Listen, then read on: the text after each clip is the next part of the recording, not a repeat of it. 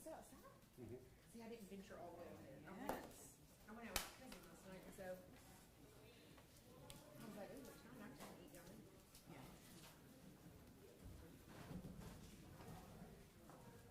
I told the lady, I said, I haven't been here since I was. She put it right there. Yes. A totally He different way. stayed. I said, no, I think it was the other one. Okay. And I said, I remember somebody coming and knocking on our door in the middle of an officer dog. And to tell my daddy that our brother sank in the marina. Are you kidding? Oh. We all went out there. And the sun was up very corner. You could barely see it. It was halfway hard. The beat on it. Whatever the beat was. I remember that vividly. There was a hole in it. Anyway, they had to get in there and patch it, drain it, and they had to go drive it to pick up people that we had, that my dad had out there, that were camping somewhere. And that was the only way to get to them was by the boat. The broken boat. Yeah, I remember that.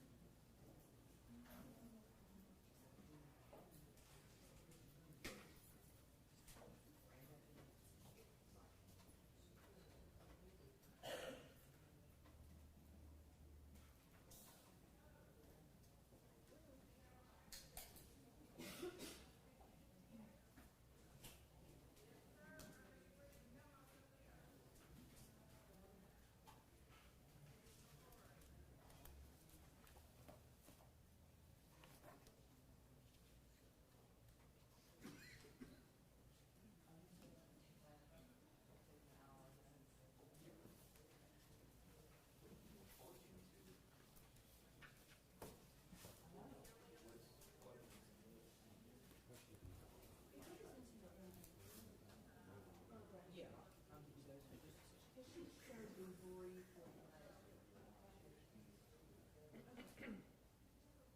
Plugs are few and far between. You ever got that?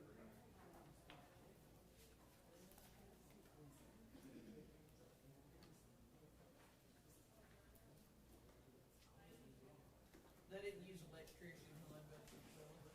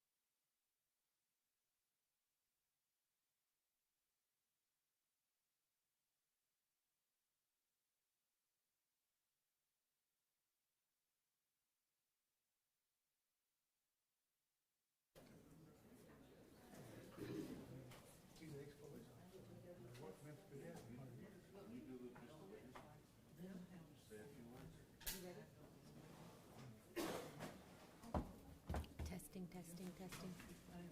Thank you.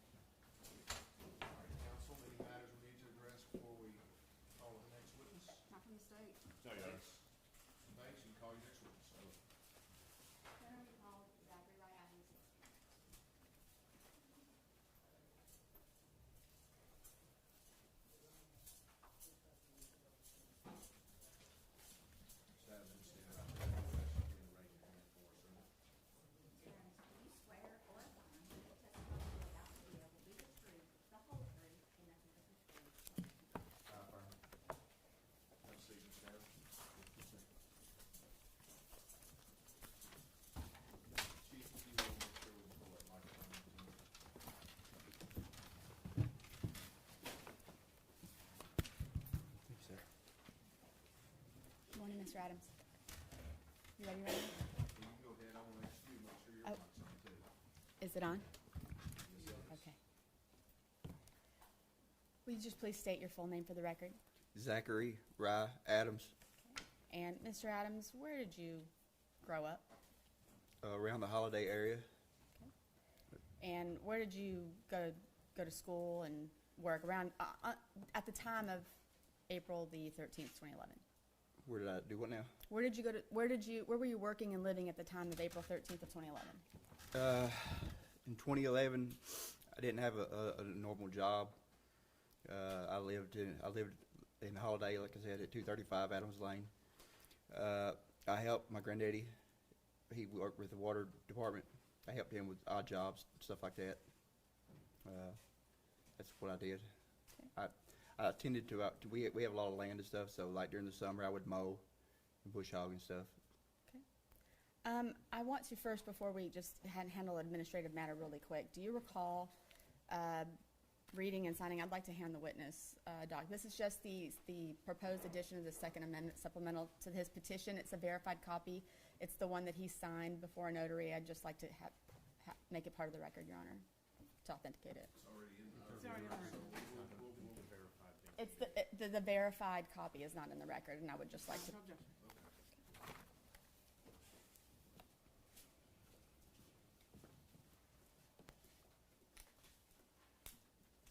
Thank you.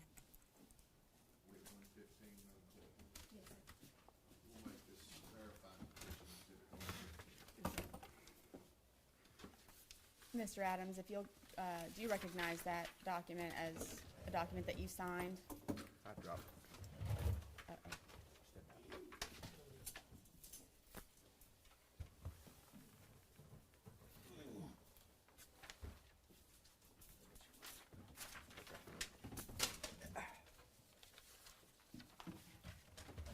If you just go back to, I think it's like the third page from the back. Yes, that's my signature. Okay, so, and that's the petition that you signed, that was filed with this court. Yes. That's all I want to do. Thank you. You can pass that to the court.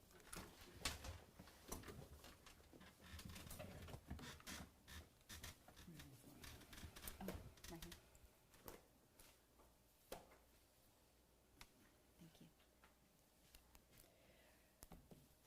you. Okay, Mr. Adams, I'm just gonna speak to the elephant in the room, okay?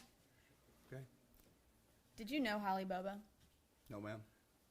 Did you have any knowledge of the Bobo family? Miss Karen Bobo was my fourth grade teacher at Parsons Junior High School in middle school. Did you kidnap Holly Bobo? No, ma'am. Did you rape Holly Bobo? No, ma'am. Did you murder Holly Bobo? No, ma'am. Did you have anything to do with the disposal of Holly Bobo's remains? No, ma'am. Okay. So I want to take you back to April the 13th of 2011. Okay. And I just want to ask you some questions about what you specifically remember. Okay? So where you just said you were living on Adams Lane, right? Yes, ma'am. Okay. Right beside my granddaddy. And who were you living with at that time? So at this time I was living in my dad's old house, and Rebecca Earp was living with me. She was my girlfriend. Okay. How long had you been dating Rebecca? We had been dating at that time about 9 months to a year, I would say. All right. And who were you hanging out with during that time? I hung around Jason Autry, Shane Austin, my brother. He lived right next door. He hung out with us a lot. That's mainly about it. My girlfriend's sister and stuff would come over on the weekends. She had a boyfriend named Michael Petty. They would come on the weekends and hang out. Okay. And I just want to verify some facts about your relationship. So just Shane Austin. Can you just real quick tell the court about what your relationship is with Shane Austin? Shane, I grew up with Shane. We grew up in church together. We went to church together since we was very little. We went to school together. He was a year younger than me. We competed in sports together. We grew up. He lived about a mile away from me. So we lived real far away from the high school. We probably lived the furthest away from the north end of our county. So we was the only two, as far as he was my closest friend that went to school that I went to school with. Okay, and you said Dylan, you hung out with your brother Dylan. Is he your younger brother? He is 4 years younger than me. And tell me about your relationship with Jason Autry.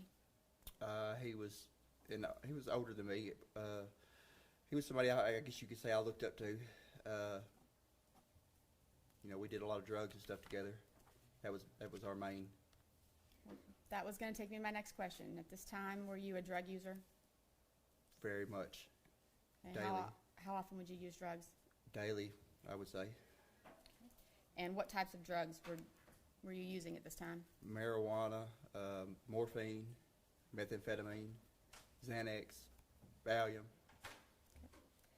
All right, so I just want you to quickly recall what you. Now, I want to clarify something. There's going to be things that you specifically remember, and I'm sure that there are things that you recall because of documents that you've been provided during this case, right? That's right. So just real quickly, take us through April the 13th of 2011. What are the things that you remember about that day? So that day I specifically remember Shane called, and I remember he called and he said, "Hey, Zach," he said, Your Honor, hearsay. Objection is hearsay. Your Honor, we're not offering it for the truth of the matter asserted. He's just taking us technically through the day as to what he did that day. I'll allow the question. Objection overruled. Shane asked if I want. When I answered the phone, he said, "Hey, you want to see if we can't overdose some Xanaxes today?" And I said, "Shane, don't be messing around," because me and Rebecca had been arguing the night before. He said, "Yeah." He said, "I've got some Xanaxes lined up. I need a ride." He had just previously wrecked his truck, so he didn't have a vehicle, and so he needed a ride. I said, "Well, Shane, I don't have a vehicle. I have to get Dylan to give us a ride." I said, "I have to go out and get him up and stuff." And so I went out to my granddaddy's, told Dylan the plan. He was getting ready. So while he was getting ready, I think I got on the internet and got on my Facebook, which is a password protected that I only have the password to. Nobody else gets on my Facebook page but me. Nobody has the password but me. And I got on there, and like I said, me and Rebecca had been arguing, and I think I had cussed or something on the main wall where everybody could see. And Becky Moody had commented, she said, "Zach, you can't talk like that." And I think I apologized. And it didn't take Dylan like 10 minutes to get ready. So we left. We went to Shane's, picked up Shane. Okay, so you say you and Dylan Me and Dylan. went and picked up Shane, okay? So Dylan didn't have enough gas in the truck to make it to Parsons. So we go to the Shell station on the Decatur County side. We get $5 in gas because the gas is more expensive at the interstate. It's cheaper in Parsons, so we was going to get more gas in Parsons. That was the plan. So I'm pumping the gas. Shane and Dylan are in the vehicle. I pump $5 in gas, and while I'm pumping, I see 4 or 5 SUVs, and I'm not for sure if they had their blue lights on. I know there was no sirens, but I could tell there was cop cars. I could tell there was police SUVs. So my antennas kind of went up because we're going to pick up drugs, and they're cops. So I go in, pay for gas. When I come out, I asked Shane and Dylan, I said, "Did y'all see the cops get off the interstate?" And they was like, "What are you talking about?" So it kind of irritated me that they wasn't paying attention what was going on, So I get on 641, and I kind of fall in behind them to see how fast they're going, and I get Dylan's truck up to 100, and it shuts off, and they run out of my life. So I don't go 100 all the way to the Parsons. I go 60 or 70 because I know there's something going on. I don't know what's going on, but I know something's going on. I know there's whatever's going on. There's no cops coming our way. So we get into town. What I remember, we stopped by. I think we went behind Ramey's barbecue, and we went to the drug dealer's house. I'm not sure who it was to this day. I still don't know who it is. We get out, and I thought we was going to go in, me and my brother and Shane. But when we get ready to get out and go in, Shane said, "Y'all can't come in." So we sit out in the driveway, and whoever's house it was, they had a bass boat, and it was a nice Triton bass boat.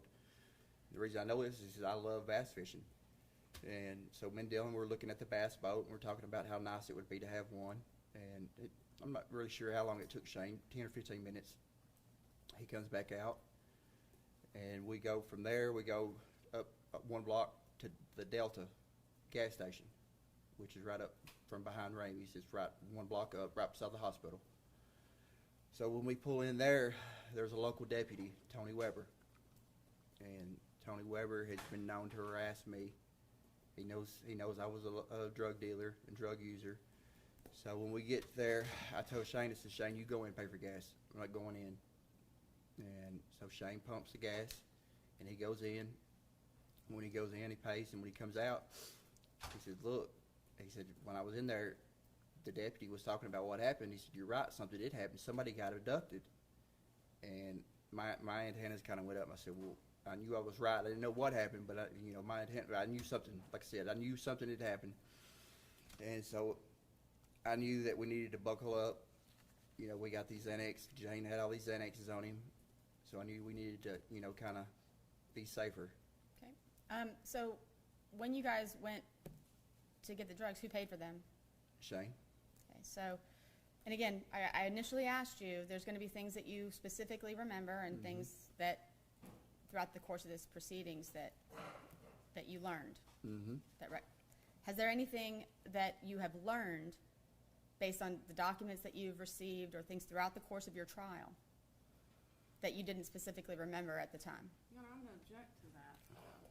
I don't know how he can share with the court things that he has learned through other sources. That's the epitome of hearsay. That's the epitome of not firsthand knowledge. Well, He's a witness to a hearing. He can't come in here and regurgitate for the court. There's 4 terabytes of data that was provided to the defense in discovery. Yes, sir. Certainly, if he's going to distinguish what he learned from that discovery versus his own memory, I'm going to allow it. Yes, sir. I'm going to allow it. There was things that jogged my memory about that day. I don't specifically remember going to the ATM until later on. There was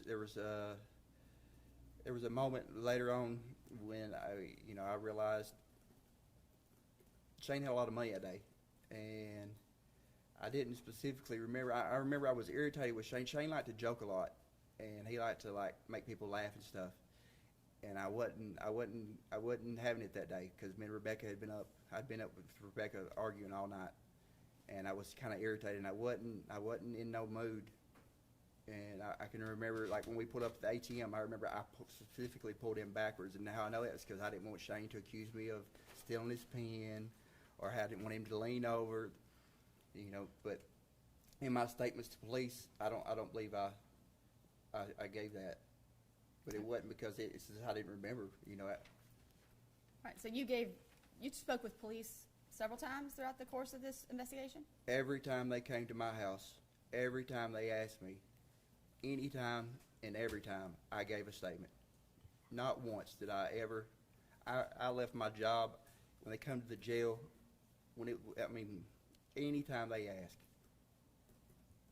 Okay, so real quick, I want to back up to something that you said. You said that you weren't in the mood because you had been fighting with Rebecca all night. Just Okay, so did Rebecca stay with you that night of the 12th?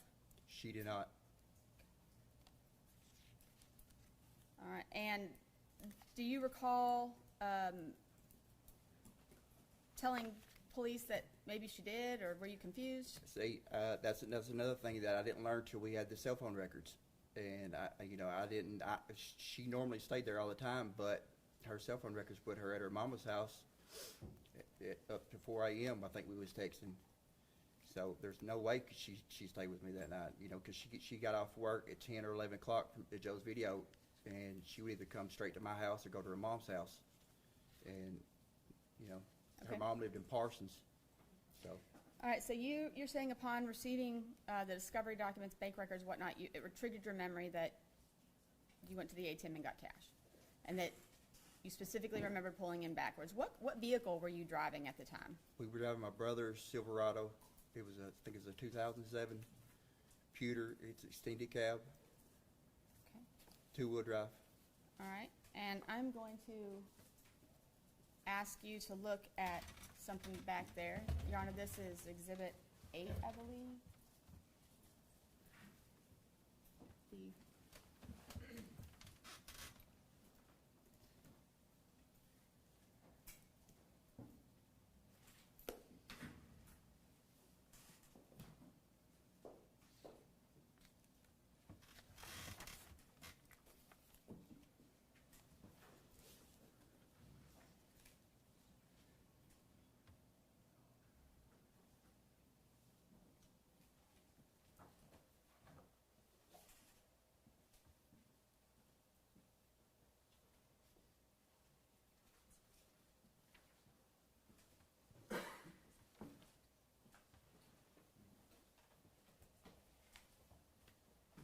Your Honor, I apologize, we're having some technical difficulties here.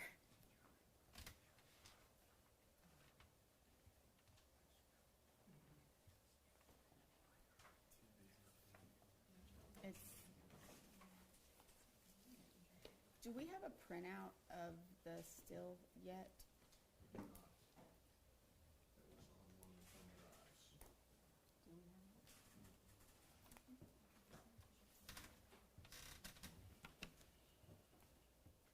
Apparently, we can't connect to the internet, so I'm gonna try to get this to him a different way, maybe show him the still. Certainly all right. Okay. You got it up, Mr. Boyan. I can. You got it up, you got it down, Ms. Eaton. I have it on the computer if I can approach. State agree that that's Exhibit A? Yes, sir. Is that the right number? I believe it's 8. Where's the, Is it running? I have the ATM video as Exhibit A. The still shot. Are you gonna Oh, show the still shot. shot of the whole video? I don't know what she's showing. The still shot's 101. Yeah, that's the video, right? Is the Okay. video? 8 is the video, 101 is the still. Yes. I don't know what That looks like the video. they're showing, but.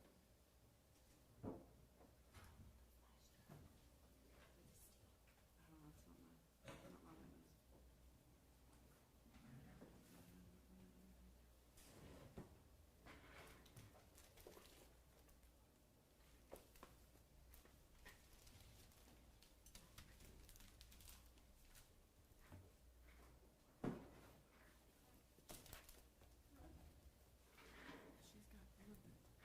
Yeah, Is that that's okay? fine. Yeah, that's fine. All right, may I approach, Your Honor? You may. Now, let's clarify. Are you showing the whole video or just the still shot? I'm just gonna show the still shot, Okay, Your Honor. which is Exhibit 101. Yes. Mr. Adams, do you recognize that vehicle? Yes, that's my brother's truck. Okay, and you're familiar with the ATM that you stopped at. Mm-hmm. So, who was in the vehicle with you? I'm driving, Shane's in the passenger seat, my brother's in the back. The timestamp on this is approximately 11:11 in the morning. Mm-hmm. Does that sound about the time that you guys would have gone to the ATM that day? It would.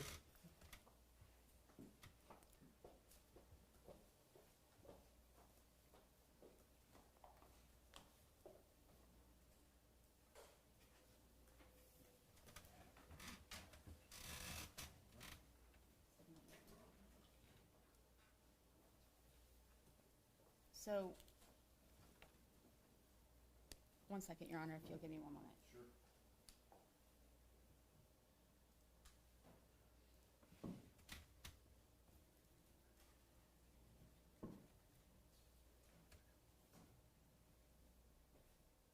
Your Honor, I'm gonna approach him one more time because I realize I need to show how the vehicle went in so that, because it correlates with my client's testimony.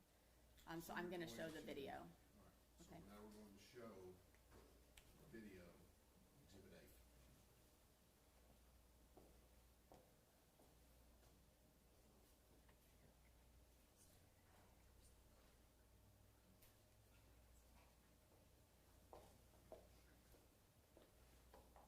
You're still unable to connect? The TV is not connecting to the, Okay. You're going to show many videos this morning. no, Your Honor, this is the only exhibit I'll be offering Okay. today.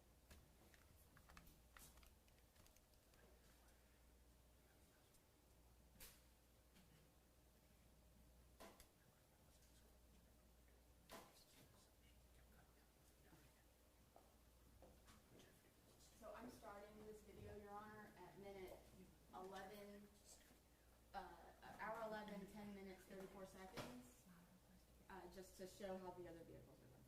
All right. All right, so Mr. Adams, let me play that for you. So do you see that vehicle coming Yes. the opposite direction? And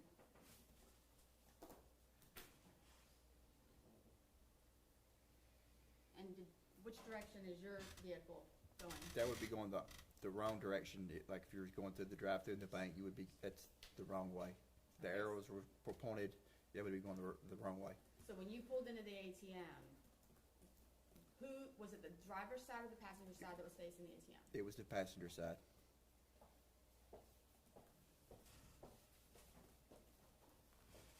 Thank you for your indulgence, Ron. Okay. Now, you were driving Dylan's vehicle. Why is that? Because at this time, I didn't have a vehicle. My Silverado, I had wrecked. The whole front end was tore off of it. And the Nissan, the white Nissan, I didn't have access to at the time. My granddaddy had it hid somewhere that I didn't know where it was at. Okay. So when is the, well, first of all, this ATM footage and this trip to the bank, is this something that you told your attorneys during trial? It came up, yes. It came up, but like I said, I didn't, at the time, I didn't realize about the ATM. I didn't remember. There was a lot of places that we stopped that day that I didn't really remember. And when is the first time that you saw this ATM footage? First time I saw it was with Mr. Bates. Okay, so do you recall being in court back in, I think it was January or March, and Mr. Boyano had his laptop on the podium? That was the first time, yes, that's right. Okay, That's right. Is that the first time that you saw the picture of your vehicle? That's right. That's right. Okay. All right. And what jogged my memory is the reason I knew that is because when it went pulled in backwards, I said that's us because that's what we did that day. Right. Now, you've been given your cell phone records, all these things that you've received in discovery, and you heard the testimony at trial. So you heard Jason Autry's testimony that y'all went to the river that day. Do you recall going to the river that day? I don't recall going to that river that day, but I went to the river so much down there underneath the interstate bridge. It was, I would go 5 days out of the week, sometimes 7 days. I bass fished down there. I did drugs down there. I went down there to look for arrowheads. We just went down there just to kill time. Like, it was just a place we hung out. And to be clear, when I say the river, where specifically are we talking about? Under the interstate bridge, under I-40 bridge, exit 133. All right. Now, do you recall going to Victor Dinsmore's house that day? I don't recall going to Victor Dinsmore's house. Is it possible that you went to Victor Dinsmore's house that day? Could have been. I don't remember though. Okay. Do you recall getting in a fight with Shane Austin that day? I did. Okay. And where did that take place? That was at Doug and Dottie Cooley's house. Okay. And so did you see Mr. Dinsmore there? I did. Okay. And who was with you at the time? Jason Autry, Shane and my brother was in the back, and I was driving. We was in Dylan's pickup. Okay. And what was the purpose of you guys going to see Mr. Dinsmore? Mr. Dinsmore was a morphine connection of mine. I bought morphine from him, and at this time, Jason or Shane, they couldn't access Victor to buy morphine from him, so I was the kind of the go-between. I would buy morphine and distribute to All Jason. right. And So then you guys were doing Xanax, the pills that Shane Austin purchased, Mm-hmm. and then what time do you think you guys went over to Miss Dottie's? It was after we picked up the Xanaxes. It was after that. I would say, I'm not going to speculate. Okay. If you don't know Yeah, for sure. I don't know for sure. Okay. So this particular conviction is not your first run-in with the law, is it? Absolutely not. Okay. So I would like to take you through, you're aware that if you would have testified at trial, that you would have had to have talked about some of your prior convictions. Of course. I'd like to run through those with you if you don't mind, okay? Okay. So, Mr. Adams, you have several convictions for possession of drug paraphernalia or possession of narcotics. Mm-hmm. Correct. Okay. When did you start doing drugs? Started smoking marijuana when I was 14. Started doing meth when I was 15 or 16. And there was a notice that was filed in your trial of, we call it a Rule 609. It just shows saying that this is the evidence that you're going to be impeached with if you testify at trial. Okay. Did you tell your attorney that you wanted to testify at trial? I did. Okay. And were you willing to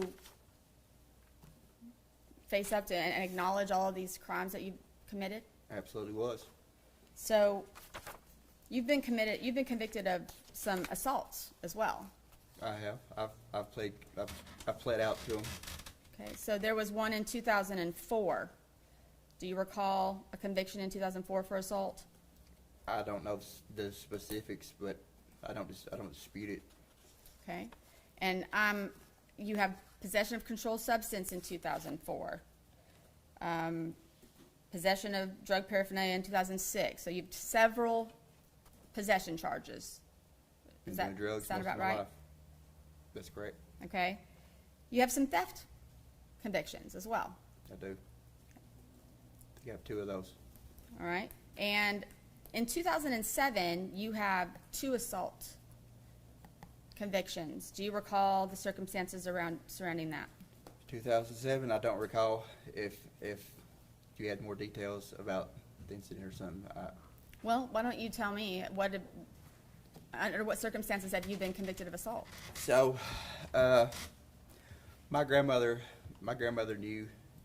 She knew that if I was in jail, sometimes, she knew I wouldn't be getting high if I was in jail, and she knew that she could call the law sometimes if I was high and say, "Hey, look, he pushed me or he did this," and she knew that I would be arrested, and she would be hoping that I would go to jail and, I guess, the catch Jesus moment, get Jesus and get saved and start acting right. And that's happened a few times where we had gotten in an argument or something and she called the law. And Mr. Adams, isn't it true that you shot your mother? I wouldn't say I shot her. I did operate a firearm in a reckless manner that caused her to get shot. So it was my fault, but it wasn't like what you would say I just shot her. And you weren't ever convicted or charged with that, were you? I was charged. You was charged. Okay. And what were you I convicted of? did plead out to a simple possession or a simple assault. Okay. So that's one of these assaults that you have on here. It was. And in 2011, August 30th of 2011, there was a conviction for assault on a police officer. Do you recall that? I do. That was the incident at Nancy Stray State Park. And where the park ranger, I got out and run, and he chased me down. I run into some thorns and got scratched up real bad. Still got scars on on the inside of my leg. Okay. Oh, and I missed one, July of 2011. July 25th of 2011, you have an assault conviction that you pled to for 11 months and 29 days. That was me and Rebecca. Me and her got into it. It was kind of a shoving incident. And Was Rebecca using drugs at the time as well? she was. And then you also have a domestic assault, June 11th of 2012. What was that from? 2012. I think that's where me and my granddaddy got into it. Okay, and you pled to 11 months, 29 days. I did. So, in your entire criminal history, have you ever been charged or convicted of any crime that was sex-related? Never.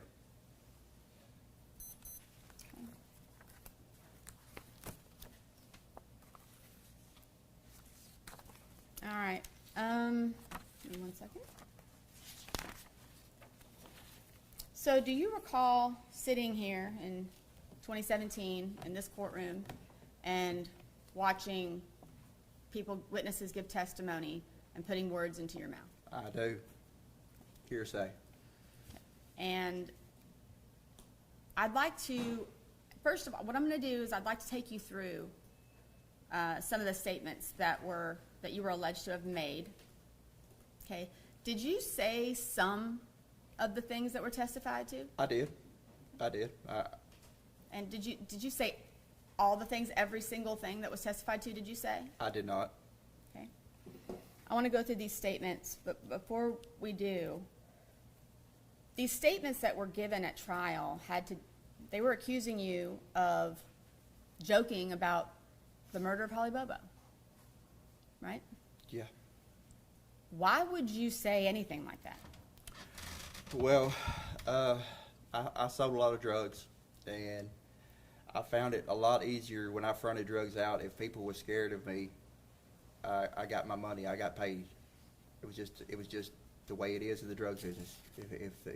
If people are scared of their drug dealer, they're going to pay.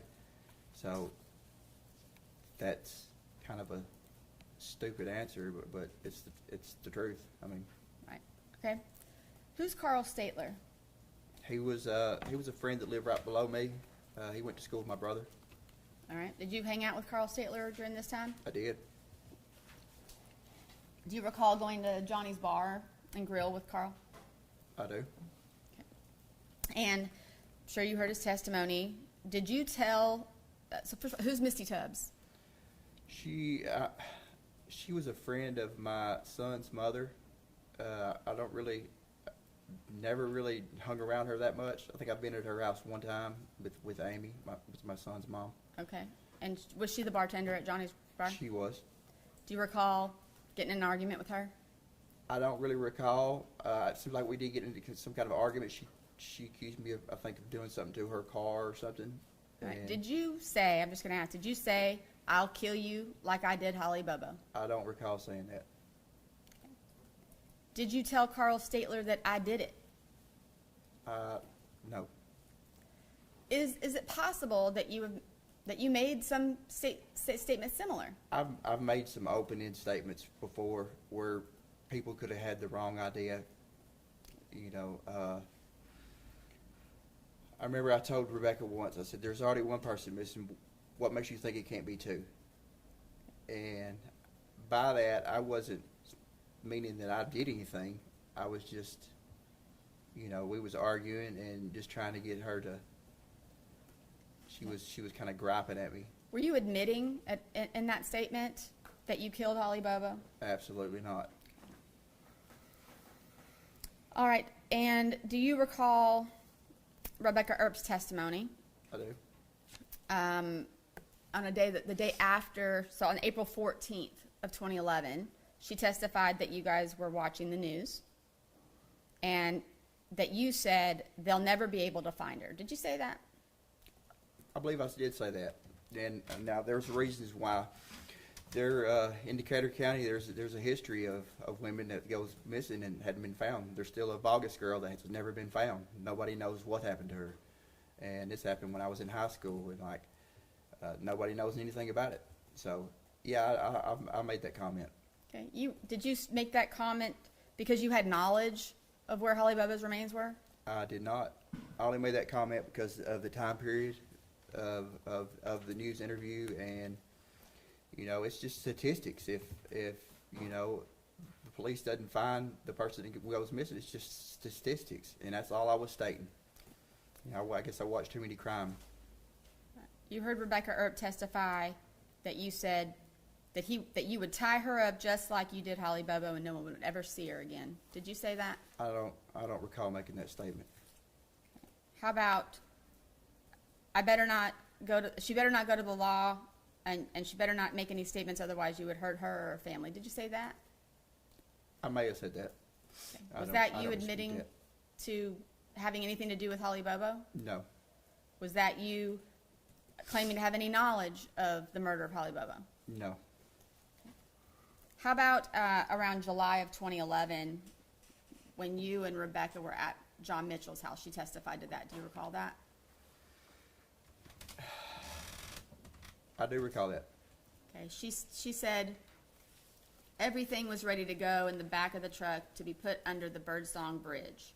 And that you said, or I should say, you or John Mitchell said, they said that it was Holly's remains in these Tupperware tubs that were in the back of the truck. The only thing is that date.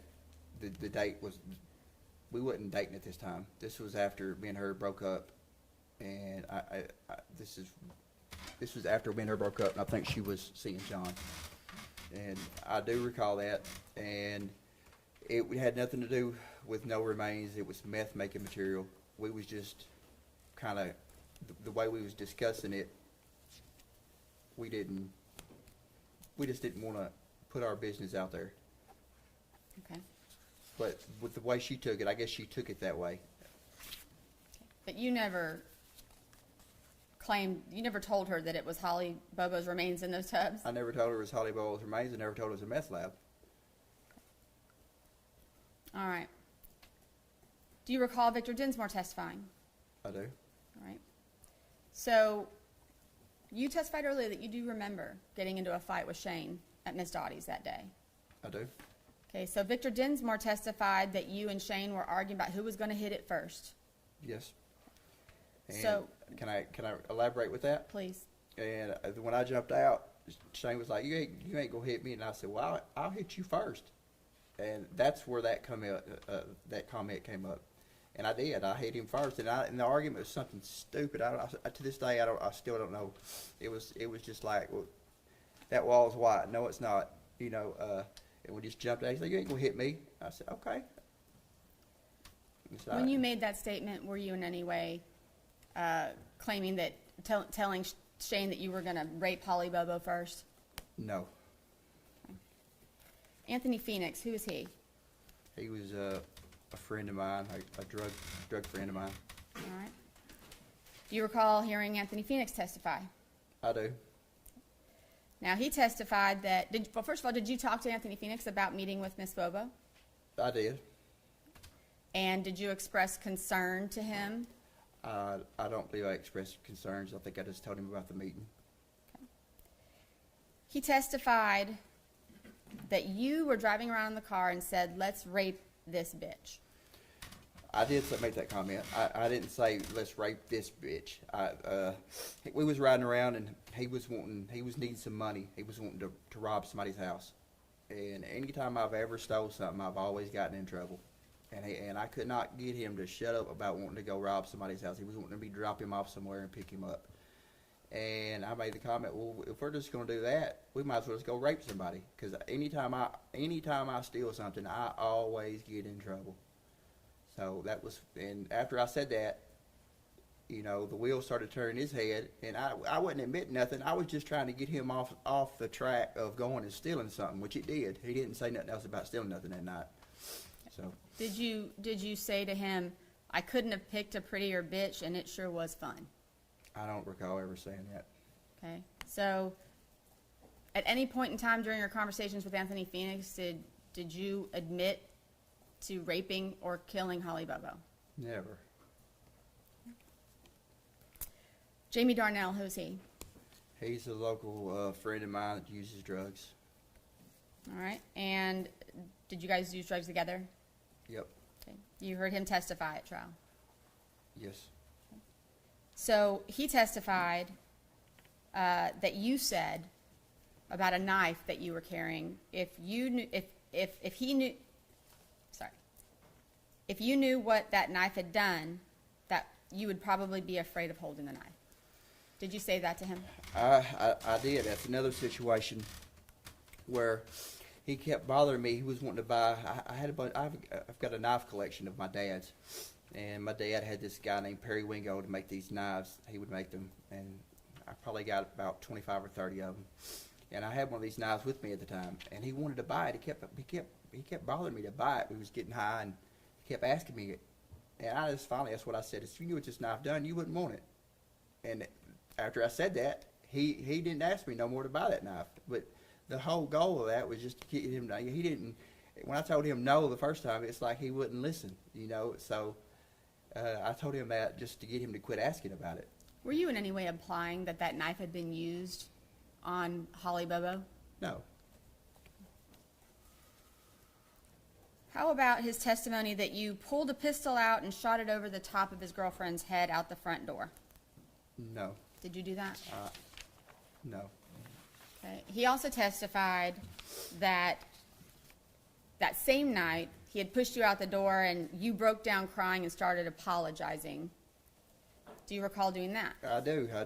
And we was in his bathroom getting high, and at this time I was an intravenous user. I used a needle, and I tried to get him to shoot up that day, and he didn't want to. And after that, you know, I felt real bad because I tried to push that on him, and I apologized for that, you know, and that's what I. Okay, so you were not apologizing for something you did to Holly Bobo. No. And he also testified that you needed to clear your name, that he couldn't be coming back around his house. You needed to clear your name. And he said that you couldn't do that because you were too far involved into it and there was no way that you could do that. I did, and there's reasons. I thought he was talking about you need to clear your name as far as like being the local drug dealer, being the local drug user. And I told him I was too far in. I can't do that. Like, I was selling dope every day at this time. And yeah, I absolutely said that. But that was a mischaracterization. All right. So when you said that was there any implication from you that you had anything to do, that you were too far deep into Holly Bobo's murder? No, absolutely not. Corey Rivers. Do you know who that is? I do know who that is. Okay. And you saw him testify. I did. So who is Corey Rivers? He was just somebody that was at Williamson County Jail in the pod that I was with. Okay. And does it sound about right that it was around sometime between April and June of 2016? That sounds about right. Okay. He testified that you said that you went to him and asked him if God would ever forgive you. Did you do that? Never. And he also testified that you told him that you and a couple of your friends got drunk and went into the woods with this girl. One thing led to another, and I was there for the worst of it. Did you have any conversation with Corey Rivers that was anything like that? No. Have you had conversations at all with Corey Rivers? I did talk to Corey. Okay. What did those conversations entail? I don't really recall. I may have told him what was going on, like what was going on with the case. You know, what the state was alleging. That's the only thing that where he, you know. Did you testify to him, or I'm sorry, excuse me, not testify. He testified that you said that the bottom side was found in one part of Tennessee and some other pieces was found in other places. Did you say that to him? I don't recall saying that. And that it had been chopped up? I don't recall saying that either. Did you at any time in any of your conversations with Mr. Rivers admit to killing, raping, or kidnapping Holly Bobo? Never. All right. How about Sean Cooper? You remember him? I remember Sean. Who's he?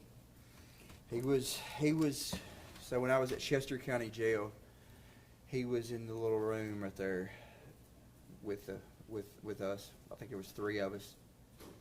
Okay.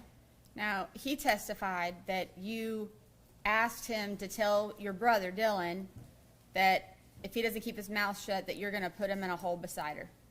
I don't recall saying that. I do remember telling him that he needs to tell my brother. I think he had charges in Obion County, and that's where my brother was being held. I said, well, you get up there, you need to tell my brother, Dylan Adams, he needs to keep his damn mouth shut, because the lies he's telling has got me arrested for something I didn't do. Did you in any way admit to Mr. Cooper or imply to Mr. Cooper that you were involved in Holly No. Bobo's death? No. Okay. How about Jason Kirk? Do you know who that is? I think that was the other guy that was in there. All right. And so he testified that he overheard you tell Mr. Cooper that, will you give my brother a message for me? Tell him if he doesn't keep his fucking mouth shut, I'm going to plant him next to that bitch. Did you say that? No. Did you make any statements, you know, Mr. Kirk also testified that you were bragging about the bond that was put on you. And he testified that you said, I guess you gotta kill a bitch to get that kind of bail around here. I don't recall specifically saying that, but I did make a comment about the bail being so high, and the way the judge, when I left the courtroom at Chester County, the judge made an announcement to the court that was the guy for the Holly Bobo deal. Like, it was kind of a messed up little deal, but I got angry, but I don't specifically recall just saying that. Okay. Chris Swift. He was another person at Williamson County Jail. Okay. He said that you went up to him and asked him, would God forgive you? Did you ask him if? The only thing I talked to Chris Swift about was making meth and his meth use and stuff like that, but no. All right. So he testified that you told him that you weren't involved in the killing, but you were involved in the worst part of it. Never said that. And he testified that you told him about some boy who hung himself, and that he and his brother were involved, and your brother were involved in the killing. Did you mention anything to Mr. Swift about Shane Austin? I may have mentioned that Shane and my brother my brother was being charged, and Shane was a friend of ours, and he had hung himself. But other than that, no. Did you tell Mr. Swift that they were in the back room having sex with Holly? No. Did you tell Mr. Swift that something went wrong, and that you were involved in the worst part of it? No. Okay. Did you tell Mr. Swift that as soon as the trial's over that you're going home, they didn't have a body and they didn't have a murder weapon nor a motive? No. All right.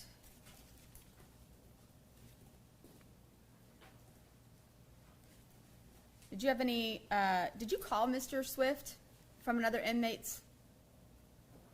He gave me his phone number, and I believe I did call him. Okay. And did you tell him that you probably wouldn't be talking to anybody else and to take care of himself? I don't remember what I said in that phone call. I'm sure it was recorded if it was a jail phone call. Okay. Did you threaten Mr. Swift in any way? Absolutely not. Okay. All right. I want to talk to you a little bit now.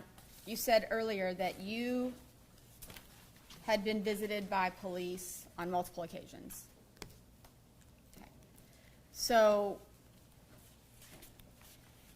well, first of all, so I'm looking at all of these statements that you admitted to saying to the witnesses that testified.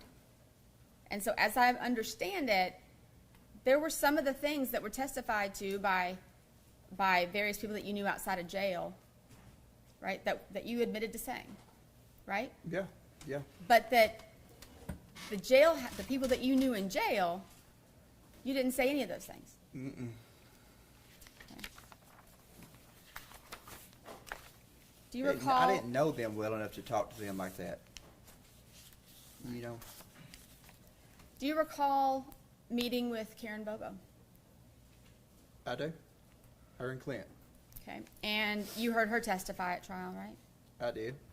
And she testified that when you met with her and Clint described what the kidnapper looked like, her testimony was that you said, that's Shane. Is that what you said? That's not what I said. I said, that's the same height as Shane, but Shane has red hair, and he was with me. Okay. Did you tell Miss Bobo that you would do whatever you could to help? I did. All right, so in all of the interactions that you've had with police, let's go back to the first time that they came out to your house. Have you cooperated with law enforcement during the course of the investigation? Yes, I gave my statement of where I was that day. Yes. And did you allow them to search your house? Yes. Did you allow them to search under your house? Anywhere there could be a body or You know, I told the FBI and the TBI, y'all can come in here and look anywhere y'all want. Y'all start pulling drawers right back, I'm gonna ask you to leave. You know, you look anywhere a person can be, you know, anywhere you wanna look. Anytime they came to me, I would answer questions. Anything. Anytime, I mean, All right. at jails, anywhere they wanted to question me. They would bring me off the work crew at a jail, and I would go in and talk. You know, I knew I didn't really know my rights, but I knew I didn't have to talk to them. But I did. I wanted to help. Do you recall hearing testimony about officers observing you in those early days vacuuming out your car? I vacuumed out my truck all the time. If you looked at my vehicles, I vacuumed my trucks out all the time. That was a regular occurrence. You can ask anybody that knows me. All my vehicles were clean. I kept a shop vac at the house just for that. What about the mattresses that were leaning up against the house? So when Rebecca moved in, we moved all her stuff. I had a double wide 16-foot trailer. We moved all her stuff on that. And the mattress, I think there was 3 mattresses. She had 2 mattresses in the box set. One of the mattresses blew off whenever on 641 when we was coming. So we took everything off the trailer and stuff. And I went back and got that mattress. And she said, look, don't bring it in. We're going to clean it up and stuff. I don't really need that. It just makes the bed look higher. And so I was like, well, what do you want me to do with it? And she's like, I don't care. Just don't bring it in here. We don't have nowhere to put it, you know. So I said, okay. So I leaned it up against the back side of the house. And every time I would mow or every time it would get dirty or something, I'd either wash it off or I would blow it off with the leaf blower because I was under the impression she was still going to use it. I didn't know, what to do with it. It was hers. I wasn't going to throw it away. That would have caused an argument. Give me one moment, Your Honor.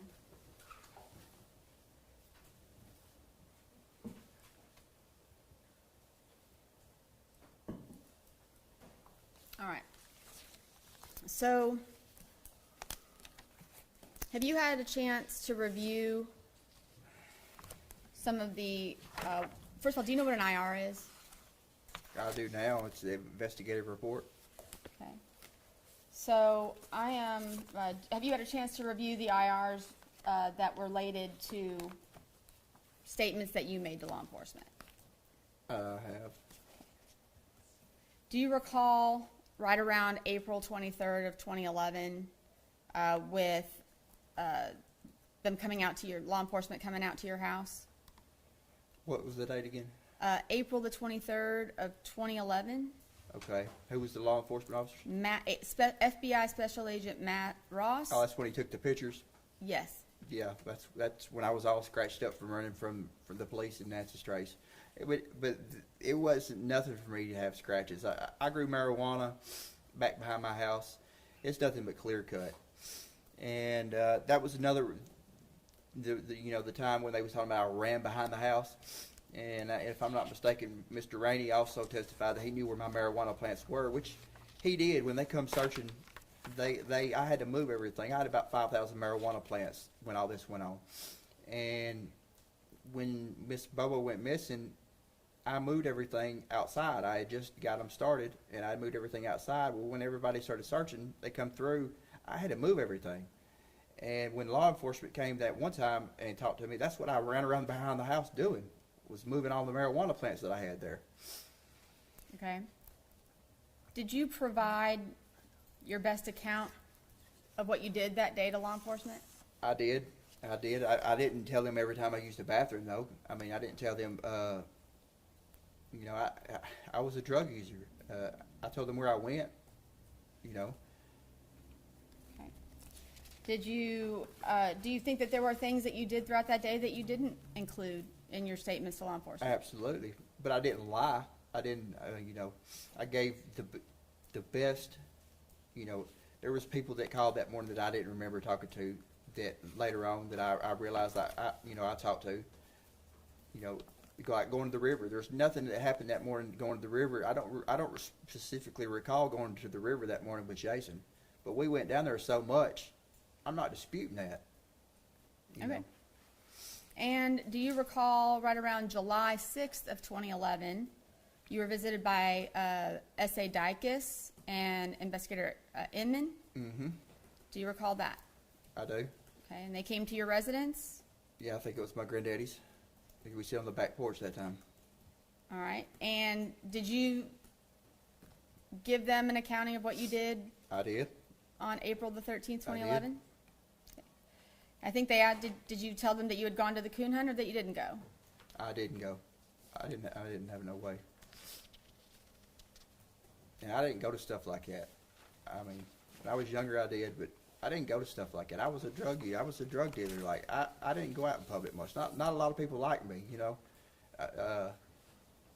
I had a known reputation in the neighborhood for being the local drug dealer and drug user. So, just, you know, I could go in a gas station and people would look at me different, you know. Of course, I would give them the stink eye, or I would, you know, I gave them that perspective, like I wasn't the person to be messed with, you know. And Okay. So you were visited again by Agent Dykus on August 28th of 2012. I believe that was in the Benton County Jail. yep, in the basement, in the investigator's office. Okay. Did you ever ask for an attorney when you were speaking with law enforcement? Never. Did you voluntarily give them information? I take that back. When I talked to Jeff Jackson, I think I had asked for an attorney at the end, but during the at this meeting I did with Terry Dykus at Benton County, I didn't know. And did you voluntarily sign a release for your phone records? I did. Anything that they needed, anything anything you wanted my DNA, anything I could have did, I would have did. Okay. Even if that, so would you have done anything that you could do, even if it meant? There were so many cops in the neighborhood.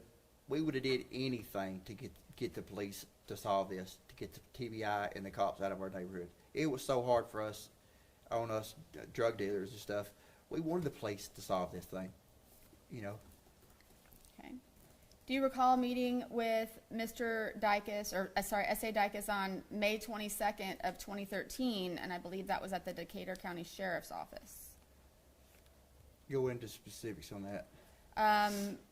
There was an investigator Cunningham and investigator Meeks. About the leather coat. Yes. Yes, So you gave a voluntary statement to law enforcement at that time? I did.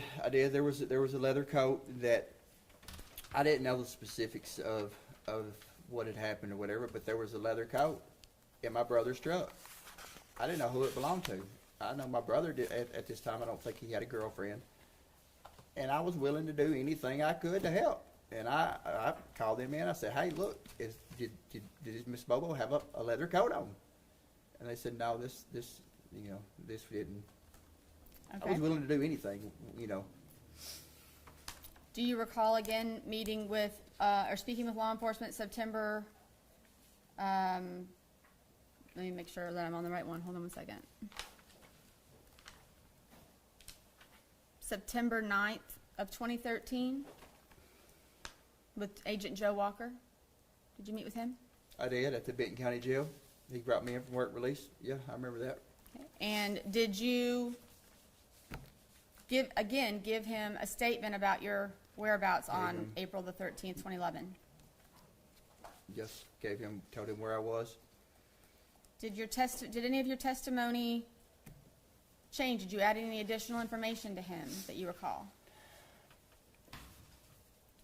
Not that I specifically recall. Not that I recall. Okay.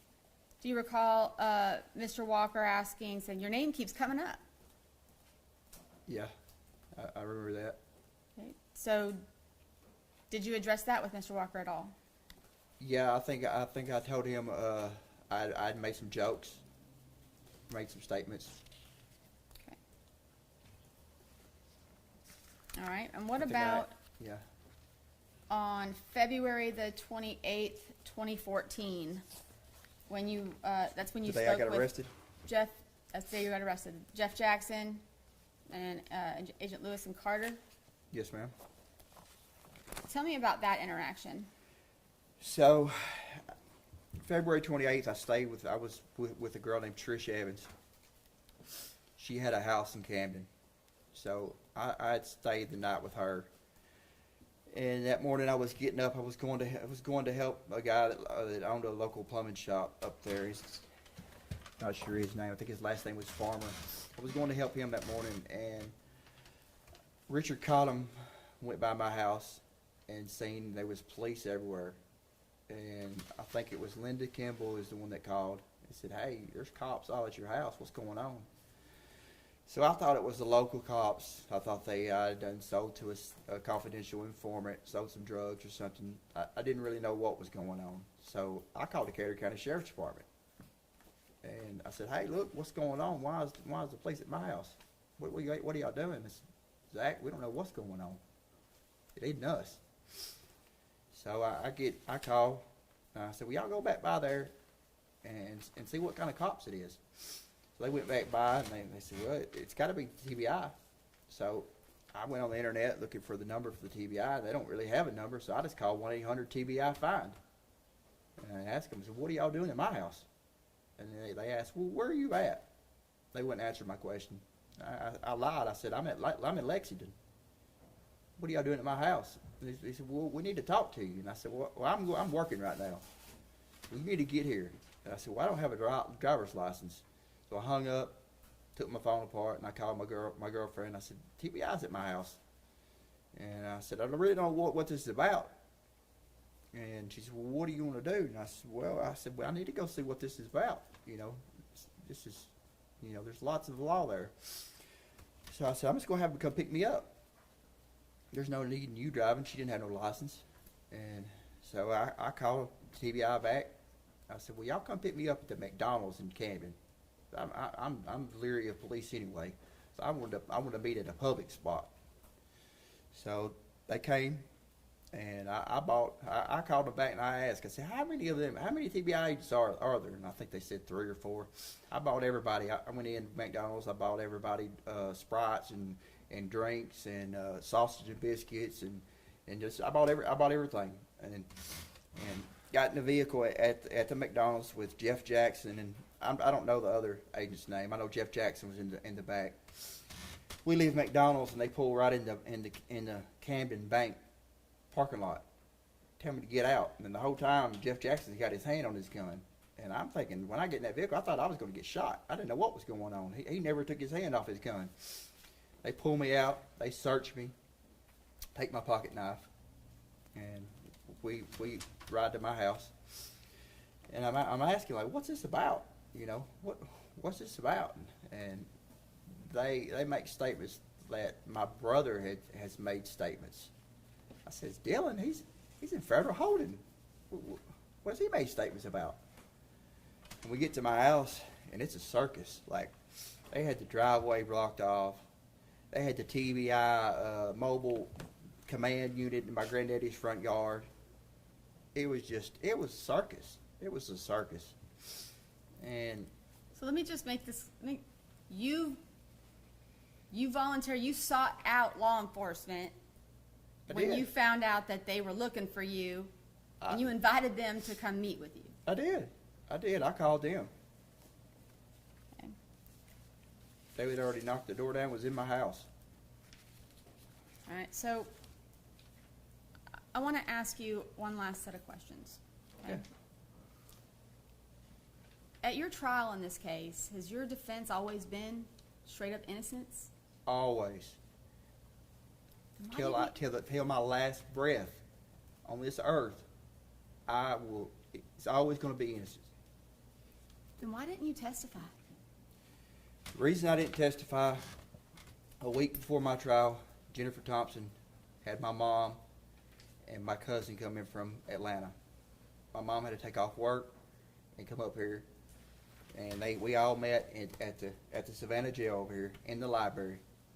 And they had already talked before this and planned all this out, but they got up there. She got my mom up there and my cousin up there, and my mom made me promise that I wouldn't testify because all the bad things that the state was going to try to say about me, and they just didn't want me to testify.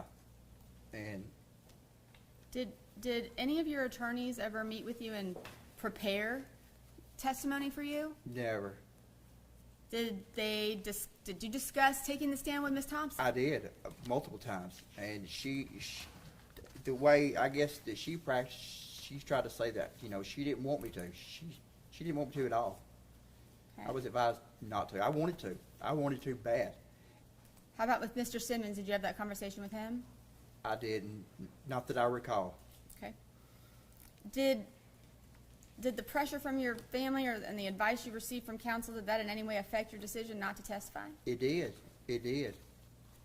Do you recall Judge McGinley asking you questions, saying, is this your decision not to testify? It did. He did ask me that, and at the time, I didn't realize I could have said yes, and went against my lawyer. I just was going with what Jennifer, we paid her a lot of money. She was a paid attorney. We paid her a lot of money, and I was told to listen to her, and that's what I did. Did Ms. Thompson ever sit down and discuss any kind of defense strategy with you? We met a lot, but like the discovery. I never got to see all the discovery. Like, she tried to fix it up at the Williamson County Jail where I could get a computer and get the hard drives. The sheriff, there wasn't trying to make anything extra, special for me. He said, no, you can get it mailed in. What the sheriff didn't realize, it would have filled 4 or 5 cells up. And I never got to see all the discovery. I never, we met a lot, but a lot of it was just, she just asking where I was, and just, she was unorganized, very unorganized. So, being a part of this post-conviction relief process, observing Mr. Bates and I. Day and night difference. So, knowing now, if you had known then what you know now, would you have testified? Absolutely. And I just have to ask these questions one more time. Did you kidnap Holly Bobo? No. Did you rape Holly Bobo? No. Did you murder Holly Bobo? No. Did you have anything to do with the disposal of her remains? No. And if I would have knew anything about this, it could have helped in any way possible, I would have. And is everything that you testified today the truth? Absolutely. That's all I have, Your Honor. Examination, Ms. Weber. Thank you, Your Honor. At 8:19 in the morning on April 13th of 2011, you texted Jason Autry. Okay. Never mentioned that to the police. I didn't mention every text I made. I didn't tell them every time I used the bathroom. 8:30, you called Jason Autry on the morning of April 13th, 2011. Ms. Weiber, there was a lot of phone calls I made that morning. There was a lot of people I talked to that morning that I don't recall talking to. 8:35 on the morning of April 13th, 2011, you called your grandfather, Dick Adams. 8:37 in the morning of April 13th, 2011, you're calling Jason Autry again. Let me guess, you don't remember that, right? If I would have, I would have. You would have would've- what? If I would have remembered, I would tell you. I'm Okay. not going to sit here. Okay. 8:38, Jason Autry calls you back. Again, I'm talking about the morning of April 13th, 2011. The morning that has been your whole life since it happened. Since April 13th, 2011, that day has consumed your life. And nobody until this moment has heard that information. You didn't tell one officer. I did not. Wait, I had nothing to do with Holly Bobo's disappearance. I was on the phone with my grandfather. I was texting with my buddy Jason Autry. Never mentioned it, did you? There's a lot of things I did that day that I didn't mention. Right. And it wasn't because I was lying or trying to be. It's because I just didn't remember. I was a drug user. I didn't remember everything I did that day, but I didn't lie about where I was at. You like to Absolutely leave did not. things out, like you Huh? told. You like to leave things out sometimes when the police talk to you. No. Okay. No. 8:38, you're calling Jason Autry. 8:53, you're calling Jason Autry. What was the urgency of getting hold of Jason Autry that morning? We talk all the time. Okay. We probably talk to her every day. pull the phone records before that day, April 12th, April 11th. How many times did we talk to Jason Autry? I talked to Jason Autry weekly. I mean, every day I've talked to Jason. There You probably wasn't a also- day that went by during that time period that we didn't talk. We used drugs every day. Of course we talked. Y'all were Absolutely, close. we talked every day. Y'all were close. I looked up to him. Right. 8:58, you get a call from Brandon Williams. Yes, ma'am. 9:10, you get a call from Brandon Williams. Yes, ma'am. We was talking. Brandon Williams was a friend of mine and Rebecca's, and yes, I was talking to him. We're trying to get him to help get on my side and get Rebecca back on my side. Rebecca Earp testified at the trial. Of course, she was not telling the truth, right? She was mistaken about what she remembered. She wasn't telling the truth. She told the jury, you left early that morning to go scrapping. Turns out you didn't go scrapping, right? Remember that? I didn't. Look at the scrap records. I didn't. I scrapped before. I think it was 2 days before that, and a couple of days after that. She told And her then that's how was where she you at my house? If she was she testified that she was at my house, how is she at my house if her cell phone is pinging at 4 a.m. at her mama's house? How is she at my house? I don't know. At Somebody's lying. between 9:50 and 10:32 in the morning, you're wearing your phone out. You remember that? 9:50 and 10:32 from the Bird Song Tower, which is the closest to the interstate, which is the closest to the underpass, which is the closest to where you put a bullet through the head of Holly Bobo. You are wearing your phone out. Do you remember who all you texted and called? You called Joe's Video. Shane Austin is calling you. You're calling Michael Hughley. Is he one of your drug buddies too? He is. Okay. You're calling Joe's Video again. Who works at Joe's Video? Rebecca Earp. You called Joe's Video again at 10:15. At 10:15, you're calling your grandfather again, trying to find him. At 10:16, you're calling your grandfather. 10:18, you get a text. 10:18, you send a text. 10:19, Shane Austin is calling saying, where are you, man? Right? Where are you, man? This plan is about to fall apart No, I and don't- blow I don't- up. I don't Where are you, recall man? that. 10:19, you called Joe's Video again, trying to get a hold of Rebecca because y'all were having a fight, right? 10:35, you call Dick Adams, your grandfather, again. 10:38, you call Rebecca.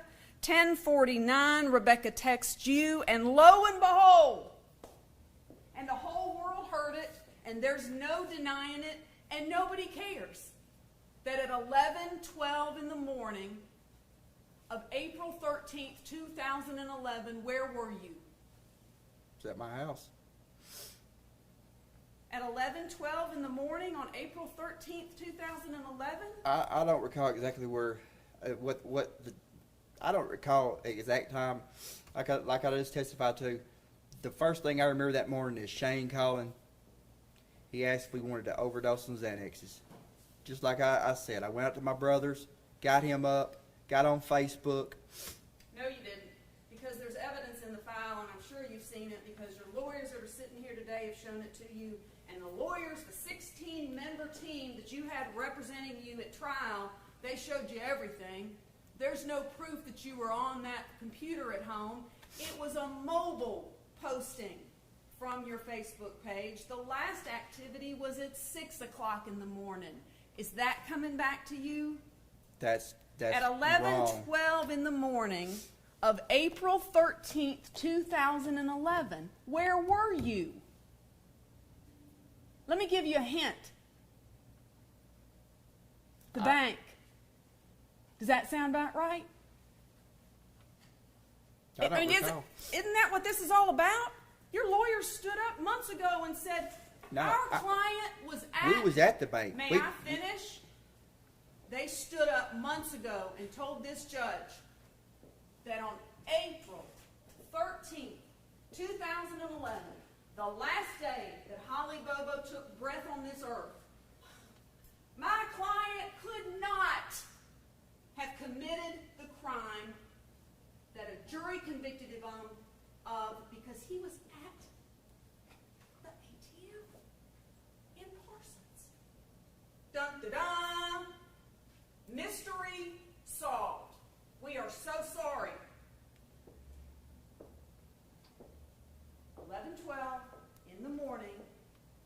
whole point of this hearing, for you to convince Judge Bradbury that there's no way you could have raped, murdered, and kidnapped Holly Bobo because you were pulled in backward at the ATM at 11:12 in the morning on April 13th, right?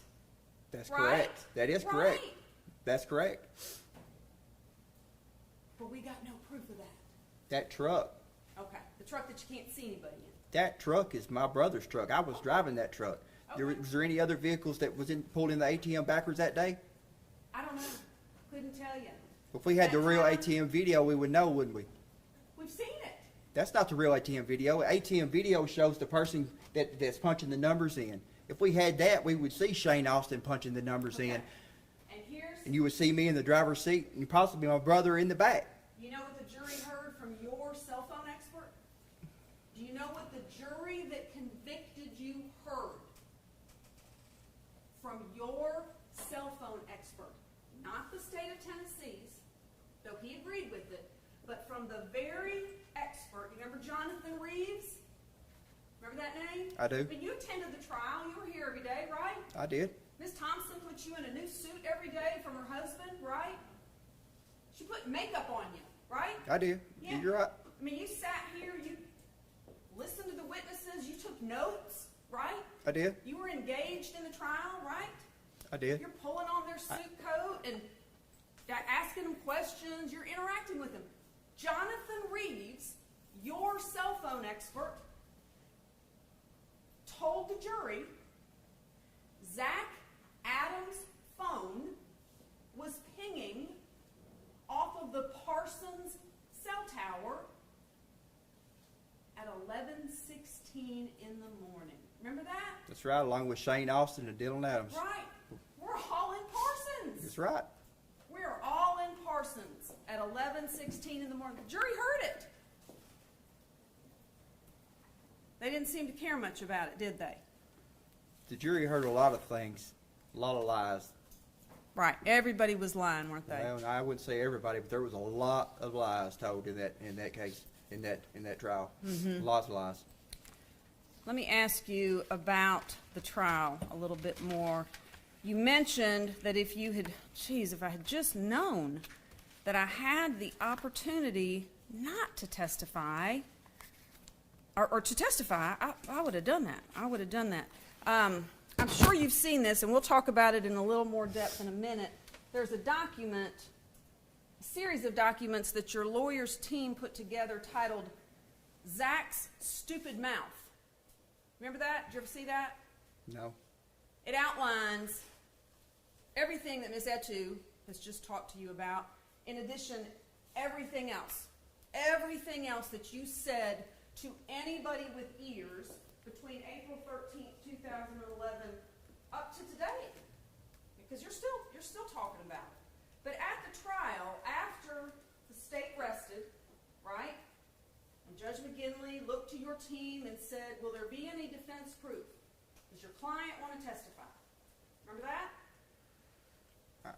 What was the question again? Do you remember being asked if you wanted to testify at your own trial? I did. Okay. You're on trial for the rape, murder, and kidnapping of Holly Bobo. The judge asked you if you wanted to testify. Did you answer the judge right away, or did you talk to your lawyers about it? I believe I answered right away. You just blurted out an answer. I said no. I You was didn't advised by my lawyer not to, and that's what I did. Okay, all right. May I approach, Your Honor? You may, you can pass it to the vote. Your Honor, may I see what is being presented? The moment here at the trial, it's page 2,539. I don't know what bottom. There you go. Thank you. You recognize this? Your Honor, would you like the transcript? We have a copy of the transcript for the court if you would like to follow along. I'll be all right. If you're gonna be objections, just be in. No, Your Honor. Let's go in and accept it. Let's go ahead and vote.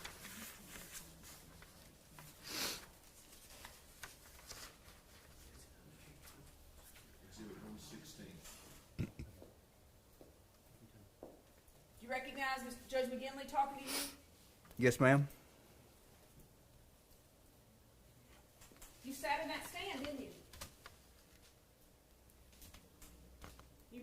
I don't recall sitting in the stand. I think I stood up over there at the table. Swear you in? I don't believe I was swore in. Yes, you were. Read it. You were sworn in, and you were sworn to tell the truth, the whole truth, and nothing Okay, I but see that right here.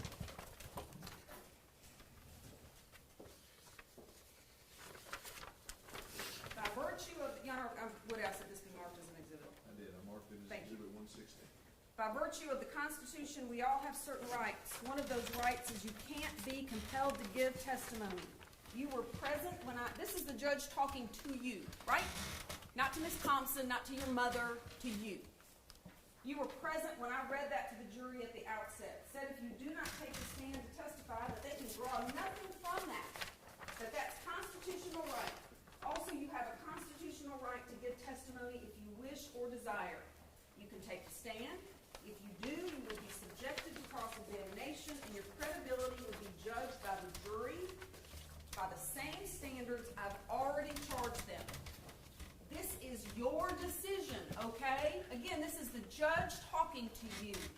Your big moment. Miss Wyrick, You can make it having consulted with your attorneys.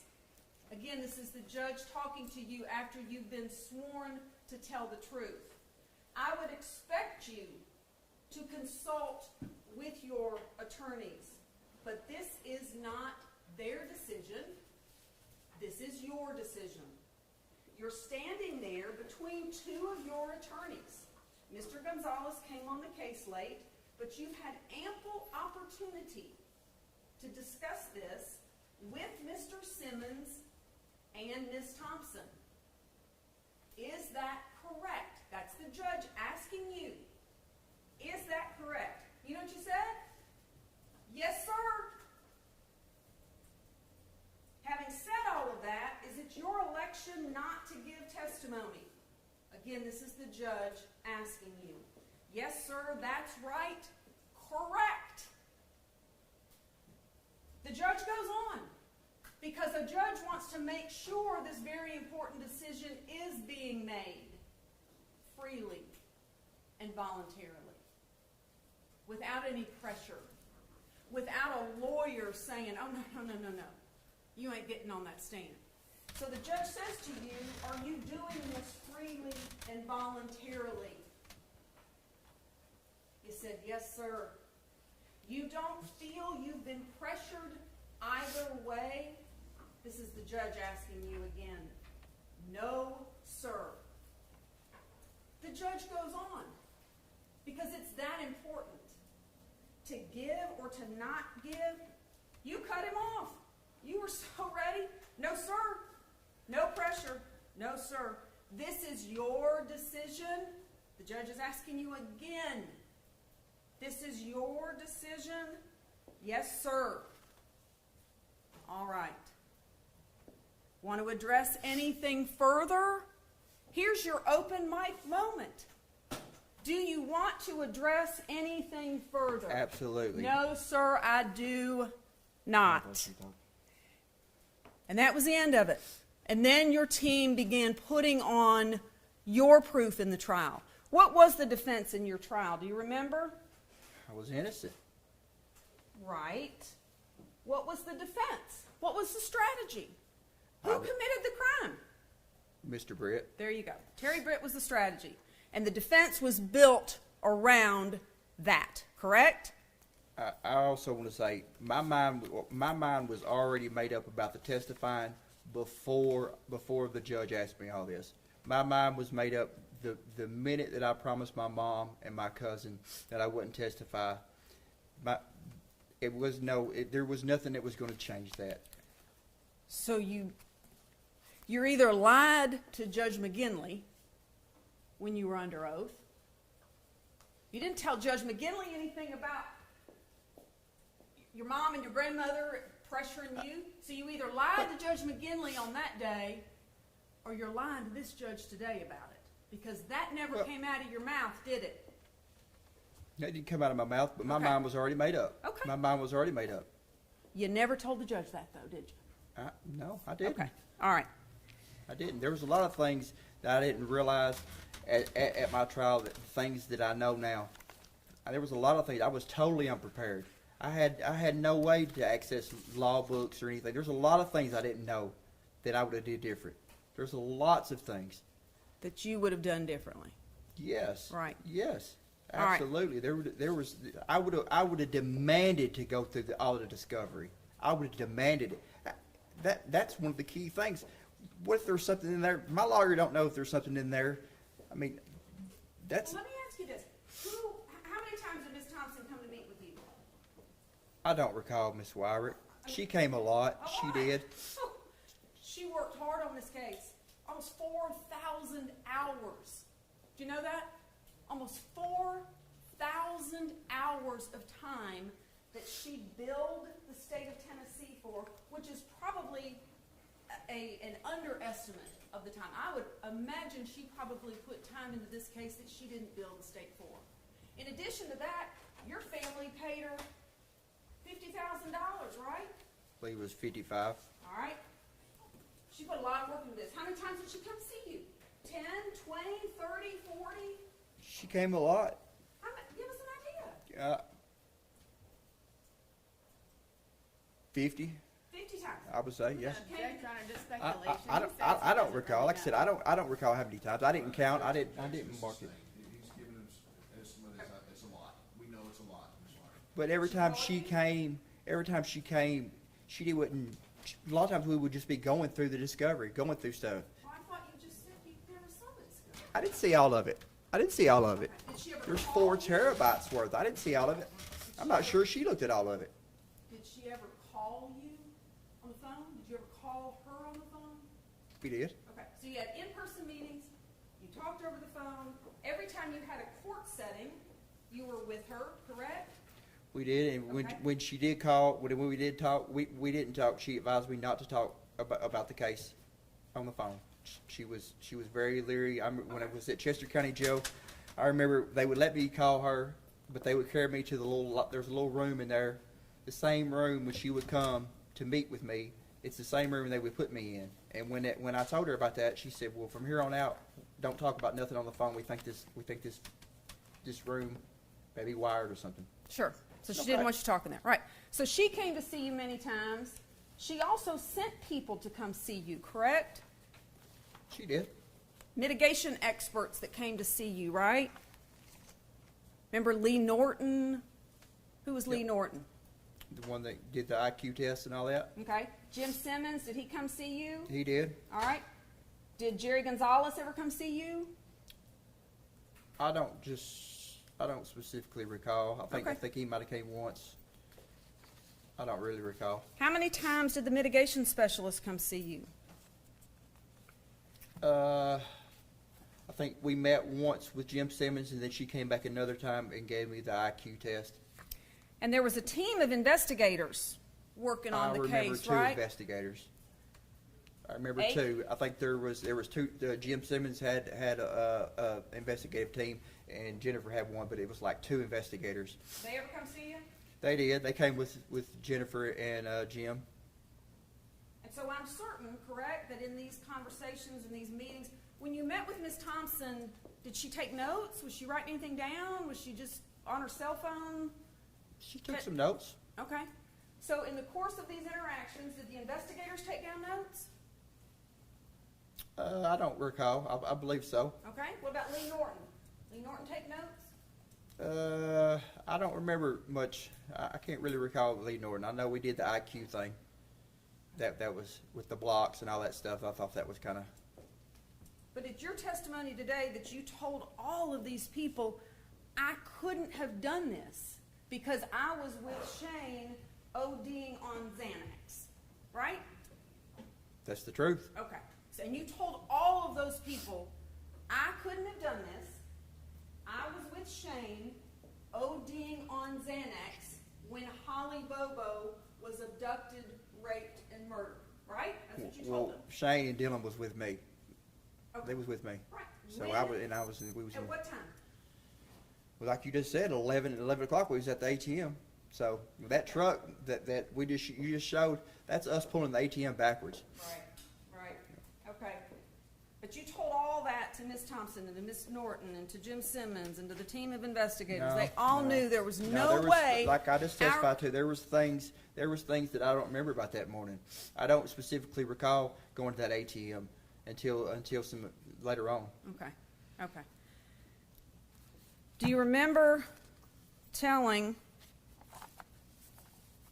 well, let me ask you this. Do you remember reading or seeing from Ms. Thompson a report from one of the mitigation experts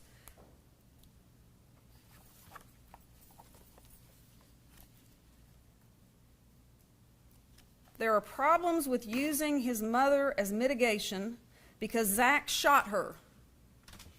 Remember that?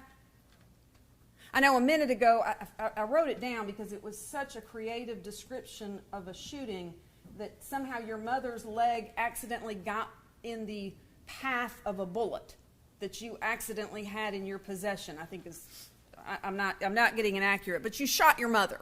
I did not shoot my mother like you're sitting here saying. I operated a firearm in a reckless manner. Rule number 1 of hunter safety: you're supposed to always, any weapon, you're supposed to treat it like it was loaded. I treated that firearm, that pistol, as it was unloaded, and it went off and it struck my mother in the knee. I did not voluntarily shoot my mother like you're sitting here, like you're trying to explain to everybody. I'm That did not happen. Trying to explain anything, That's Mr. what Adams. you're trying to make it like. No.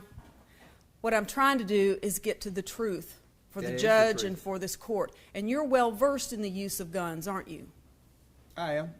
You've been handling guns since you were about 8 years old, right? When your I am. grandfather taught you how to handle a gun and how to shoot Probably before that. deer. Probably before that. Okay, all right. So you know about all that. Yeah. You told the mitigation or the investigative team that came to see you that you've known Jason Autry for a long time, right? I believe I just testified to that. Right. You never told the police that, though. Yeah, I never told the police that. 'Cause I was scared of Jason. Okay. Jason's not a Thought he was person that you're just going to tell the police on. I'm not asking you, why didn't you tell the police that Jason Autry was with you at the river when you murdered Holly Bobo? Why didn't you tell the police, Jason Autry is my best friend and we text and talk to each other on the phone every day? You never said that to the police, did you? I never tell the police a lot of things. Okay. In fact, you told Eva Pilgrim with 2020, I wasn't with Jason that day. I don't recall being with Jason that day.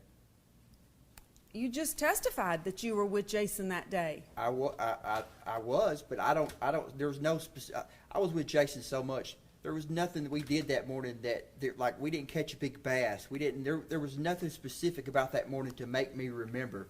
Like those phone calls you just went through, I'm sure they happened, but I couldn't tell you what we talked about. There was nothing specific that happened that morning that stood out. I'm sure I made every one of those phone calls. I'm sure I made every one of those texts, but I can't tell you what we was talking about. I'm sure it was about drugs or something I guarantee it was about drugs. It's the only thing it could have been.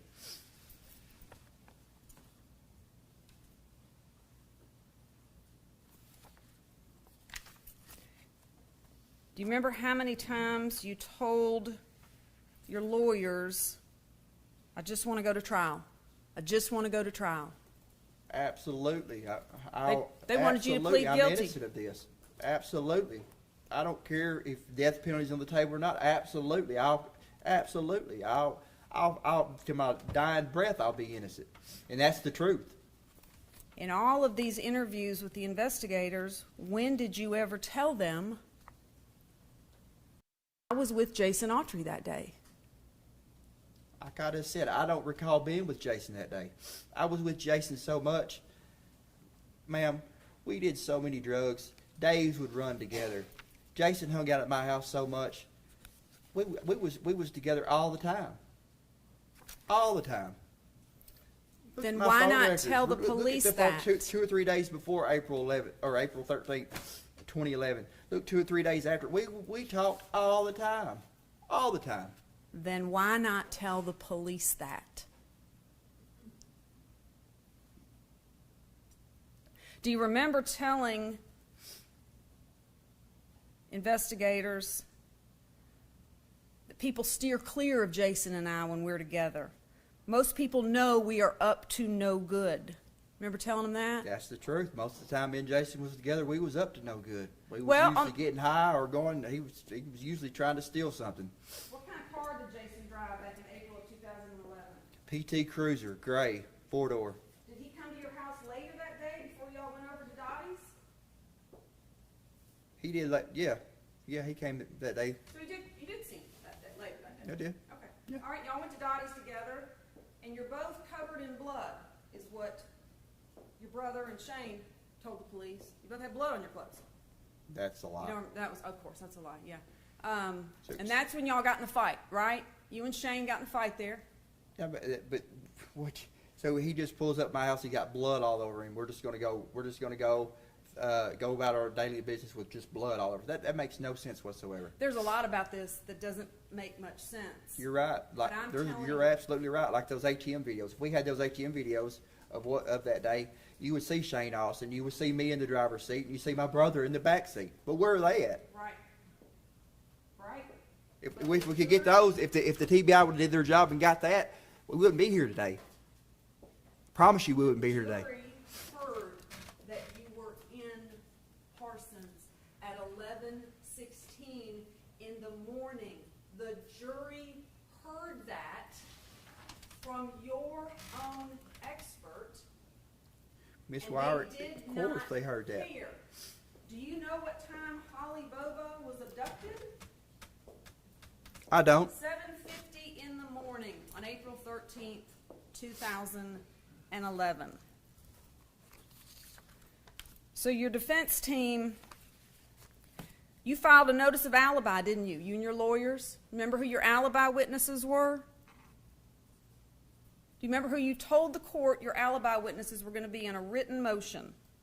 I think it was what? No, I don't recall. Dick Adams, Dylan Adams, Shane Austin, Right.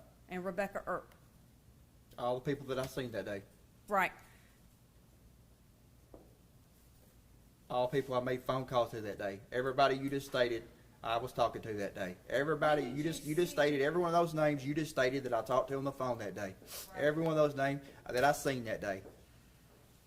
Me and Dylan and Shane, we was all together that day. Did any of those people, who of that bunch saw you at 8 o'clock in the morning on April 13th, 2011? Nobody. Well, nobody. Right. So on April 13th, 2011, much later in the day, after you've gotten into a fight with Shane at Dottie's, your grandfather calls 911. Not once, but twice. On April 13th, 2011. That's correct. The jury heard that, right? That's correct. If I'm not mistaken, he said he's trying to get a gun and a vehicle. Well, why was I needing a vehicle if I had the white pickup like you said? That makes no sense whatsoever. And I believe you said it yourself yesterday.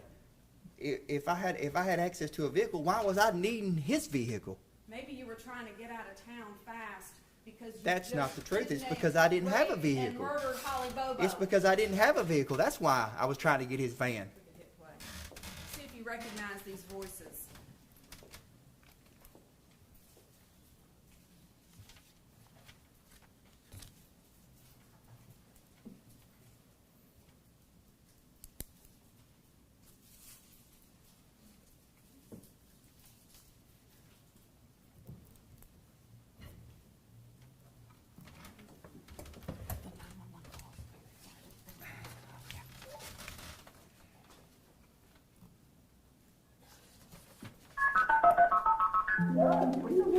You're too raising hell with me. Is that your grandfather? That's Dick. 911, where's your emergency? Yeah, this is 260 Adams Lane. Zachary's down here raising hell again. Who? Zachary Adams. Okay. Causing trouble? Yeah, he's causing trouble. Is this Dick? Yeah, it's Dick. Alright, stay on the line with me. Okay. Did he get any weapons or anything? No, he don't have any weapons now. Did he have? Oh, he hadn't. He just raising hell with me. Okay. County units, Smitty's been route 260 Adams Lane, 260 Adams Lane. I have a grandson causing problems. Come out 2147.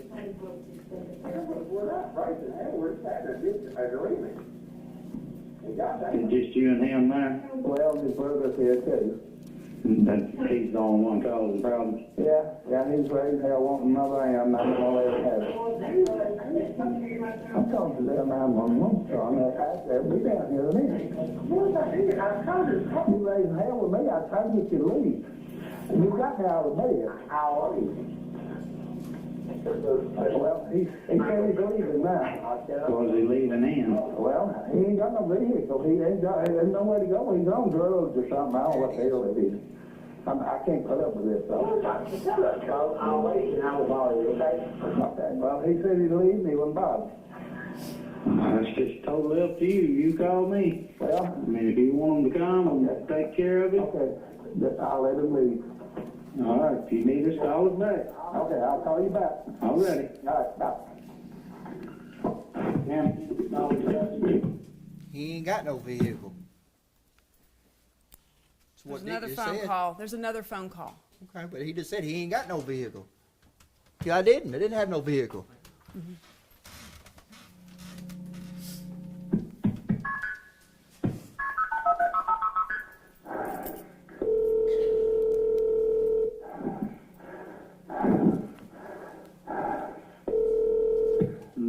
Where's your emergency? How's your dick again?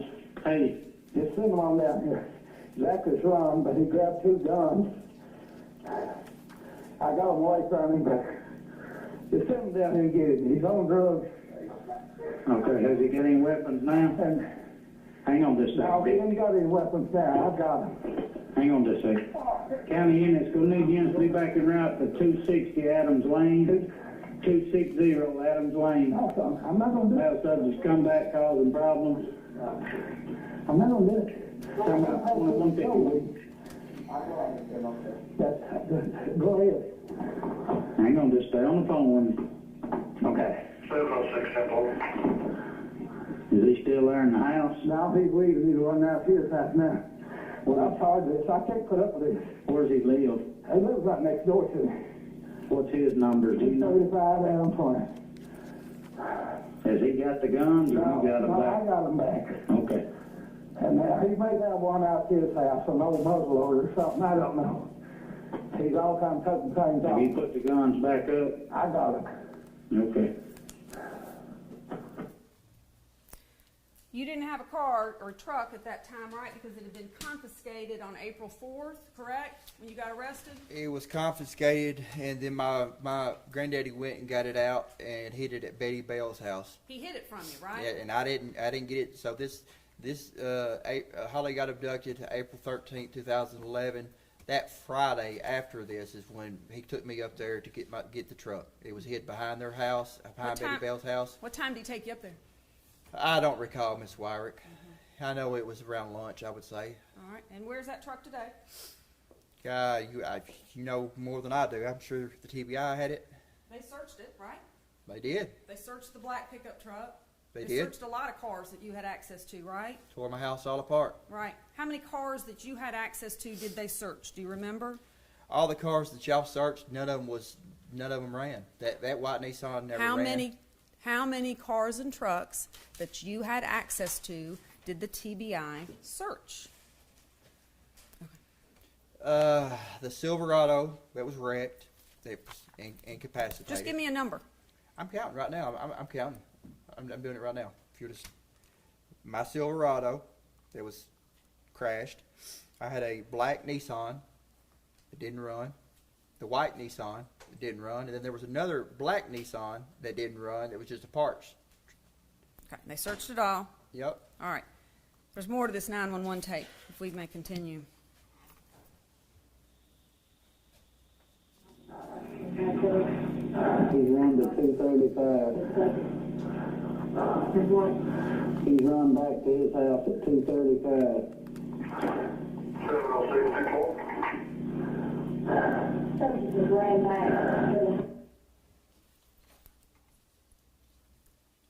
Just calm down, Dick. We're gonna get you some help out there. He just come in and woke you up? Yeah. He's been well up asleep all day, and I can tell he's messed up on drugs. I called him fabricated. And You just tell him if he comes back over, okay? okay.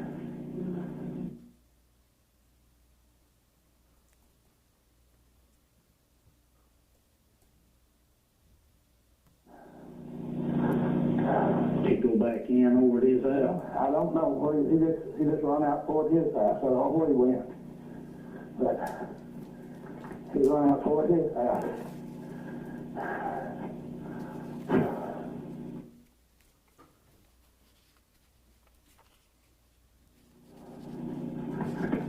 And he wanting you to give him your vehicle. Is that what you said? He's wanting you to give him the vehicle? Yeah, he want my vehicle. So I just had to go to Lexington and get a. They called him up there with a bunch of drugs next to Trace Park. And I had to go get my vehicle out where the record stored it in. Yeah. He's messed up. I know it. He said he's the location. 2154.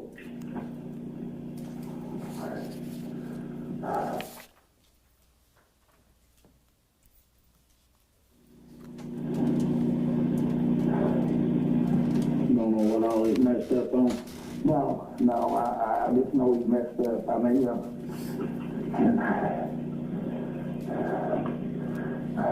You haven't seen him since he took off, have you? No, he grabbed that couple of guns and I got him away from him. And he run. So he come to my house again, I said, I'm gonna shoot him.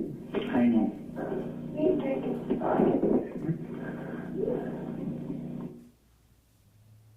Pause that, Mr. Boyd. For what purpose are we playing this? We're just playing the entire thing, Your Honor. I'm sorry, I think it's almost done.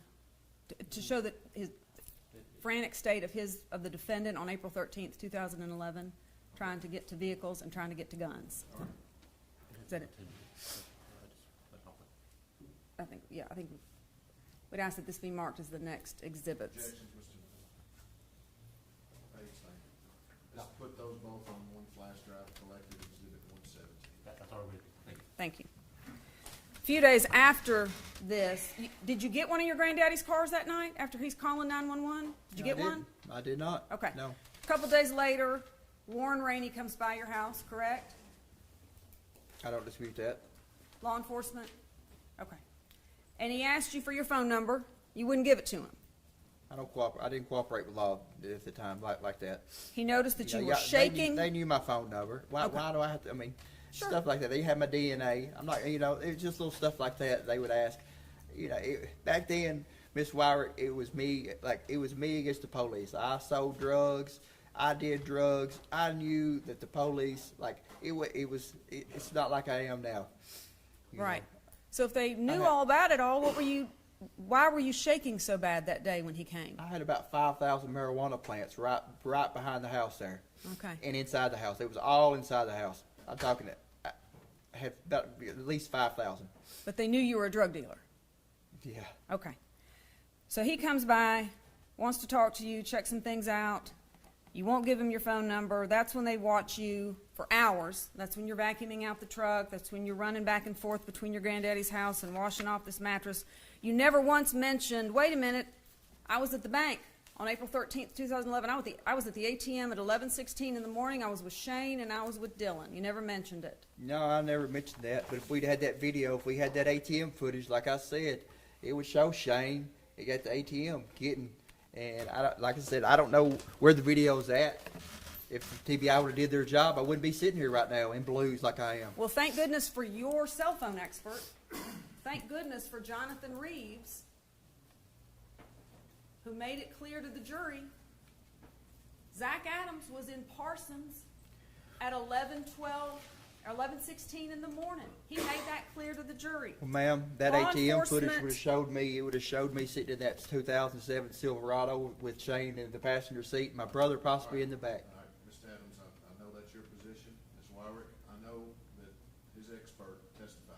Yes, sir. The jury heard it. Yes, sir. Let's move on. Yes, sir. April 23rd, 2011, law enforcement comes back. They see the scratches on you. You said that you got those on April 4th of 2011 when you were arrested by Henderson County. That was investigated. You didn't get the scratches then. And there was testimony about that you lied about that. Again, you don't mention the bank. You don't mention Jason Autry. And you don't mention, I was frantically on my phone the morning of April 13th, 2011, trying to get a hold of my grandfather and Jason and Shane. I couldn't have done this. Never mentioned it. I never mentioned that. July 6, 2011, law enforcement again comes by, different version. This time you're getting up a little bit earlier. This time you mentioned Tony Weber. And when that was run to the ground, problem there was Tony Weber said, I didn't get gas that day. I wasn't at that gas station that day. I don't know what Zach Adams is talking about. Miss Wyrick, I believe that we found bank statements where he did get gas that day, and it wasn't once. I think it was twice, if No, I'm sir. not mistaken. Well, the record will reflect what the record reflects. August 28th, 2012 is the first time, August 28th, 2012 is the first time you mention to law enforcement that you were with Jason Autry. You then go, Miss and Wyrick, Miss I wasn't Etu- with Jason Autry.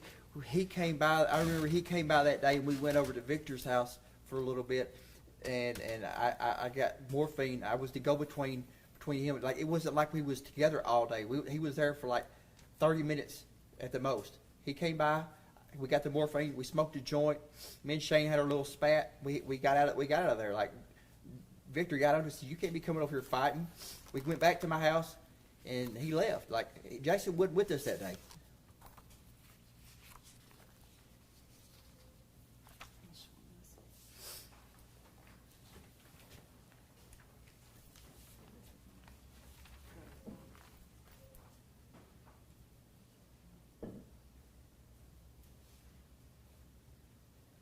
May I approach, Your Honor?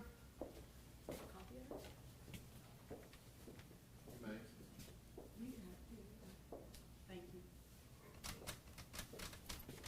This has already been marked. No, sir. I believe this is good here. Here's this one. Set of documents. And then we mark, see it, 16, I believe. No, that's just the transcript of the moment here. That was never marked. 116. I apologize. Now we're at, authentication, 118. I don't have, I mean, we probably do on the screen. I don't have a paper copy. What does it say at the top of that? Original list regarding Zach's stupid mouth, Brian Smith. How many pages is that document? 1, 2, 3, 4. Your Honor, I'd ask that 4 page, that, Objection, say, mark it exhibit 118.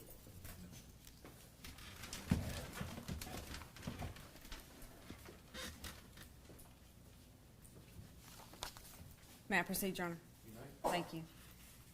When did you hire Jennifer Thompson? Do you remember? I was arrested February 28th, 2014. It was, I think it was later on that week she came. Her and Jim came.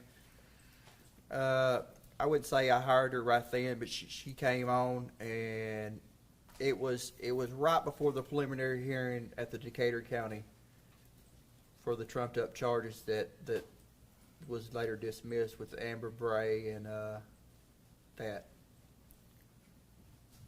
The charges where you held Amber Bray hostage? That No. that was the accusation, correct? Until she gave you money? Until what? Till they gave you money? That's false. Okay. That was trumped up. Well, how come y'all didn't prosecute that then? That's what I'm asking you. Is that the case you're talking about? Yes, ma'am. Okay. You were also indicted at some point for threatening to kill your brother Dylan Adams, correct? I don't recall that. You don't recall being indicted for that? Miss Wyrick, from February 28, 2014, do you know how many times the TBIs came, they've dropped the charges, recharged me. I've been charged with so many things. I couldn't even tell you how many times y'all have dropped charges, recharged me, charged me with stuff, tampering with evidence, all kinds of stuff that never went to court over. So if you was to tell me that, I wouldn't. I don't recall, but I wouldn't doubt it. The jury heard testimony that you tried to get Jason Autry to kill Dylan Adams, your brother. Absolutely not. That's a total lie. The I love my brother with all my heart. The jury also heard testimony that you got word to Dylan Adams that he better keep his mouth shut. Was that a lie too? No, I did say that. I was upset, and that's the reason that all this happened is the lies that he told.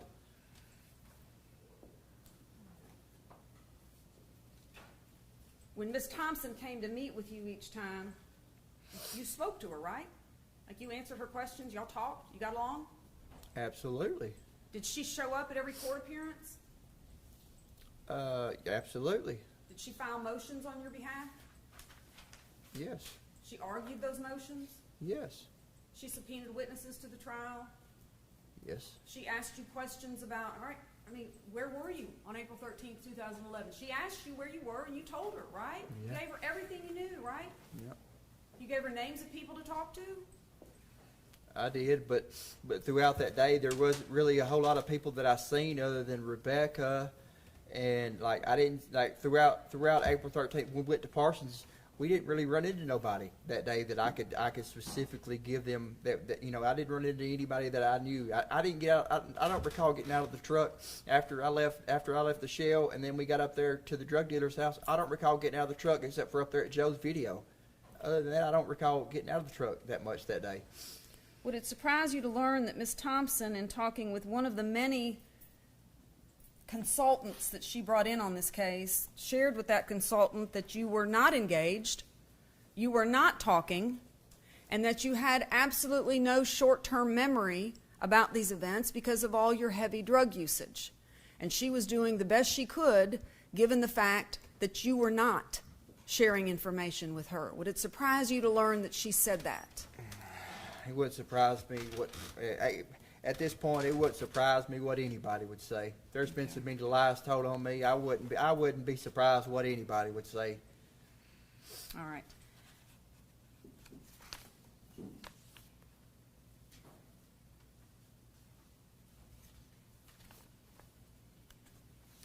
You were convicted by the jury. How long did they deliberate? You remember? I don't recall. It was a couple days. A couple days, wasn't it? They were out a while. They took a while to come back and convict you, didn't they? I don't recall the amount. I know it was a couple. Okay. When you made the statement, no body, no gun, to Mr. Cooper and Kirk, you were just talking? I don't recall making that statement, ma'am. Okay.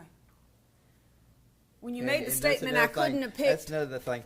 Y'all had those two inmates, but there was a corrections officer that was right there too. How come y'all didn't get her to come up here and testify that I made those statements? She was right there. She was right there beside me. I was in protective custody. They had me up there in a cell. I wasn't in general population. I was up there in the front in a cell all by myself. They had me right there beside the guard. How come y'all didn't get her to come say that? How come y'all had to get two inmates? Oh, let me guess. Y'all couldn't give her a deal. Okay. You'll have an opportunity to explain. Okay. You finished? Yeah. Okay. You were convicted by the jury, and then conversations started about the next phase, right? About the death penalty. Which if I'd had to do over, I'd have went on and let them get the death penalty. It'd have been, I'd have got better appeals. I would have went on.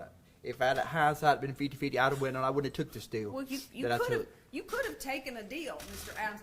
I shouldn't have, though. I should have went on and let them get the death penalty, and then let these death penalty activists fought this, and then the truth would have came out, and all the shady stuff that has went on, like the ATM video, and all the stuff that's been hidden and covered up, would have came out. Well, then why didn't you tell your lawyers to sign me up for the death penalty? I should have. They came to you and tried to get you to something lesser than life without parole, right? I wouldn't. I ain't going to. I never will. I won't ever plead to nothing. I'm innocent. Why would I plead to something I didn't do? Okay. That'd be stupid. After you were convicted, you began having conversations with your lawyers, right, about the next phase, or did they not talk to you about it? Did y'all talk about it? We talked. Okay. And they said the state is willing to take death off the table and give you life without the possibility of parole, right? Did they say that to you? They did. They did, and they come back and they said the first time, I believe it was they didn't want me to have no appeals. I said no, absolutely not. So you took And life. I do remember that at this point there was some animosity between Mr. Jim Simmons and and Jennifer, because Jim came to me trying to get me to plea out behind Jennifer's back. And then after I said, no, I'm not pleading out to something I didn't do, he made me sign a motion. He wanted me to write a motion to the judge because he wanted to recuse himself. In which I did. You accepted life without parole, right? I did. Okay. What year was that? 2017, September. You remember writing a letter to Ms. Thompson in 2018? Do you remember writing a letter to Ms. Jennifer Thompson in 2018? I don't recall. If you have the letter? I do. Jennifer, hear me out. I can take care of myself. Please get me off of Max. Let's let him authenticate this. I'm sorry, I was trying to see if you remembered the language of it. Well, Is this your handwriting? I can't see that far. No, I am. Is this your handwriting? I can't see that far. All right. Have this passed for witness, Your Honor.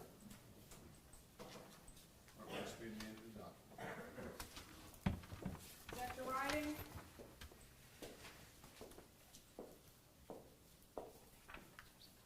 That is. Okay.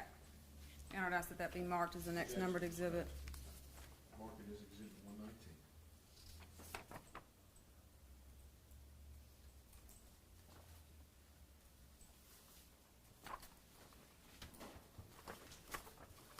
Second page. Okay. Where at? I wanted to go to trial and you made that happen. Remember telling her that? Well, that's what happens when you don't plea out. So I don't believe that she made that happen. I believe that that's part of the court system. That's what happens whenever you don't take a plea. You go to trial, right? Is that your writing? That is my writing. Is that a letter you sent to Ms. Thompson? That is. Okay.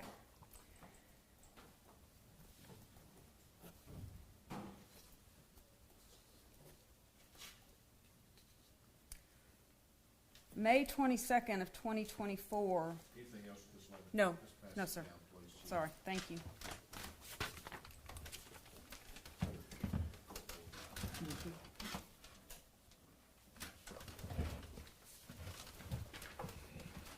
May 22nd of 2024, do you remember having a jail conversation?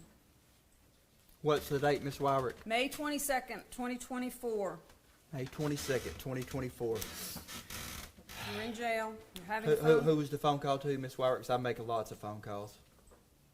Ms. Spirko? Okay. And she was needing instruction and help on burying something. You remember this? I don't recall, Ms. Wyrick. She said she had something she needed to bury. She didn't say what it was.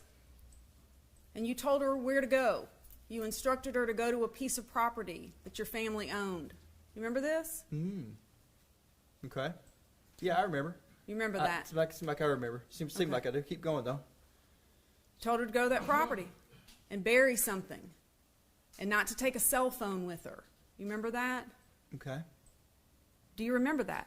Seems like I do. Okay. Do you know what it was that she needed to bury? I don't recall. Okay. Do you? Do you know what she needed to bury? I do. Okay. But- What was it? I don't really recall. I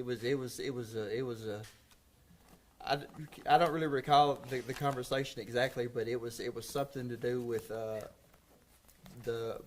if something happened to me, it was the story, so if something happened to me while I was in prison, it was the interview that I gave to her of everything that the truth. That's what it was. Nothing further, Your Honor. Redirect this. Yes, Your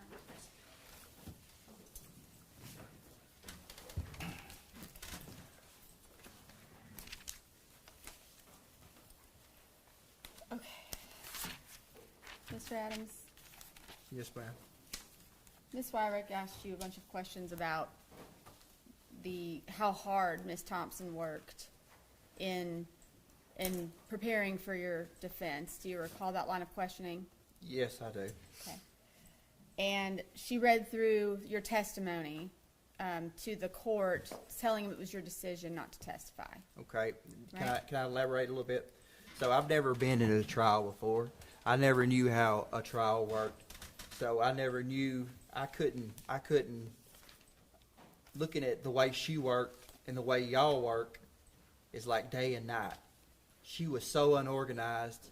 She was just. She didn't know. It's like she didn't know what she was doing. Well, let me ask you this, okay? Did you have any idea that your attorney did not know the circumference of a .380 round? I did not. Did you have any idea that your attorney did not know the difference between a cell phone expert and a cell phone tracking expert? I did not. But I do know we had unlimited resources that we could have hired any kind of expert available. And we didn't. I believe the only experts we hired were a jury consultant and a cell phone expert.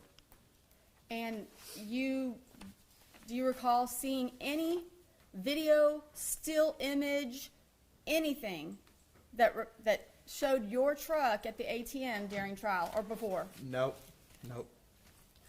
I remember I told Miss Thompson that about me being at the Delta, and I remember she was asking me like which pump I was at, but no, I've never seen no video of the ATM. Okay. You recall Ms. Wyrick asking you about when you accidentally shot your mother? Yes, ma'am. Okay. And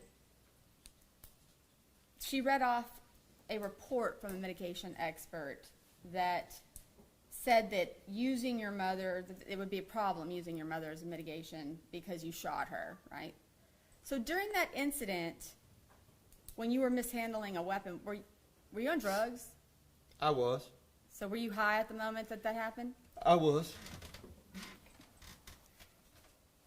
And do you typically remember 10 days after a regular day of your activity, everything that you've done? 10 days ago, I couldn't tell you how many times I used the bathroom or how many phone calls I made or exactly who I talked to. But I can tell you that I probably talked to my mom. I probably talked to my granddaddy. There's 2 or 3 people that I always talk to. But other than that, I couldn't tell you what we talked about, the substance of the conversation, what I ate, or a lot of things. No. Did the police at any time ever ask you specifically about Jason Autry? They did not. They just wanted to know where I was that day. Where was you at, Zach? And I told them. I told them exactly where I was at. Okay, so your testimony was that you met up with Jason Autry and went to Dinsmore's to go buy morphine, right? Mm-hmm. Okay, so is that something you would want to tell the police? Absolutely not. And you also mentioned that, Mr. Autry's a commanding figure. Would you agree? 6'6", he's a big dude. And you said that you didn't want to get on his bad side, right? Absolutely not. So we heard the 911 calls from your grandpa. Yes, ma'am. Was that the first instance that you ever had your grandparents have to call 911 or had problems with them? No, ma'am. Because you were using drugs, right? That's right. And you would get in fights with your grandparents. That happened a lot. They would say I was high, and we would have an argument, and that was the easiest way for them to get me in jail and get me cleaned up. Happened all the time. I would go to jail, and I would take a plea, and I would plea out. Happened all the time. Happened all the time. And I just want to be clear, Ms. Wyrick characterized you saw she read off all the text exchanges that you had the morning of April the 13th, 2011. Do you recall that? She said you were frantically texting. Mm-hmm. Were you frantic that morning? I was not frantic. I had been up arguing with Rebecca, and I was asleep. Like I said, I don't recall going to the river with Jason that morning. It's because nothing stood out that morning. We didn't catch no big bass. He didn't have a large amount of drugs. There was nothing that morning that was out of the ordinary. And the only reason I remember Shane calling is Shane never called like that. He never asked me that. And I was like, Shane, why would you call and ask me if I wanted to overdose on Xanaxes? But like, it's just the way Shane was. He was just kind of he was trying to be funny about things. So that's something that stood out to you about that day. It is. And isn't it the reason that you're testifying about? You testified earlier that you don't have a specific memory of going to the river with Jason Autry that day. I don't. So is it because the phone records that you've reviewed? I'm not disputing the phone records, but I don't remember it. But that's the whole thing. I went to that river so much with Jason. He would come by. He would come by, and he said, "Let's ride the river." We would go down and we would fish for 10 or 15 minutes, and we would go back. We would smoke some weed while we was there. Sometimes we would just go down there and get high and smoke meth, or we would go down there so often. You know, it was a place that we hung out. And the document that you received that said all the stupid things Zach said. Have you ever seen that document before? I haven't. I haven't. One second, Your Honor. All right, that's all I have. Were you, Questions? one more question. Were you at the river on April 13th, 2011 with Jason Autry? The phone record says that. Were I you- do not remember. Were you at the river? The phone on records. I'm going to object. He's answered that. He says he didn't remember. All right, we have an objection. It's asked and answered. Are you asking a different question? I am, because I recall two different answers now. All right. On April 13th, 2011, were you at the Tennessee River with Jason Autry? The phone records reflect that. Like I said earlier, I'm not disputing the phone records, but there's nothing about that morning that stood out. So I'm not disputing being at the river with Jason. I went to the river so much with Jason. I'm not disputing that, but there's nothing about that morning that stood out. And no reason to dispute the phone records, right? That's right. Nothing further. Last chance. Thank you, sir.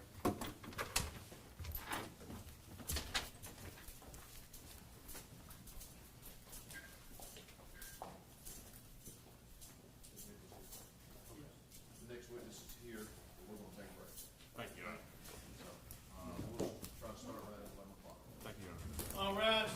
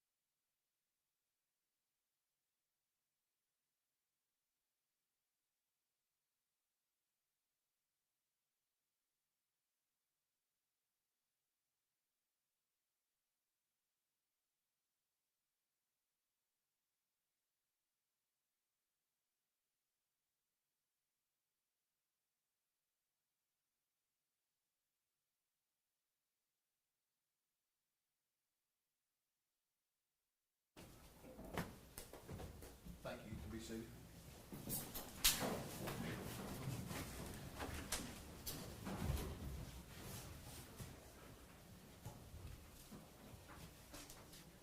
All right, Mr. Bates. Yes, Your Honor, Jennifer Nichols.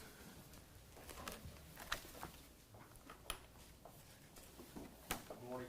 Good morning. You'll stand right here in front of the witness stand and be sworn, please. Do you swear or affirm that the testimony you are about to give will be the truth, the whole truth, and nothing but the truth, so help you God? I swear. Please have a seat and go up to the microphone. State your name, please. Spell your last. Jennifer Nichols, Nichols. Ms. Nichols, how many years have you prosecuted?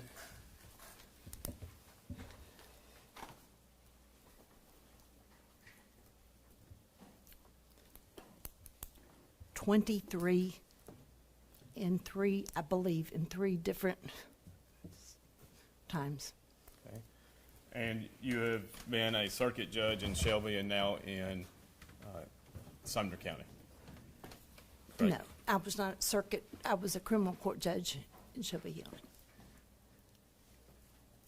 You were the lead prosecutor through the trial prosecuting Zach Adams, correct? I was. And fair to say this was one of your bigger cases in your career? I don't know that I would agree. You put it on your judicial application, Of correct? course, of course. How many cases did you put on your judicial application? A lot. How many? I don't remember. All right. You would not want this conviction to stand if your state's witnesses knowingly lied to the jury, correct?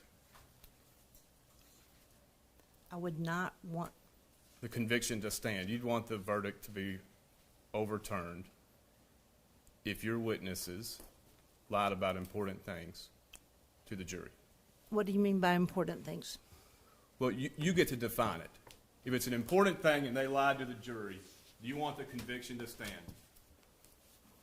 It depends on what you think is important. Well, if what you think is important was false. It was all important to me. They were all? I said a lot, it was all important to me. Okay, good. So that distinction's irrelevant, correct? No, it's very relevant. I'll Okay. give you an example, Mr. Bates. If a witness Could the lied, court instruct the witness to answer the original question? She is. She's answered the question, and she's going to give an Fair. explanation. if a witness lied about something that was not material to the guilt or innocence of your client, then I would want the conviction to stand. If a witness lied about something that was material to the conviction of your client, then I would not. How much evidence did you present to the jury that was not material to the issue of guilt or innocence? I don't know, because I was not on the jury. You never know what they consider to be important.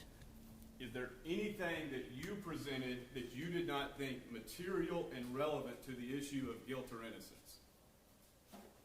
Yes. What? Oh, lots of things in context. Example,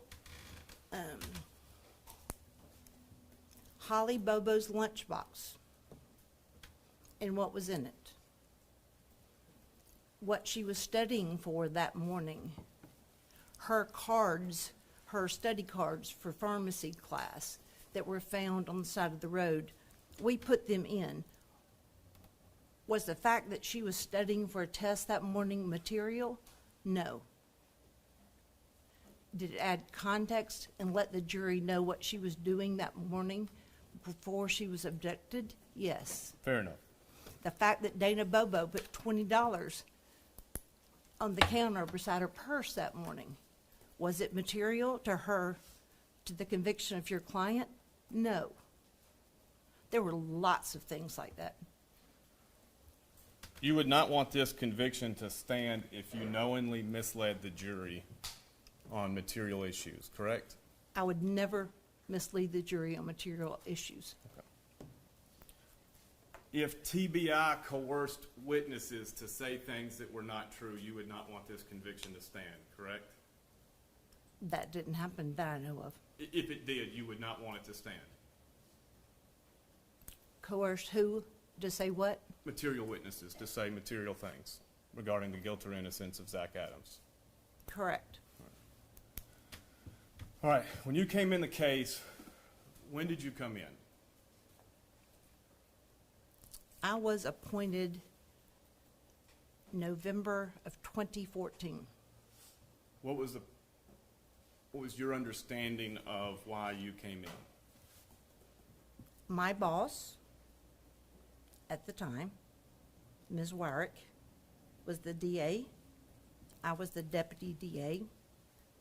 It is my understanding that she received a request from the District Attorney General's Conference to provide support to General Stowe. She agreed. She walked into my office, which was next door to her office, and asked me as deputy, who do you want to put on this? At the time, and you accepted the appointment. I said, I'll do it. At the time, who was Jason Autry's lawyers? I don't remember. Whether it's Herbison, Herbison. I'm sorry. John Herbison, Fletcher Long. I think they were on it then. All right. And both of them were disbarred. Were they? You remember them coming off the case? I don't remember them coming off the case because they were disbarred. I honestly don't. Okay. I know they came off the case. And did you have any communications with anyone assisting the appointment of Jason Autry, an attorney? Did I have any conversations with anyone Correct. about? The appointment of attorneys. Oh, of course. My whole team was always interested in who was going to represent any of them. Did any court staff or liaisons ask you for recommendations? Not that I remember. Okay. You came in November 2014. Had the death penalty been requested yet?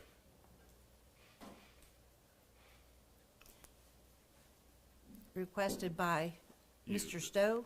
Correct. I don't know if he had or not. What is my understanding is that he campaigned on the issue that he was going to seek the death penalty for the individuals responsible for Holly's kidnapping and murder. Had he filed that yet? I don't know. You then did. I did.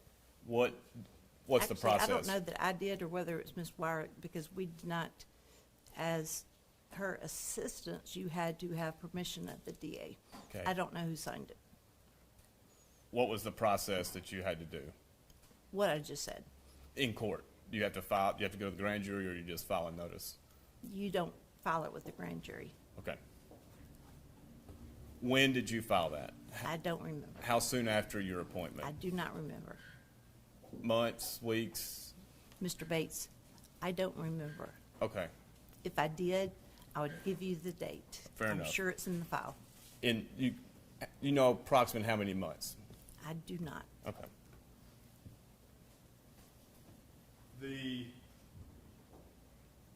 What analysis did you do in determining your intent to kill Dylan, Jason, and Zach by operation of the death penalty? My intention to kill them, The processes, end result was they would be put to death, correct? you're familiar with the factors that one has to look at to see whether or not a particular homicide even qualifies. My question is, Okay, are you familiar with that? I'm Because not on the stand right now. I understand. My question is, what did you do? Okay. Don't tell me, I know the law. Okay, that's all I asked. But- So that's what I did. I looked at the law. I went through the factors. I looked, and don't ask me which ones because I don't have it in front of me, whichever ones I found applied, and then I presented that to my boss. What analysis of the facts did you do? I can't tell you the analysis of all the facts I looked at. What you look at are the facts that determine whether or not a crime qualifies based on those factors. And so to determine whether those factors apply, you would have had to look at the facts of the case relative to each of those factors. Did you, prior to filing the notice, review the September 2014 interview of Dylan Adams by Jeff Jackson and Brent Booth? I don't remember the date that I filed the notice, therefore I can't say for sure. But what I can tell you is I reviewed that interview early on. Okay. What were your impressions of that video? My impressions? Yes, ma'am. I didn't believe him. When did you stop believing, or did you ever believe it? I don't remember. I don't remember what information I had at the time I reviewed his video. I don't remember what I had or what point in time I got that information. What all led you to not believe the video?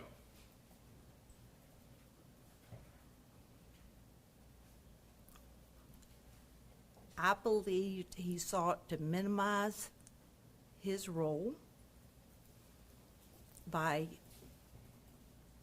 claiming he was forced to do certain things and he didn't want it, and he didn't know what happened before and didn't know what happened afterwards, and just sort of happened upon the events. What's the importance of minimizing your role? Why did that jump out at you? You asked me why I didn't believe him, and I'm telling you what I didn't, that's part of why I didn't believe him. What effect, in your experience, does minimizing your role have in a so-called confession? Well, I would never, if it was so-called, it sort of changes everything about how you would analyze it. Are you talking about Dylan Adams? Yes, ma'am. Okay. Let's start here. He admitted to raping. He says he raped her, correct? Correct. All right. He talked about a night of planning the evening before. I believe so. Mr. Bates, it's been 8 or 10 years since I've looked at that. Okay. It's been a long time.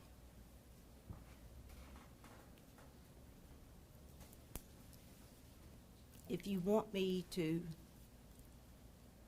answer those questions, I would be happy to review it. As it stands, I didn't review it. What do you mean by that? What do you mean, as it stands, Well, I didn't review it? I asked you several times leading up to today, what information do you want from me on the stand? We had this discussion. I didn't know what you wanted. I Okay. did not review things. Okay. I don't have access to things.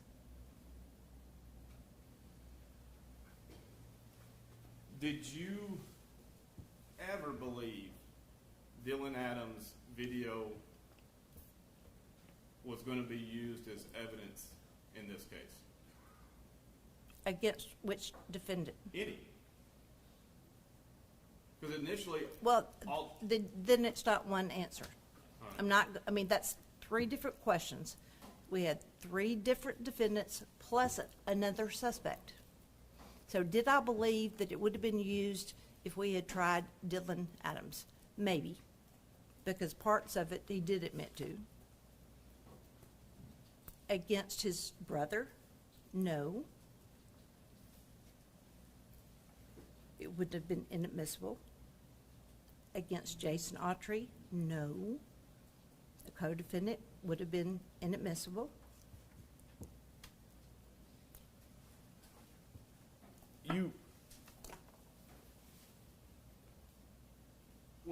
You don't know when you filed the notice of death penalty if you believed or disbelieved the truthfulness of Dylan's statement.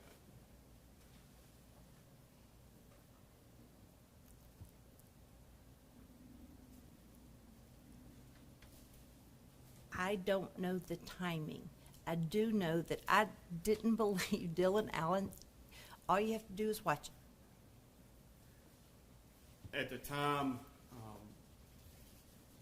you recall being concerned about the behaviors of Brent Booth and Jeff Jackson interview methods.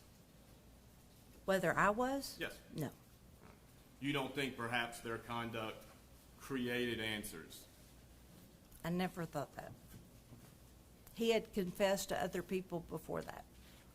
And were you aware that, remember who Sheila Kilzer was?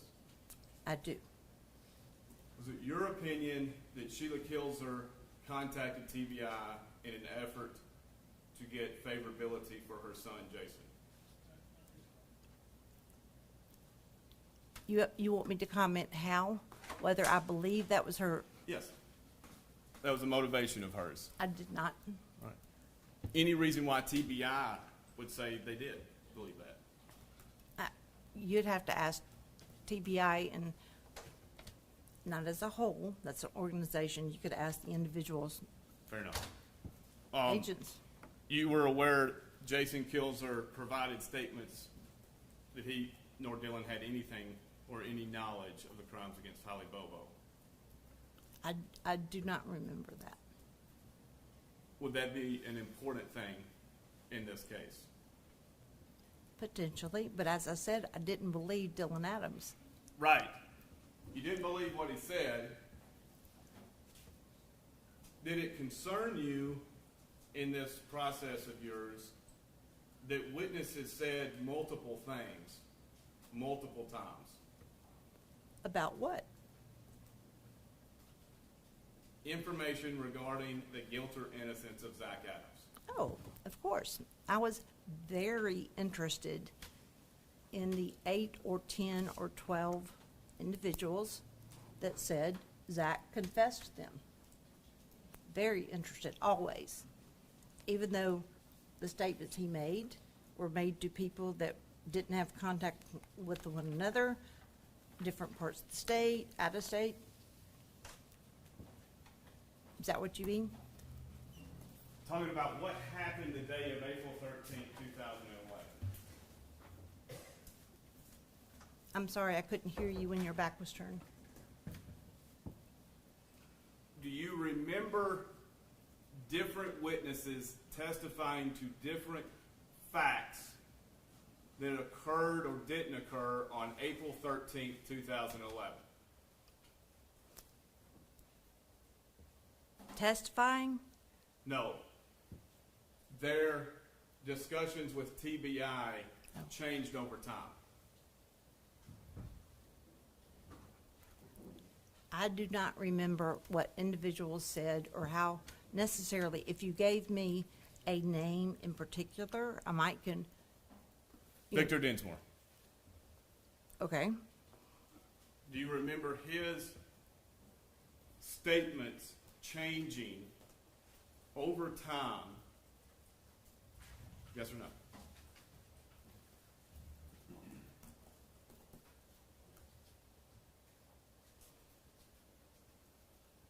I don't remember them changing. What I remember during my involvement in the case, because remember it had been going on for over 3.5 years when I got on it. I remember Mr. Dinsmore adding or recalling a different, additional information. So not necessarily changing my not necessarily changing what he had said, but recalling more or being willing to tell us more. All right. Do you remember listening to Victor Dinsmore and Dennis Benjamin talked about a gun purchased from Shane Austin? No. Okay. Are you aware the first gun Victor Dinsmore said, and the only gun he says he purchased from Shane Austin, was a .22 long rifle? I'm not aware of that being the only gun that, well, could have been the only one he purchased. Maybe the second one he got from Shane and he traded it maybe for some drugs, if I remember correctly. Do you remember the first gun discussed, Victor No. Dinsmore had any connection with Shane Austin? No. You don't remember it was a .22 long rifle? No. Did you listen to Victor Dinsmore's recorded conversations with Dennis Benjamin? Not that I recall. Okay. Today. I'm not saying I didn't. I don't remember. Do you remember in the IRs where it was discussed that the possible murder weapon could have been a .22? A rifle? Yes, Mr. Bates, I don't remember. ma'am. Okay. Are you talking before or after? I'm trying to, before or after Holly's remains were found with a bullet hole through the back of her skull? Because at that point in time, we had information about what would have caused that type of defect. Which is important if somebody's sharing this information with witnesses, isn't it? What information? The size of the defect. Important if you are sharing it with an expert? No, with a potential testifying witness. I guess it depends on who the witness would be. I mean, is it somebody that's going to be asked to comment on that? Did you listen to Brent Booth interview Victor Dinsmore in May of 2017? Yes. What weapon did Victor Dinsmore say he got from Shane Austin then? I don't remember. Okay. But I know that I heard that interview. Now, at this time, in May of 2017, you were present when Jason Autry provided a proffer statement that says the vehicle used was a white Nissan, correct? You're referring to a whiteboard behind you. I can't see that if I'm supposed to. So, Witness can be passed Exhibit 15. I don't have my readers. We need to take a break for you to get your readers. Is my purse back there? If somebody will retrieve some readers.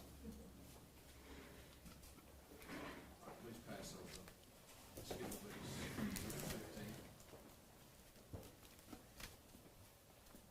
15. Thank you. Right there. It's-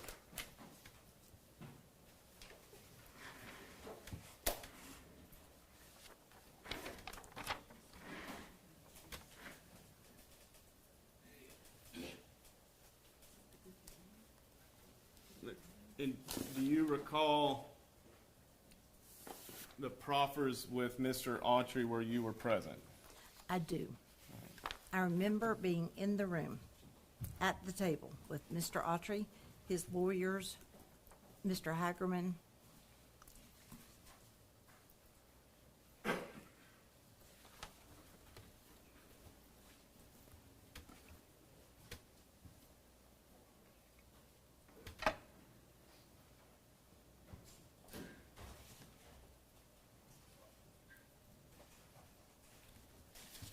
Do you recall Mr. Autry saying that Mr. Adams transported Miss Bobo in a white Nissan and then hid it at Victor Dinsmore's property.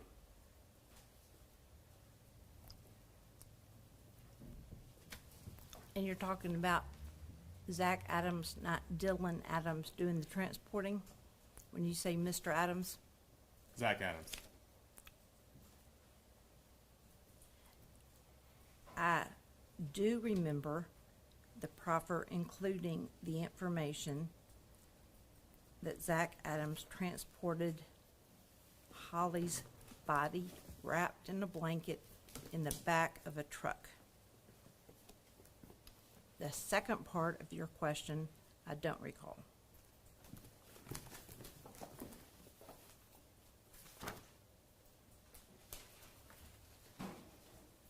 Do you recall that being the topic of conversation between Brent Booth and Victor Dinsmore in May of 2017? I don't. Okay. But as I said, Mr. Bates, I listened to that interview. You just don't recall it. That's All right. We'll have a fellowship of listening. May I have some water? Yes. Thank you.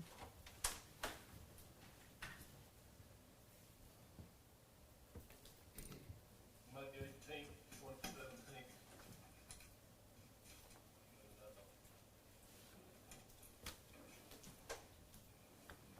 Which exhibit is this? Pause it.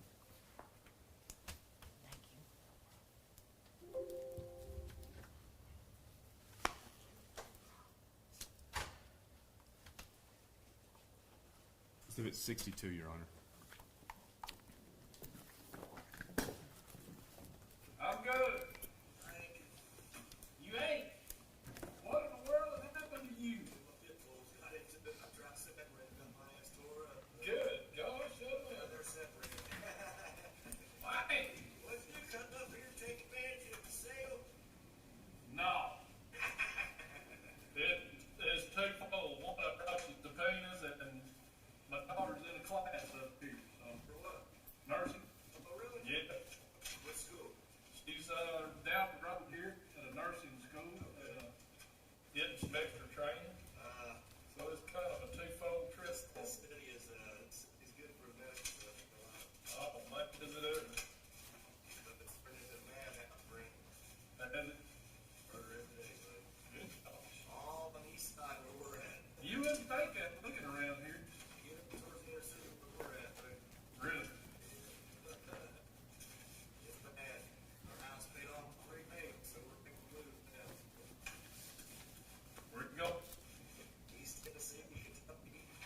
Not sure, might I say here, I don't know if you got the 21st century scholarship. Yep. For her to go to school, she has to stay in Indiana. Okay. So probably won't be here for Okay. Heard you won the same one. When's it gonna be, buddy? The 10th of July. Let me tell you, I've got your phone number, and we'll call you Yeah. when I'll call you before and let you know exactly when to come. Okay. Y'all got a minute? Been some developments. Let's talk to you. Can you come on over here? Sit down. Oh, I know, you know, Yeah. around her, Dick Baker's, I say. Yep. Come on over and sit down at the table.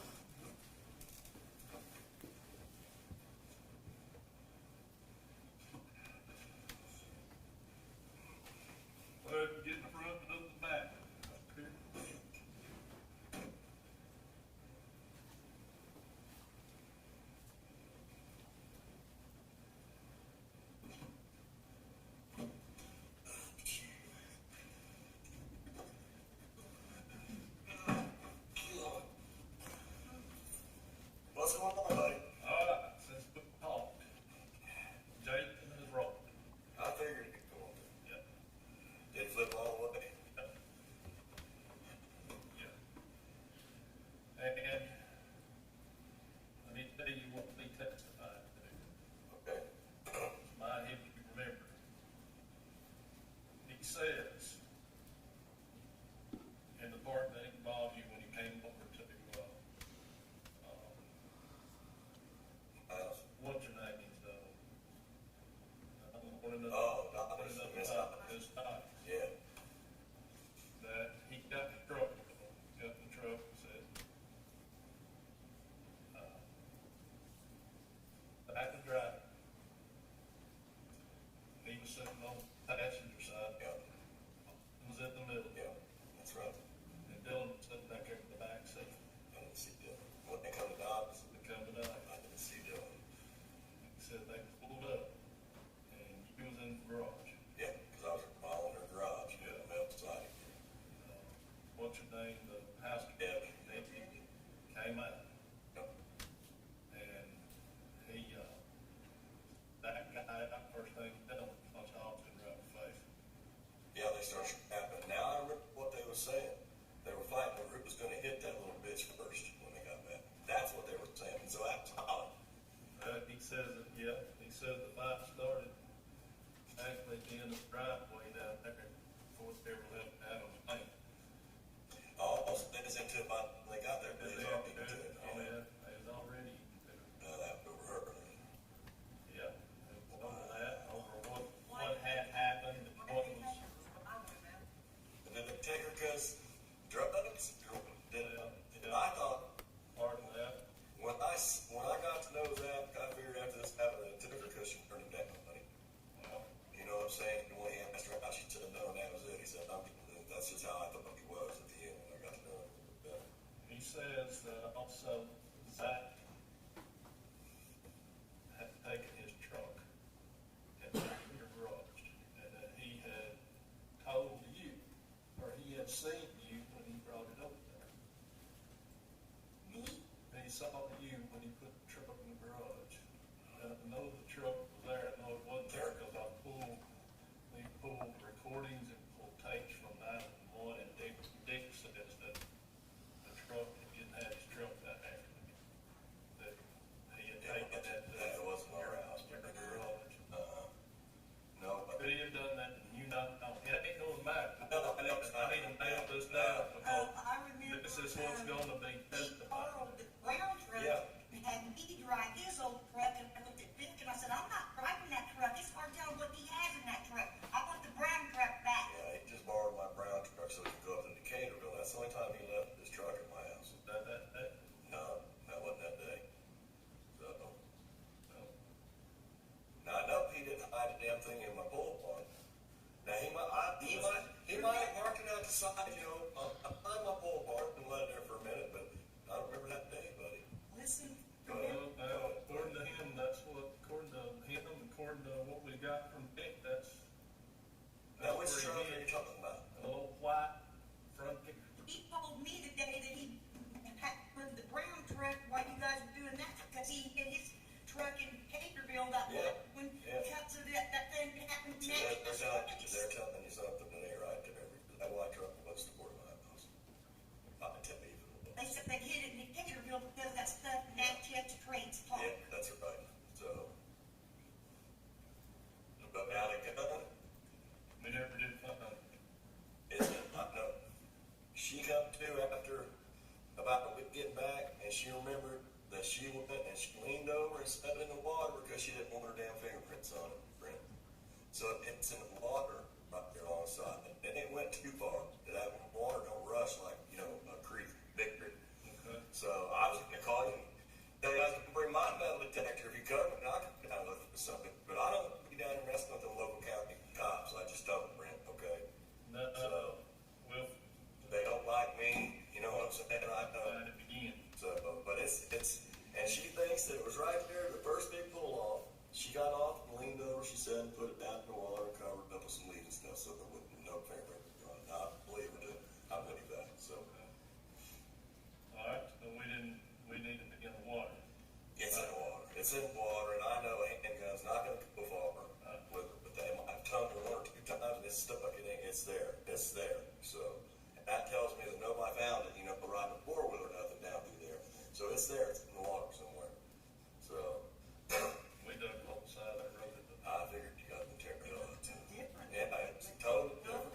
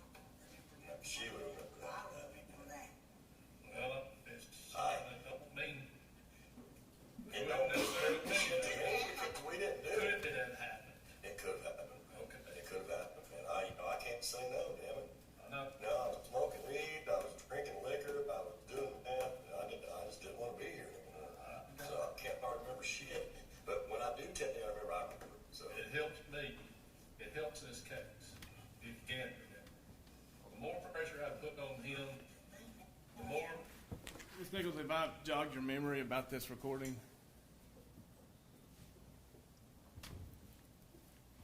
I would like to say yes,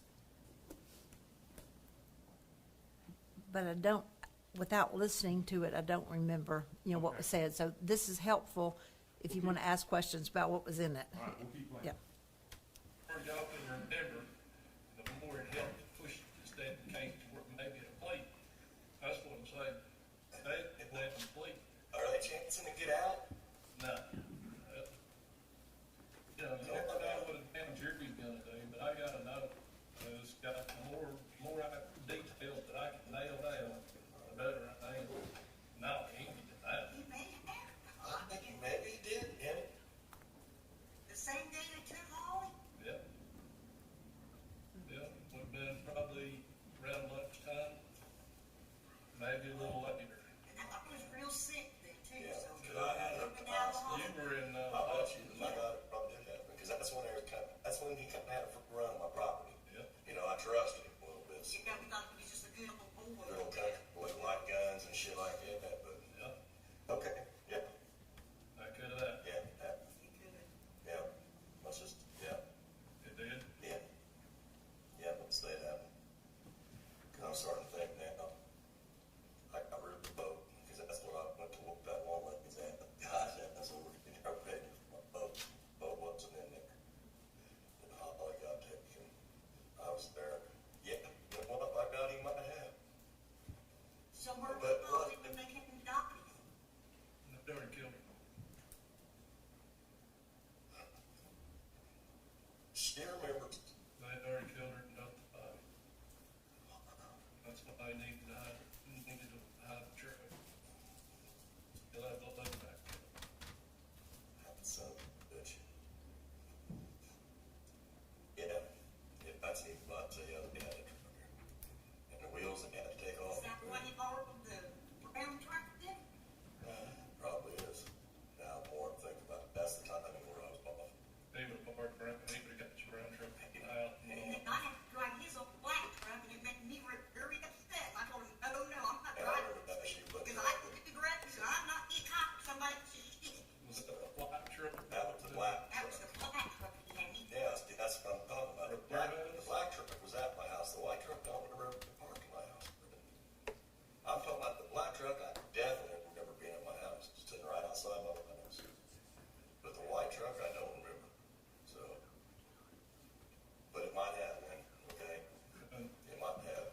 So, There's one other thing I've got to know. okay. And you got that letter from me, you don't know if you're not in trouble or nothing. Oh, Brent's trying to help me. I gotta ask you a hard question. Go ahead. I don't like it, Go ahead. but I gotta know.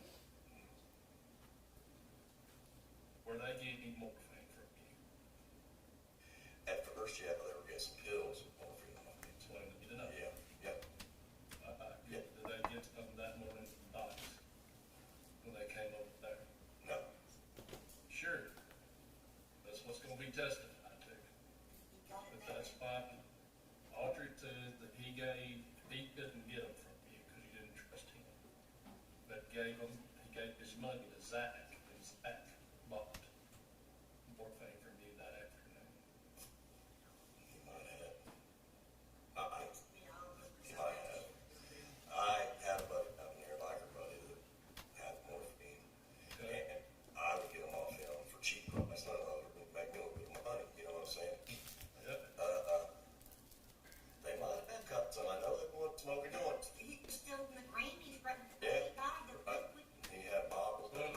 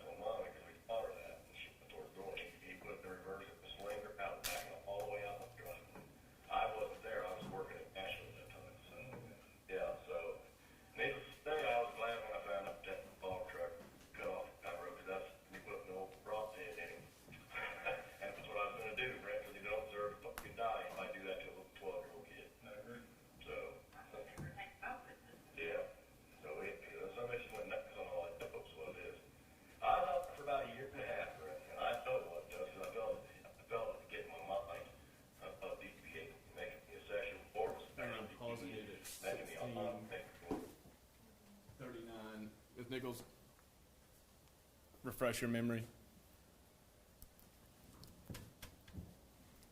I have the same answer. I can hear what was said. I know that I listened to this at the time. Okay. Can I tell you what was said next? No. Okay. Do you condone what Brent Booth did? Interviewing Victor Dinsmore? Yes. Yes. The way he did it. It's not the way I would have done it. What, do you condone the way he did it? I'm not sure I can speak to how he did it. This is what I would have done had it been me. I wouldn't have led. I wouldn't have led. He more than led. Okay. You agree? No. He said, I heard him lead. this is what Jason Autry is going to testify to. Okay. You condone that? Well, that's a different question. That's my question.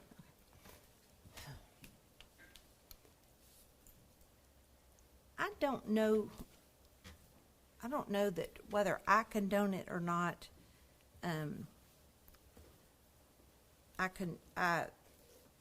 understand that he was trying to get information, understand that he was trying to trigger Mr. Dinsmore's memory, a person who admittedly was on about every kind of drug you could be on, and much as what's happening to me today, when somebody tells you things, like you're telling me certain things, trying to trigger my memory. That's kind of the way I look at the way Mr. Booth was. But remember this, I had already interviewed Mr. Dinsmore. So I flew up there and interviewed him. Before this? I believe it was before this. So I already had met him. With a TBI officer? Yeah. Was an IR generated on your visit? I didn't generate ours. Okay, but if he said anything different than what was recorded, it would have been Brady material, correct? Anything different? Yes. You mean 'Cause like, on May 18th, he's saying didn't happen, truck wasn't there. When he realizes how important it is to Brent Booth in the case, he says, put it there, yeah, let's do it, go with it. So my question is, if he said something different when you were there, it would have been, had to be disclosed to defense under a Brady, right? if he had said something different, I don't remember discussing that, the trucks with him when I went. It wasn't, I met him at the airport, introduced myself, met his wife. I don't have notes, but. Why do you not have notes? Excuse me? Did you not take notes? I didn't say that. I said I don't have notes. Did you take notes? I don't remember. Did Sir, Was it your routine practice to take notes talking to important witnesses? sometimes, and sometimes not. But Mr. Bates, I invited you to my office. I set up every single item we had in the file. You and I had scheduled a 3-day event where I told you you would have a conference room. I would give you a phone. I wouldn't be there with you. And you know what you said? That I got the 4 terabytes to review on my own time and not 3 days, I believe. No, that's not what you said. That I got from Ms. Thompson the discovery to go through it, correct? You said that. You thought 3 days was enough for me to go through it? Oh, no, Okay. you picked the 3 days. I thought you'd need to be there for a while, but the difference is you would have had access to anything in the file, including my notes, if they existed, as to interviews, because I don't remove things from files. Okay. Do you still have your notes? Of course not. Okay. I don't have the file, sir. Okay. So,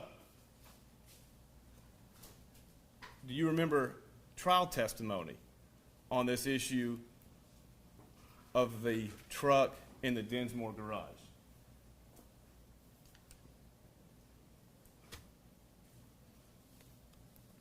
Perhaps. All right. I don't remember, I don't know if I remember exactly what you want to ask, but I was there in the trial. I have a transcript for the court and for the witness, Your Okay. Honor.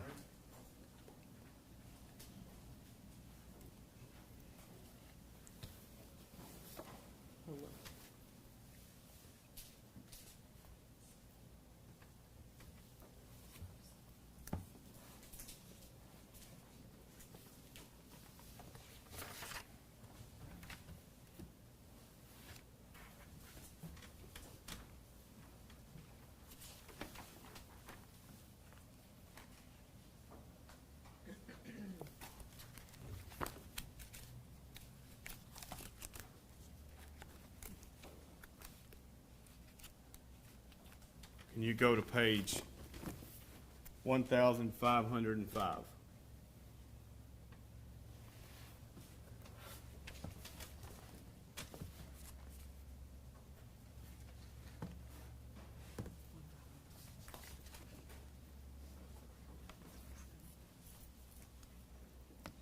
$1,000 what?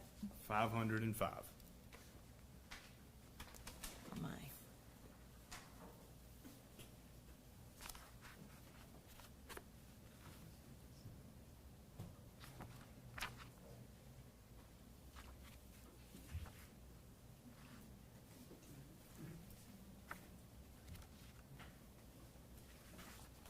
And you see, No, I'm not there yet. I'm having Apologize. a real hard time with these tiny little numbers, so give me a minute.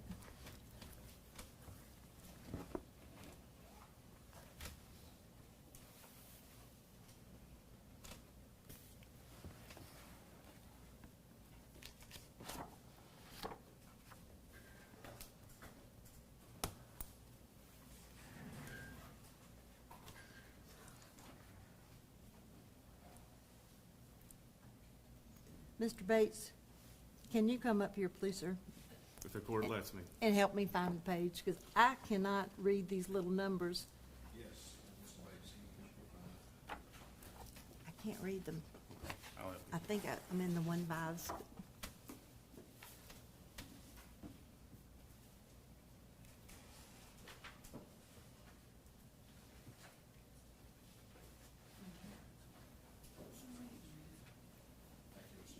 Thank you. Sir? All right, 1505, and you see, Okay, you are tell me, sir, which square on these two pages? Bottom. Left page, right page? the bottom left. All right, bottom Yes. on the left page. Yes, ma'am. Okay, I got it. First question, line 2. You're asking Victor Dinsmore, do you remember getting a morphine pill or Zach buying a morphine pill or Shane buying one for Autry while they were there? No, not there. This fight, how much of a fight was it? Jumping around basically, swung at each other a couple times. I think Zach hit Shane, about blacked his eye. That's about all there was. And I went out, told them they couldn't do it, they had to go. So, you said that they pulled up in Zach's, no, Dylan's truck. Answer, Dylan's Chevy. What color was that truck? Black. And while they're on the property, did Zach make statements to you about speaking to your wife or going to your wife's house and putting a car in a shop? No. Question, he did not say anything? No. When you asked that question, did you expect the answer to be yes? I have no idea what I expected the answer to be. You had Jason Autry's proffer that said the truck was hid there, right? Well, I do not recall everything about the proffer. I can tell you the things that stood out from the proffer. It's not my habit, never has been, to take notes during a proffer. What you just said earlier, that sometimes you do take notes, sometimes you don't. Right. Which is it? You take notes and you don't? Or is it just in your proffer? what I said was it is not my habit to take notes in a proffer. Which is not, that's different than a witness interview. Well, Victor Dinsmore had an immunity agreement, correct? He did.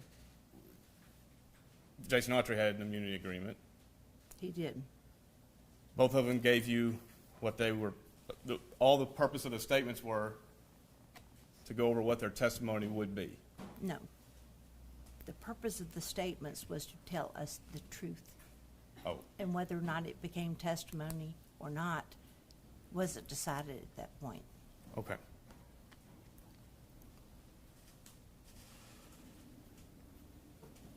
Do you want me to keep the book?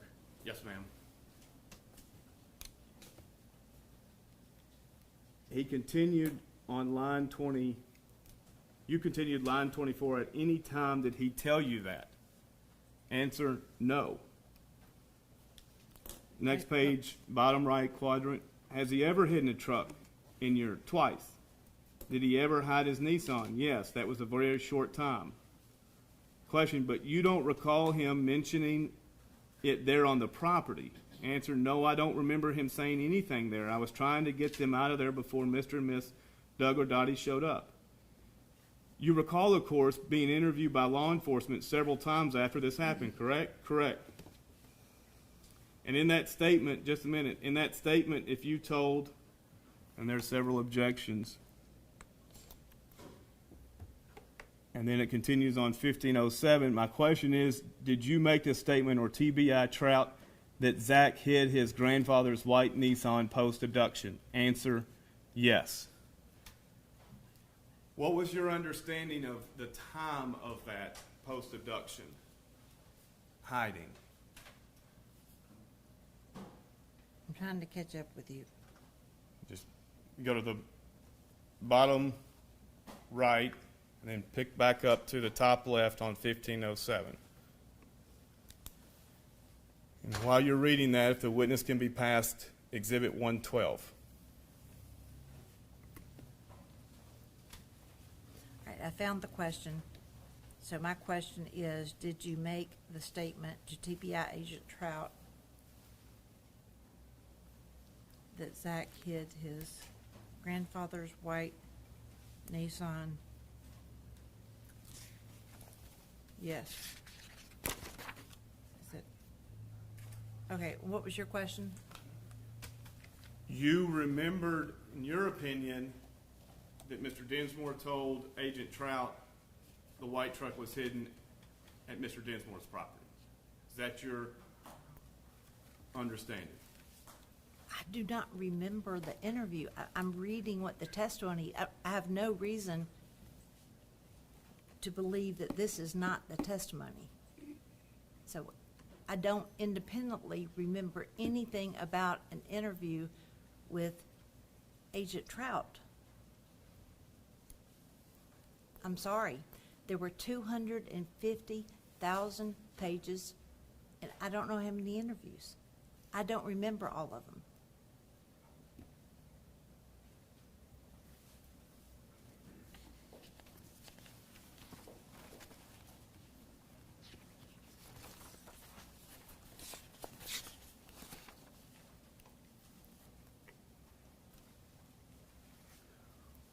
Do you remember when Ms. Thompson was trying to bring up this recording of Mr. Booth that you... Do you want me to look at what was just passed or the Well, I'll book? tell you what, before I get to that, can you look at IR 112? I'm sorry, Exhibit 112. It was just passed to you by the officer.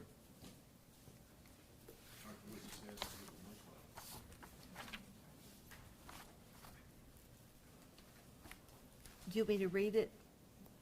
So, If you can, please. okay. Do you...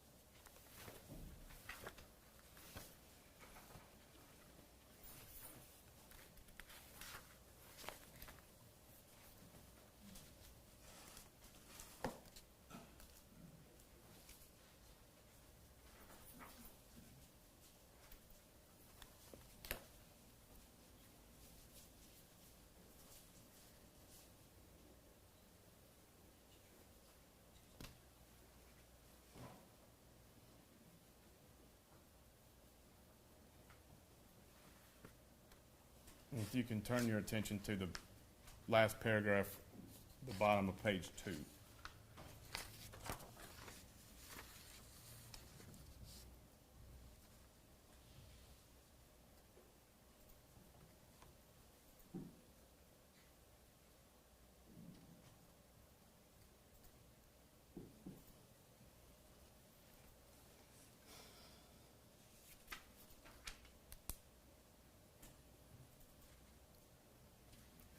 I've read the last paragraph of page 2.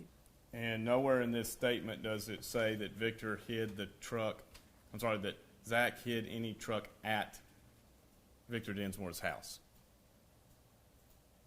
or property. Correct? That's correct.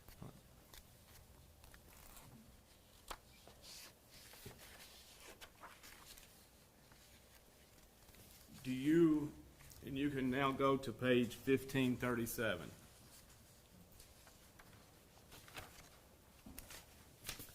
You want me to come up and help? 1537 of the transcript. Yes, Your Honor. First time my eyesight's been called in to help.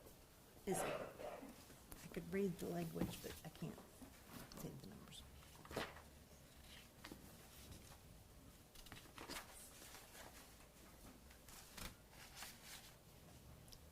This is 1537. Okay, we'll go this way, this way, this way. All right. This way.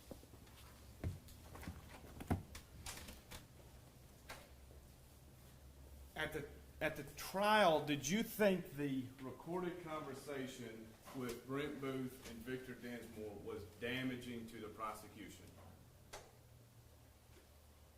At the trial? Yes, ma'am. Did I think that? Was it played? It wasn't. But did you think it was damaging if it would have been? Not particularly. Okay. Then why did you object repeatedly to it coming up?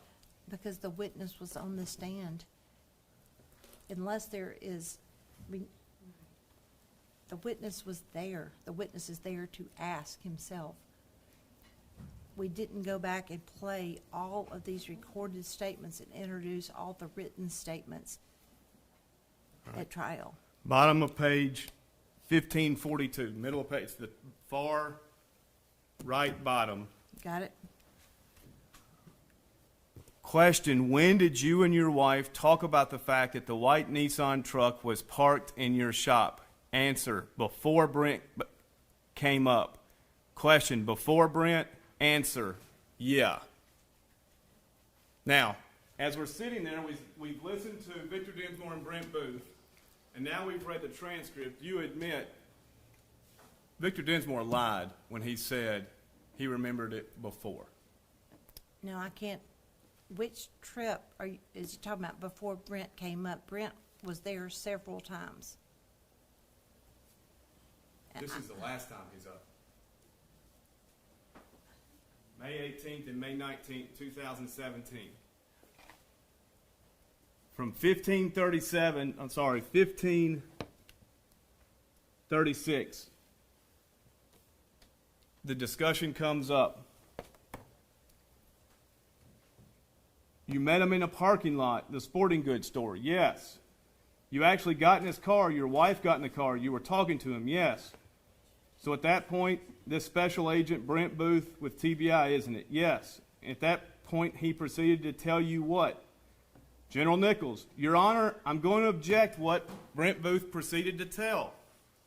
Ms. Thompson said, I'm not going to say what he said. I'm going to just, and you said, she literally just said at the same time Brent Booth proceeded to tell you. If there's a question, the court said, all right, make your question, be aware of the hearsay objection. So we're talking about the sporting goods store parking lot. Is that where they met The first time, on May 18th. the first time? Of the May visits. The May night, the next day was in the house. Okay. And the question was, You asked me if I thought if he was lying.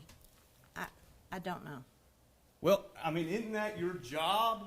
You had Victor Densmore under subpoena, correct? We did. All right. I don't know. I honestly am confused by jumping around from Trout's to trial testimony to you having me listen to a recorded conversation. I don't know when he said what, Ms. so I'm Nicholas, you sorry. don't have to worry about being confused. The court's gonna make No. decisions. No, My I do have to question worry. is- I do have to worry about being All right, confused. my question is, Mr. Dinsmore said before Brent Booth came up, the May 18th, 2017, I remembered the white truck being hit at my place. You would agree with me that is inconsistent with the recording of May 18th, 2017, where Mr. Dinsmore says repeatedly, it didn't happen, and only when Brent Booth says how important it is to the case Okay, does Mr. Dinsmore change his tune. okay. I mean, the recording is what it is. The testimony is what it is. And I'm asking you, is it inconsistent? The way you put it, it sounds to be. And did you know it was inconsistent when you let it go unfixed? I would never put someone on the stand and suborn perjury. Have I seen many times witnesses be inconsistent? Yes. Of You those made it- times, how many times? If she could finish her answer, Your Honor. Let's let her finish the answer, Mr. Lewis, please. This witness, it should be clear to all that have heard that recording. He remembers more, he'll say no, and somebody will confront him with something, and he'll go back and say maybe, and I'll give you an example, the drugs. He's a felon. He's not wanting to admit that he sold or traded drugs. He did. And when confronted, he's like, okay, maybe. I mean, this is his lifestyle of drugs and running with people like Zach Adams. I would be shocked if there were not inconsistencies. Untruths. Well, you're familiar with the jury instruction that says just because there are inconsistencies, it doesn't necessarily mean somebody's lying. Of the inconsistencies you've presented in your past, how many times are they a reflection of the TBI officer saying, it helped me and it helped this case if we can get this little detail tied down? Or was this the first ever? Well, I didn't hear Mr. Booth say that, if we can just get this little detail tied in. I don't remember another case that I had with TBI where, Let me pause you so we can make sure I'm not misleading. Let's go to minute 10 of this recording with Mr. Booth and turn the volume up, please.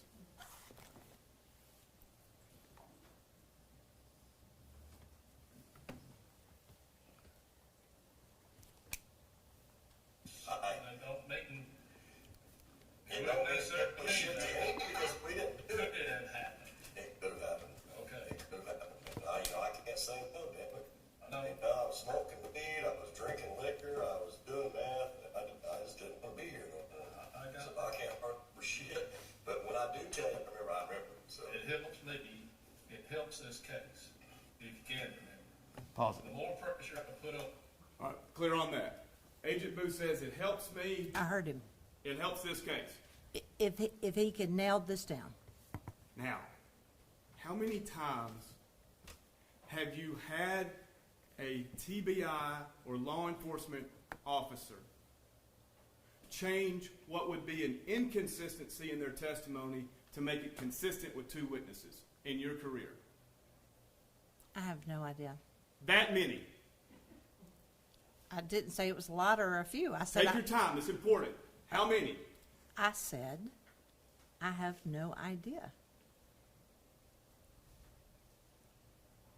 Does it concern you that what you presented to the jury was the result of TBI telling witnesses what would help get a conviction?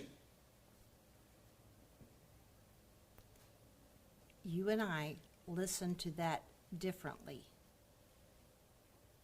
Tell me how you listened to it. I listened to it as Brent Booth having just apparently, because I used the words rolled, Autry rolled, I think towards the beginning of this audio. Brent Booth armed with information that filled in a lot of holes, and he is going back and re-interviewing people to see whether or not, if they too are armed with additional information, if it jogs their memory or if it doesn't. I know him. I mean, Brent Booth wanted to give it the truth. I worked with him for years. I saw him at work. I never saw one time where Mr. Booth tried to have someone lie or that he covered things up. And Mr. Bates, he came back and immediately turned this audio over. He wasn't trying to. So we now have full memory of it. No. Well, how do you remember him turning it over? Because I do remember that, and I answered your question the first time. When I don't remember other things, I remember this. I remember him coming back. I remember him going up there, and I think he went on a motorcycle. I don't know why I remember that, but I do. And I know that I heard it, which means it was turned over to me, and it was turned over to the defense. Because that's what we did with every piece of evidence. We turned it over.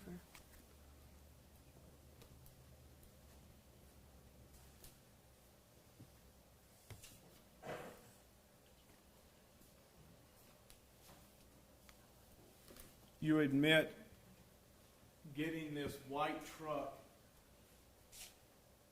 hidden was a central part of the case. Do you want me to look at this? You're pointing at the whiteboard. Am I supposed to look at this? I'm pointing at the whiteboard because it helps me. You can if you want. Oh. And you can, I'll orient you to it. The cell towers are in various colors. Postcards with the names and cell pings. The Bobo residence in the bottom southwest. Highway 641. Referring to Exhibit 15. Go ahead.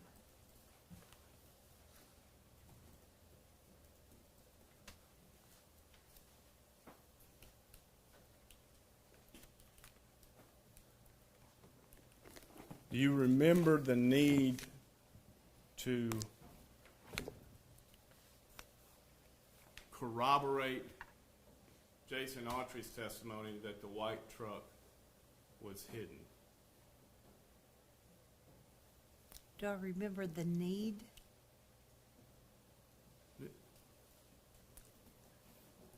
That characterization doesn't,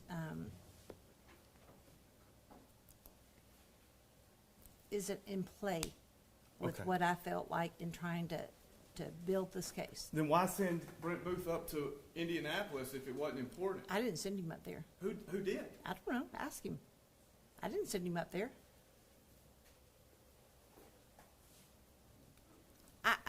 I didn't, TVI, go here, go here. They helped me.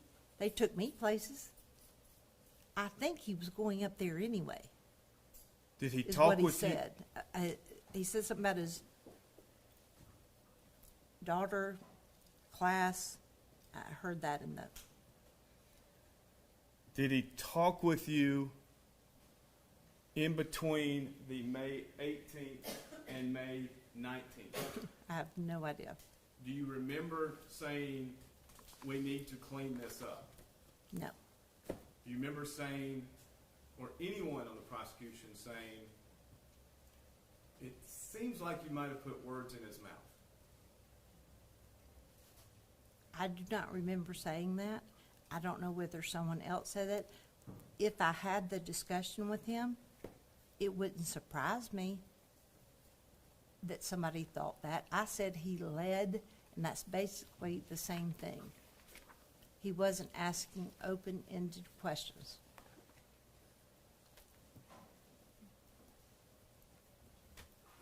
As you reflect back on this case, do you acknowledge witnesses were interviewed until they provided what the state was satisfied with as quote-unquote the truth? And then there were no other interviews afterwards? Do I acknowledge they were interviewed by me or by TBI? Are you talking about during the course of the investigation or when I got on it, I was doing trial prep? Well, let me ask you It's this. very different. When TBI interviewed, both before and after your case, you went through important witnesses' statements through IRs, correct?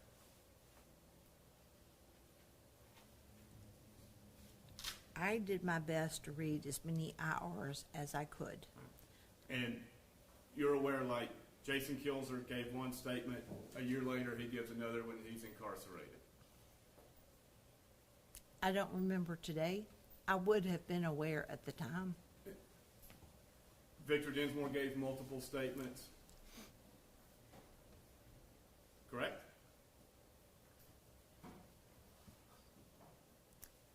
I know. I talked to him. It wasn't giving a statement. I was just interviewing. I know that what we played today is one. I believe they had been up to interview him another time. Whatever is in the IRs, then that's how many statements he gave. I'm sorry, I don't remember, but I know there were, that's 3 right there. Well, two official statements, the recorded one and then the earlier one. So yes, that's multiple. Does it create alarm flags in you on a case largely built on what people say, what people said? Okay. That pressure was put by law enforcement, and after pressure was applied, statements became exactly what law enforcement wanted. That's not my experience here. In this case, it's not your experience. No. This Brent Booth is just a one-off.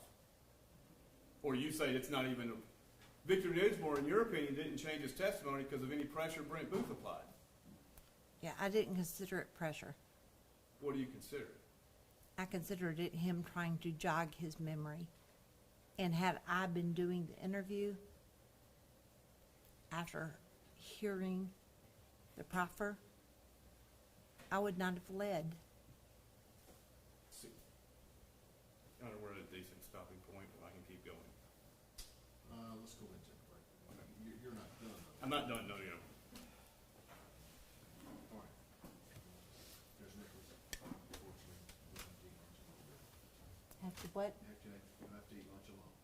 Can I eat We'll with, have to discuss, can I eat with my daughter? if you don't talk about the case, you need to. Sure. Certainly not in your life in this thing's house. All right. Got it. We're gonna take a recess, take a full hour, well, almost an hour. We'll come back at 1:50, let's say 1:20. All rise. You can leave those exhibits there. Thank you.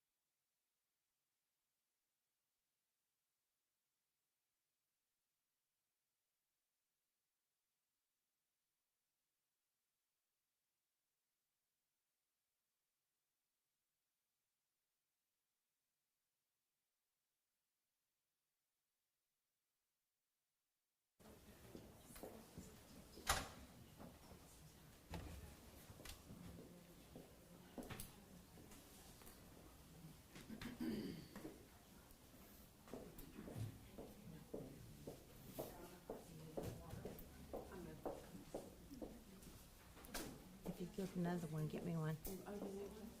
I will if I stay up here long enough.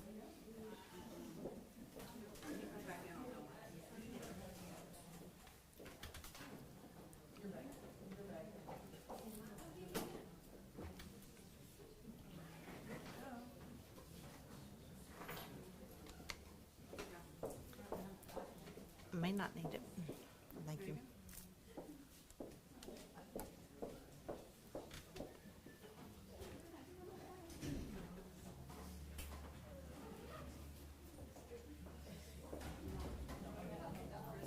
Okay, thank you.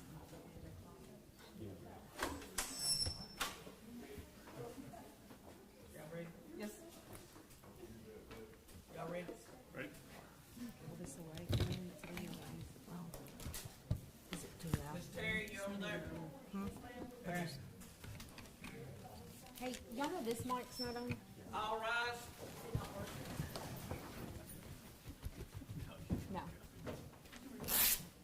Thank you. You see.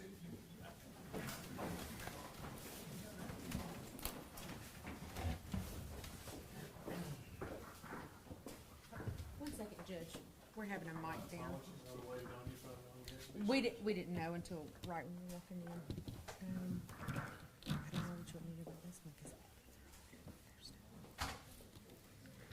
What is your battery dead on the one? on this one. Just flip both. Unless you really get on. Is that one? There's not really room for my book. Oh, you need to look for It's a big book.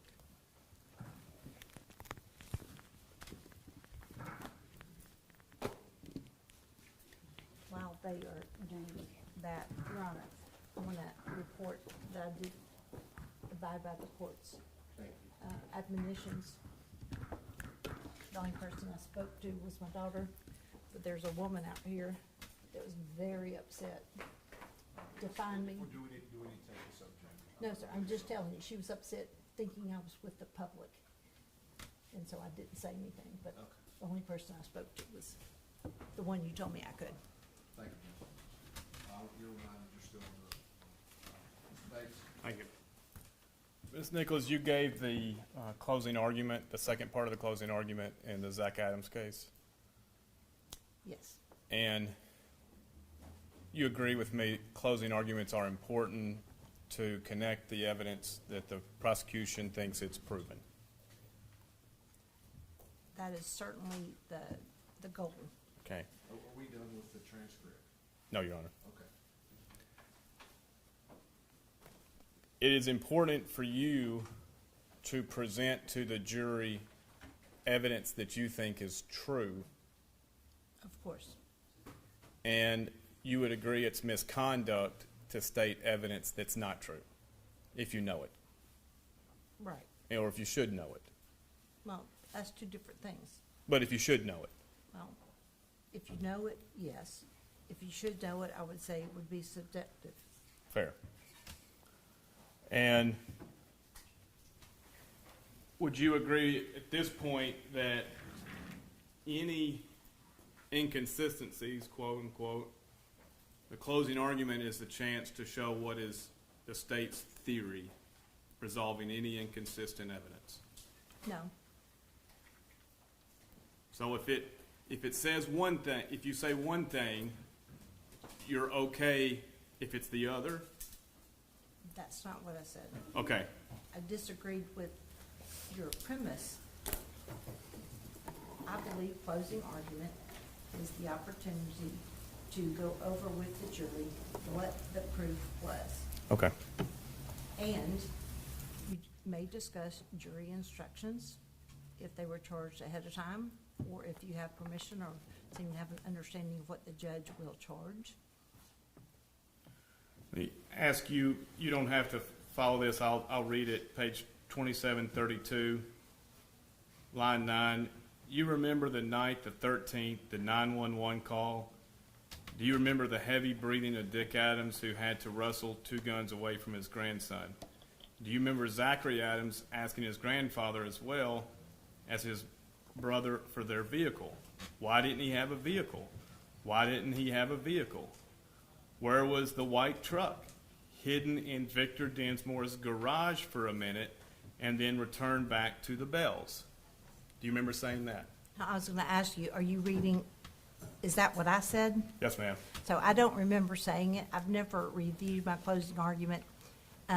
If that's what the court reporter took down, I have no reason to suspect that I didn't say that.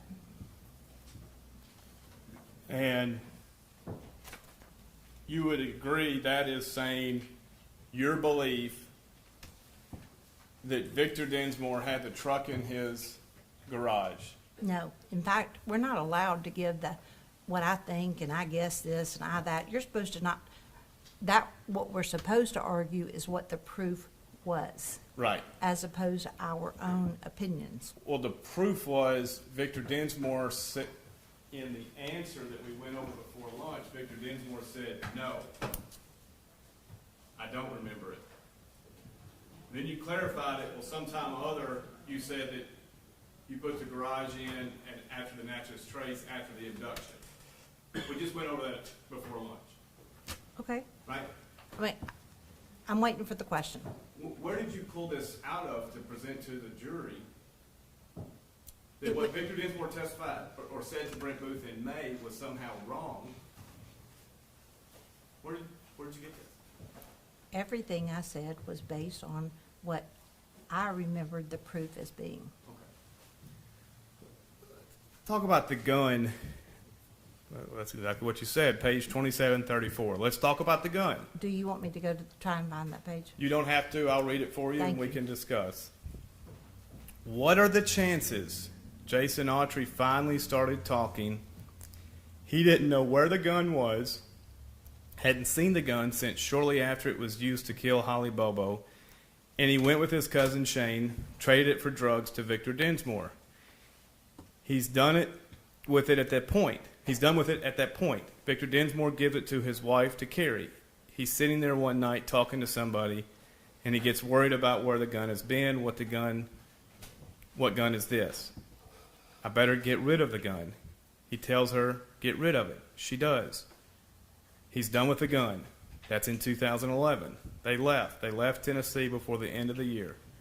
And when TBI agents go to talk to Victor Dinsmore and his wife, they tell us where the gun is. They dig, they use the backhoe, they bring him down, can't find it, road's been regraded, it looks different. They go back, they talk to them some more.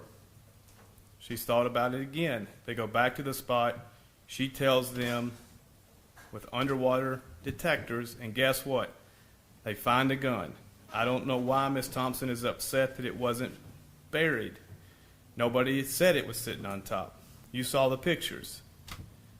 There and there, what it looked like when they raised it, it was covered in slime and rust and all sorts of crap. And Servine Broswell soaked it, got it off, and guess what? Guess what? It still fires. It still fires. Still loaded. Still fires. Your opinion was that was the murder weapon that was found. Correct? Yes.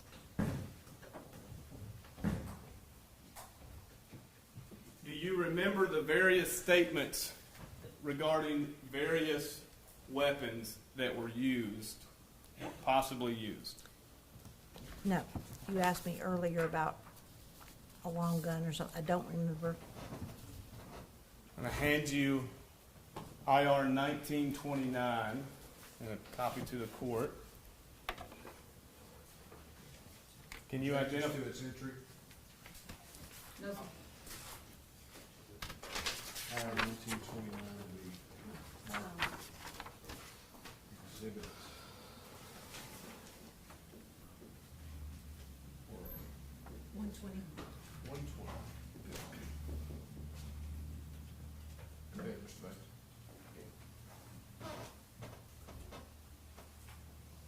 Familiar with this? No. Well, I mean, being familiar, meaning, as I sit here today, no. If it's an IR, then perhaps I was at one time. All right, just read it. I'm sorry, what? Please just read it.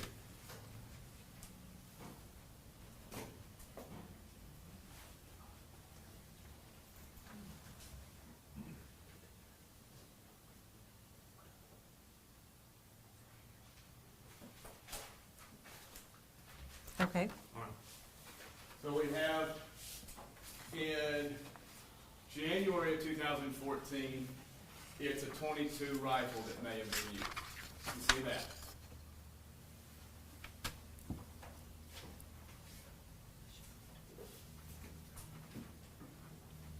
Yes? I'm finding that statement again. I see where this person reported that that person told her that her husband bought a .22 rifle that may have been used in the Bobo case. And are you familiar with the Victor Dinsmore, Dennis Benjamin conversation in February of 2014? Victor Dinsmore says the only two guns related to Shane Austin are a .22 rifle and a .22 pistol. No.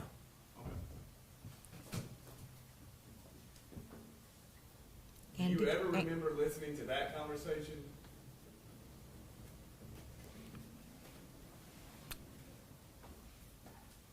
Not as I sit here today.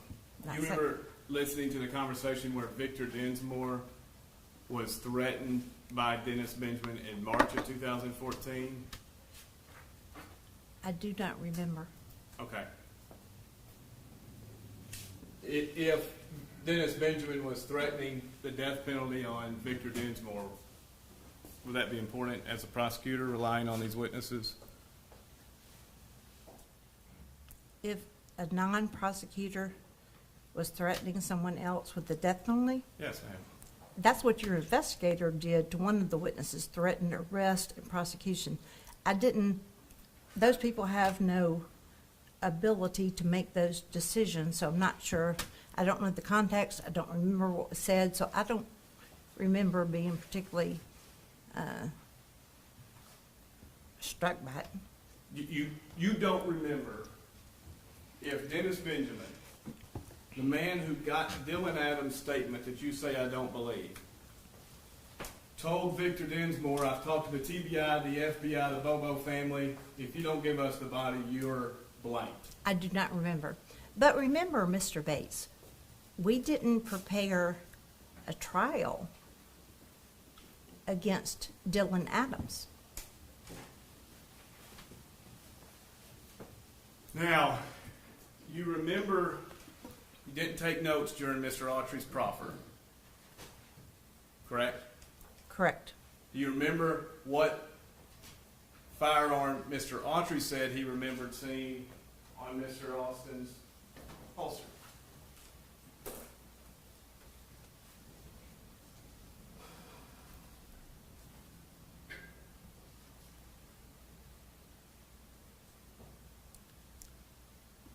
I am guessing, so take this and give it what weight you want to.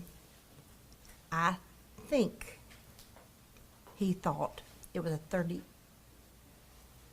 I don't know the most about guns. I think he thought it was a 38, but I don't. The witness can be passed Exhibit 61. I'm sorry, what? You'll be passed Exhibit 61 and look on page 2, top third of the page.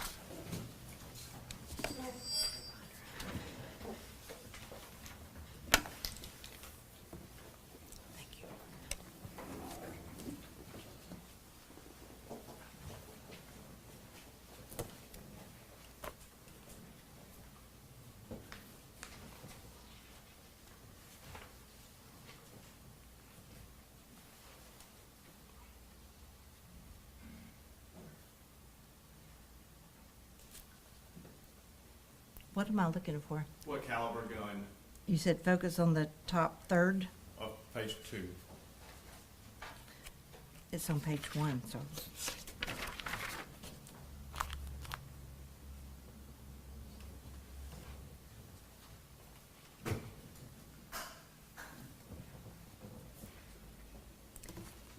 This says 357. Okay.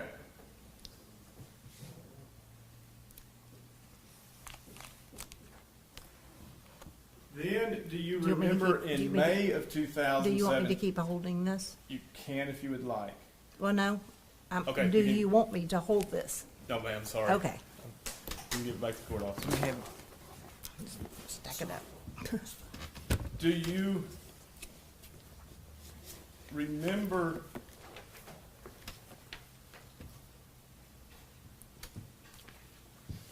on May 8, 2017, meeting with Mr.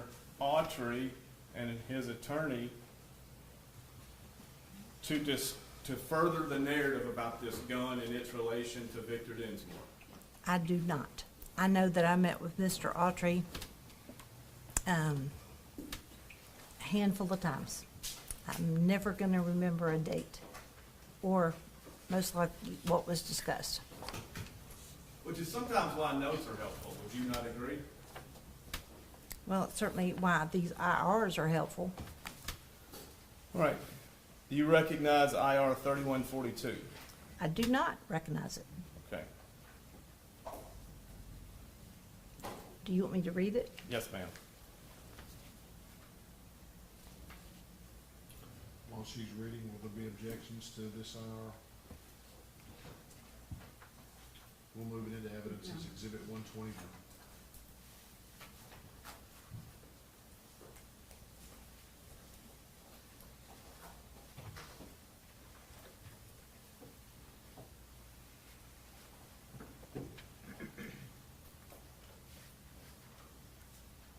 I've read it.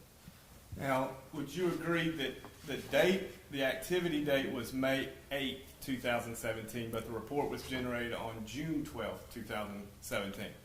That's what it says. Would you agree that I didn't prepare it, so. Of course not. But that's what it said. You agree that the .32 revolver was found in between these dates? I don't remember when it was found. I know that finding the gun was the basis for a trial continuance, and I can't remember the dates of those. I know that the date it was found is certainly recorded somewhere. Okay.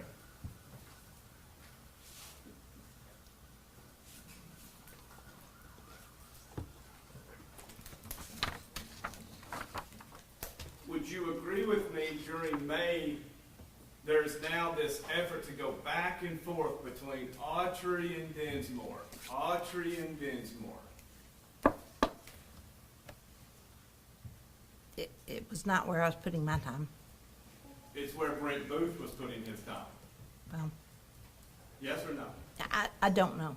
I cannot tell you what part of his days he was spent on those issues. Okay. I'm sure if the if the IRs show what he was doing, and that's what it appears, or that's what's proven, then it is.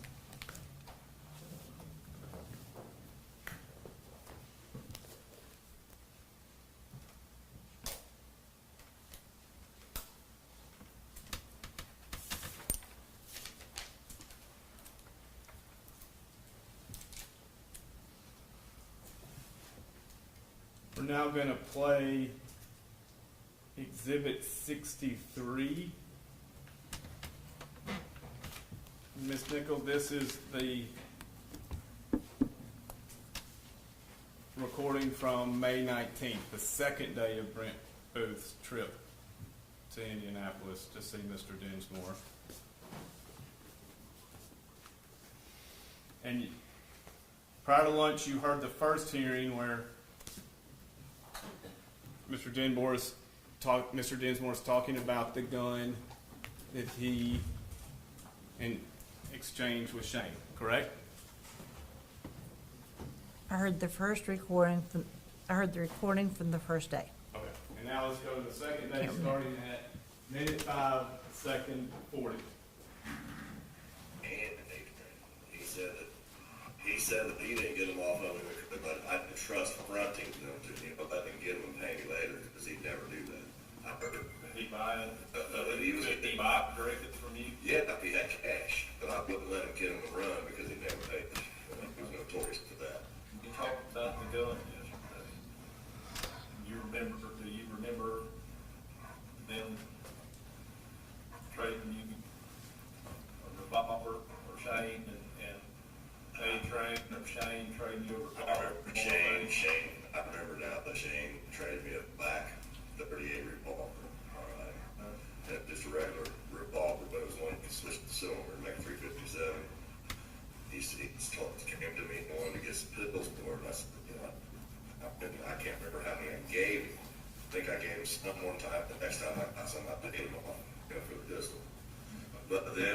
started talking, and we remember when Jamie Darnell moved in, was when Mom and Dad threw him out.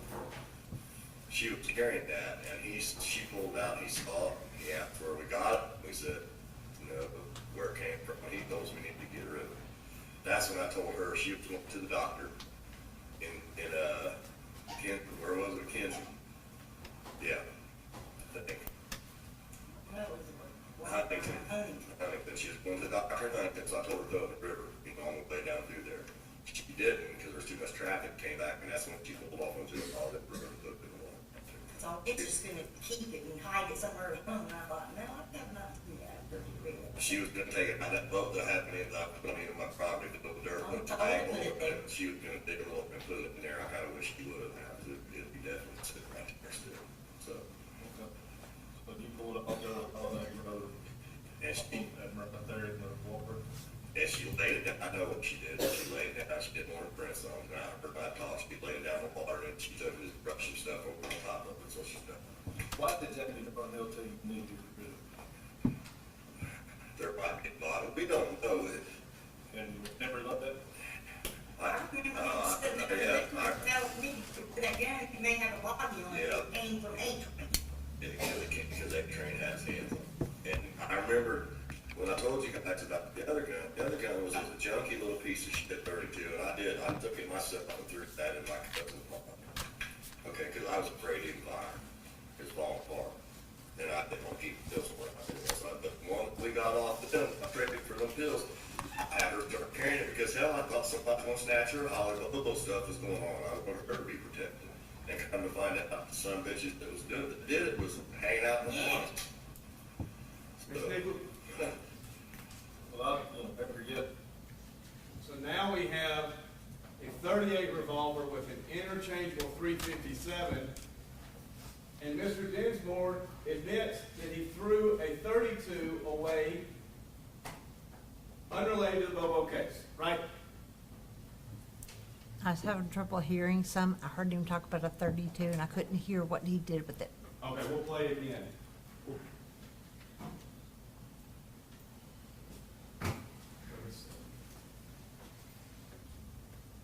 Which gun did you not hear?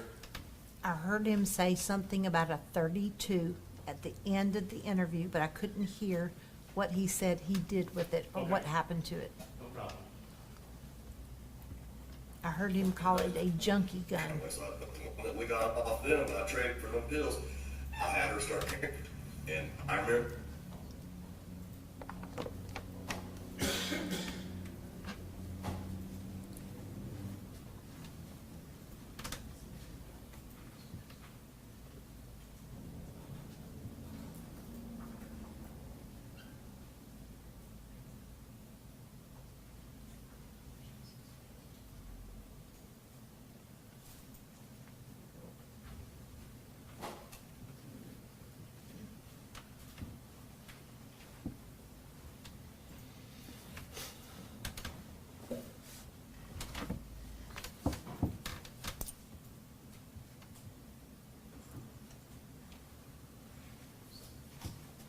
Starting at 7:51.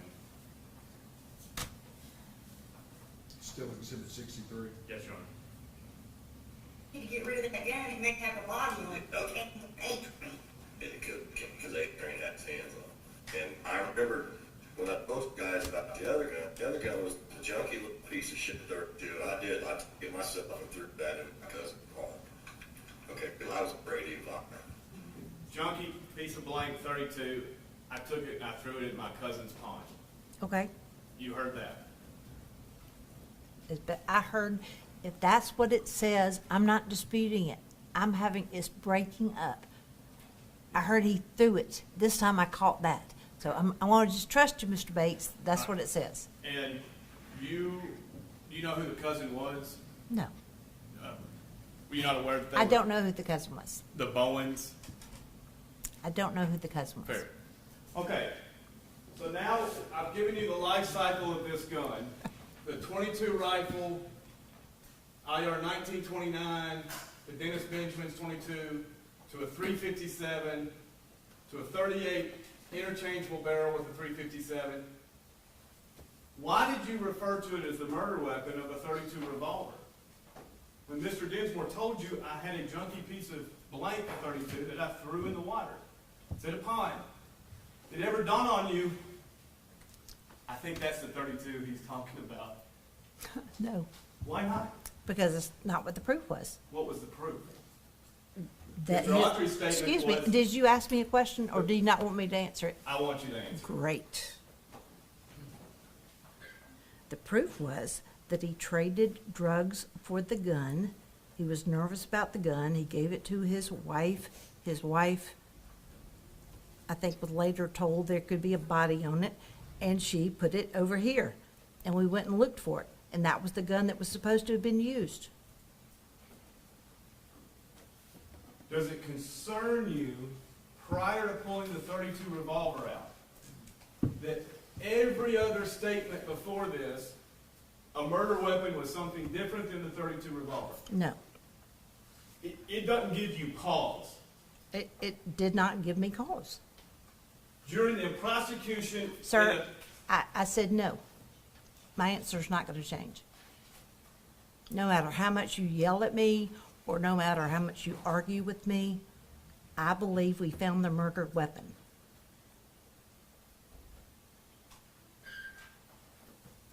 And that's the manner in which you prosecuted this case, right? I don't even understand that question.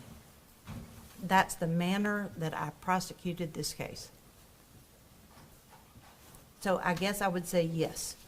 I believe that Zach Adams kidnapped, raped, and murdered Holly Bobo. He was prosecuted for it.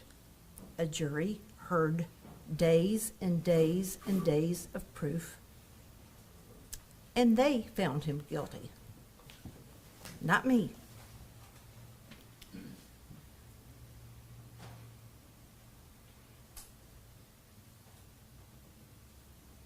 Your closing argument, page 2,733, line 21. Am I supposed to find that page? Or you I'll gonna read it for you.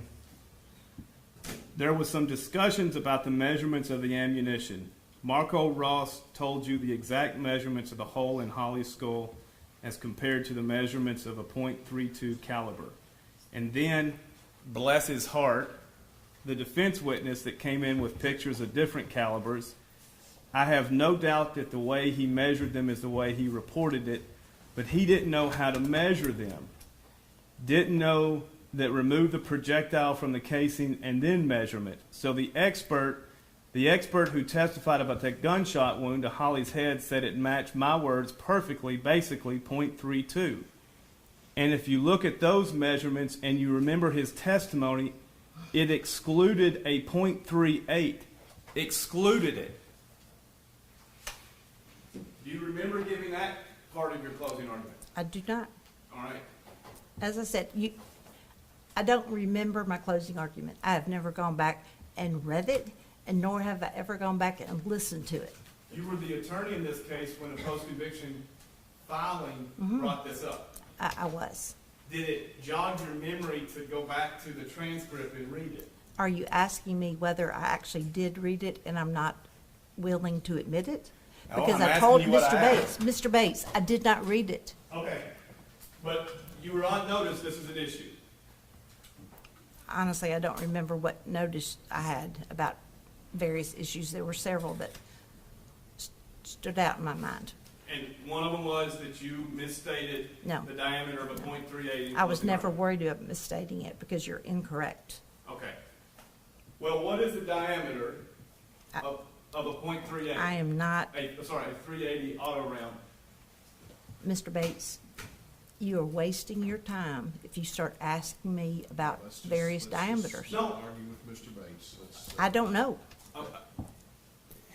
I don't know. I know what the expert said. I know what Marco Ross said Well, about the defect in her head, Right, her but skull. how many hundreds of thousands or millions of dollars did the state of Tennessee have at disposal in prosecuting Zach Adams? I have no idea. A lot. A lot of money. Yes? Is that a question if the state had that much money? Yes, it is. I mean, I don't know how much money they had to spend on it. All right. Did anybody say, hey, how about we buy a micrometer and measure what a 380 auto round is, like the one found next to Holly's remains? I don't know if anybody said that or not. Did anybody, including you, go to www.google and see what various sites said? I don't know what anybody did. Well, then how did you say .38, which is the exact caliber of the bullet found by Miss Holly's remains, was excluded? Okay.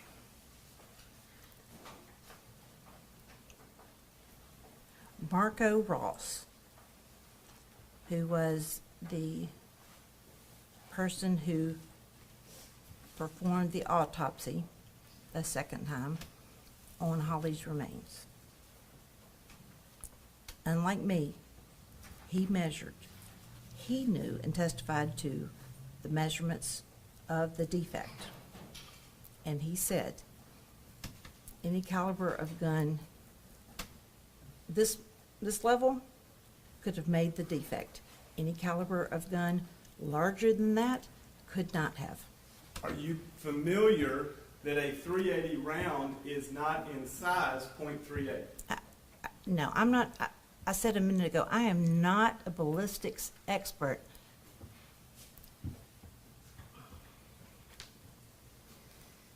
Do you stand by what you said at closing argument? Yes.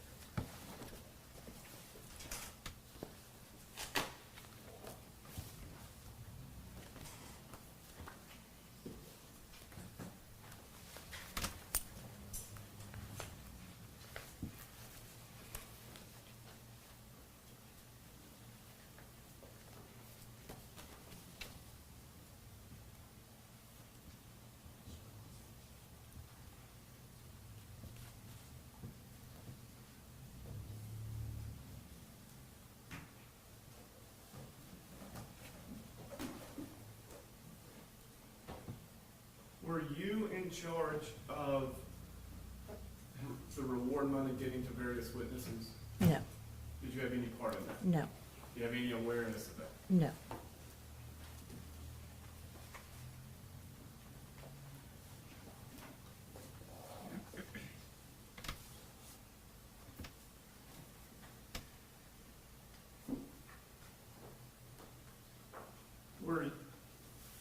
Were you prepared to prosecute Jason Autry for the death penalty?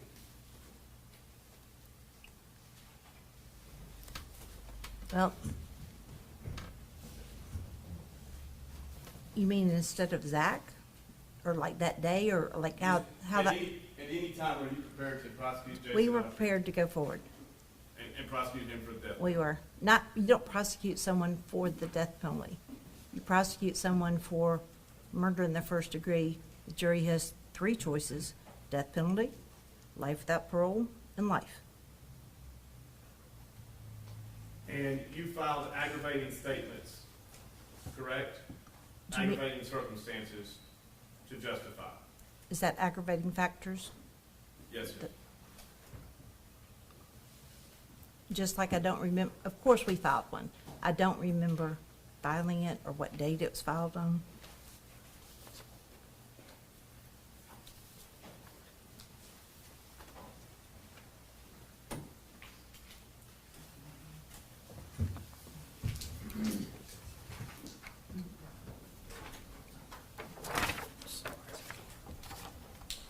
This is already in the record, but we'll mark it as exhibit 122.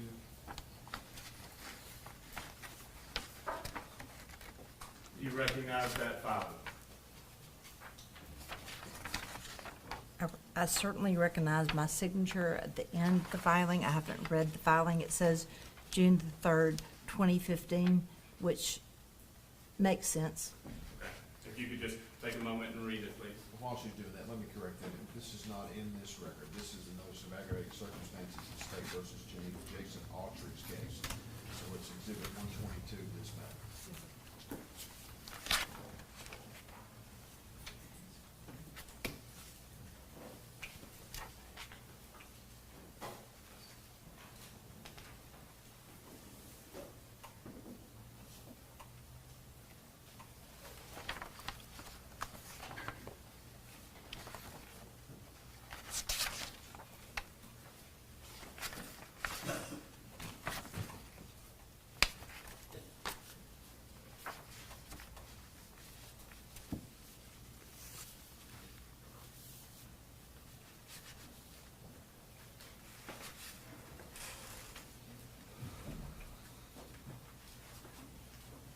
You read it?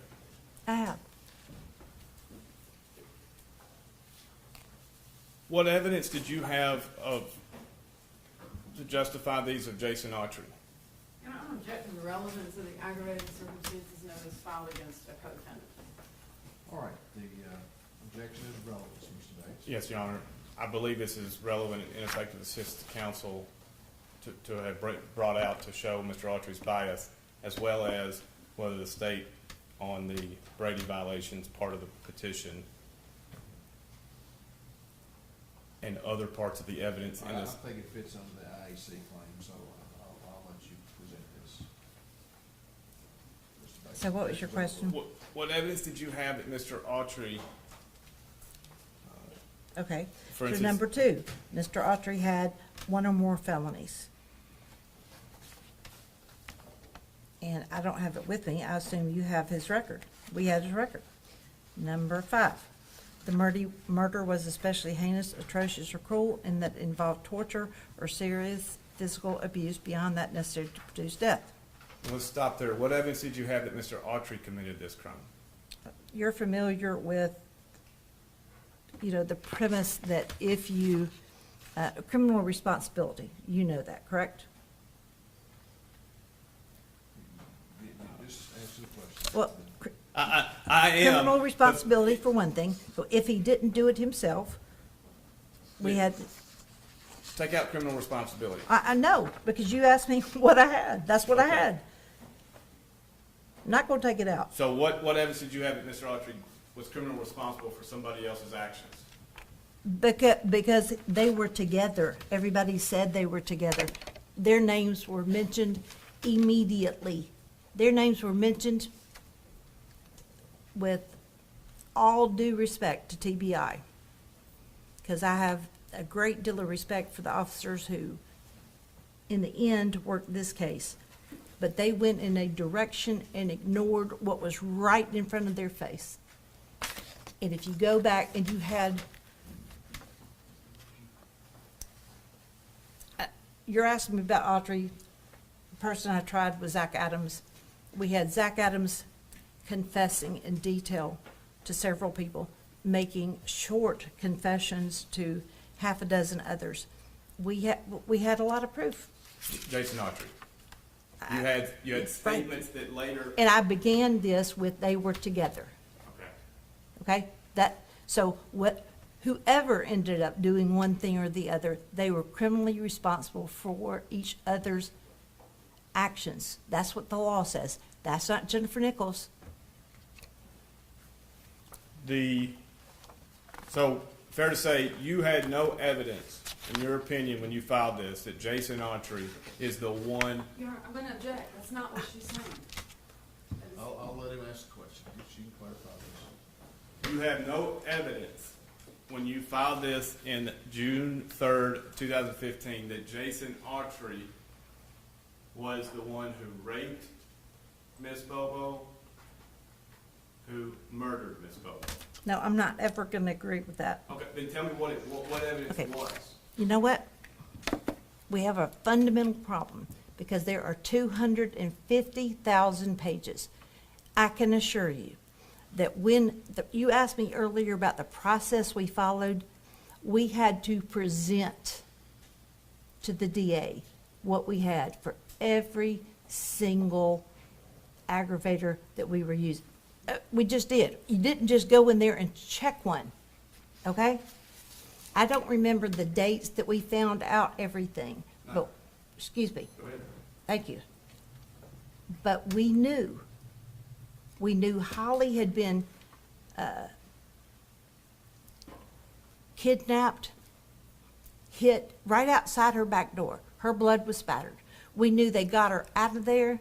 We knew that they traveled up and down. We knew where they went. She was killed. Her remains have been found. She has unfortunately, a bullet to the back of her head. Even though we didn't believe everything that Dylan said, we had Dylan admitting that they raped her. And we did believe that. We thought he minimized his responsibility, that nobody can make you rape somebody. But I mean, we had a lot of proof. I will say this, Autry's case was probably the weakest of the three, because he didn't talk. You know, at the time, he wasn't telling people different things. So you did believe Dylan's video until you didn't? Not what it said.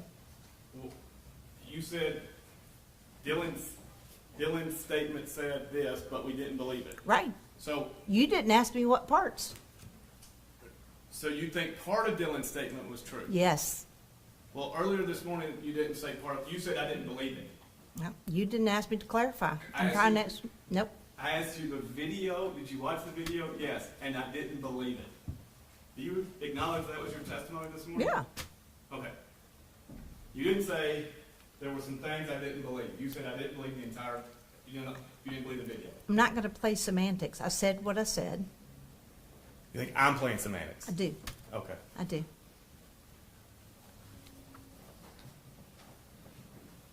Do you remember, Do you want me to put this one down now? if we can mark it as, yes, it's the I next mean, I don't one. mark, but I know somebody else did.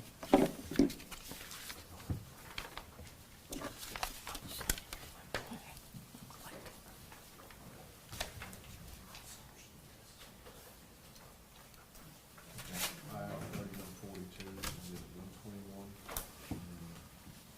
File with the aggravated circumstances is exhibit 122. I think I'm good to do that. Thank you. Fair enough.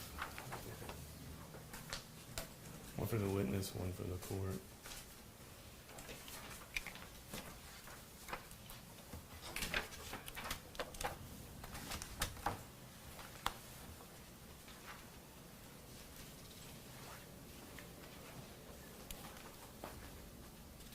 You recognize this document? No. Okay, you can review it. While she's reviewing, this should be in this record. This is the state's response to Zachary Adams, motion number 42. It'll be marked as exhibit 123.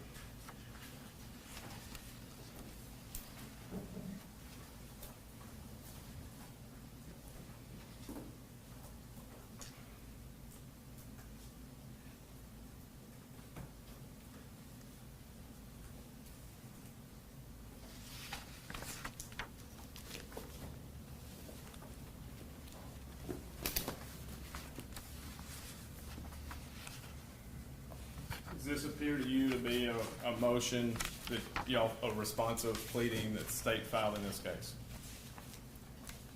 It appears to be a motion that Steve Ragland, whose, one of his main functions was to respond to motions. And paragraph 5 states, And that is his signature. paragraph 5, the state is now unaware of any evidence which tends to exculpate Zachary Adams of the crimes charged against him. That was the state's position as of, November 8th, 2016. is that correct? Well, that's what's filed. Well, is that your memory as well? That in November of 2016, the state was unaware of any evidence which exculpated Zachary Adams. I don't know of any today. Okay. Still.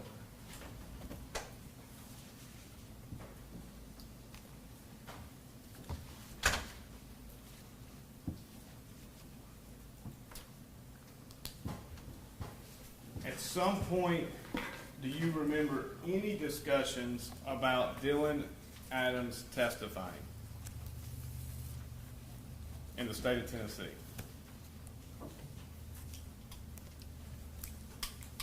Discussions with whom?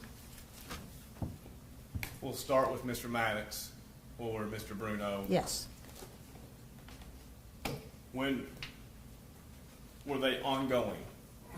No. They stopped. When did they stop? I don't remember the date.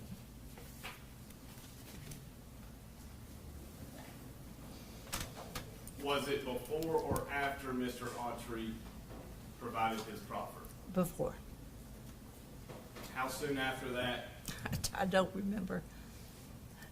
It probably was a good while because, and the discussions did not go very far. With Dylan's attorneys? Correct?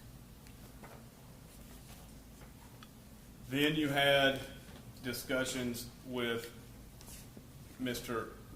Autry's attorney. I did not have discussions with them.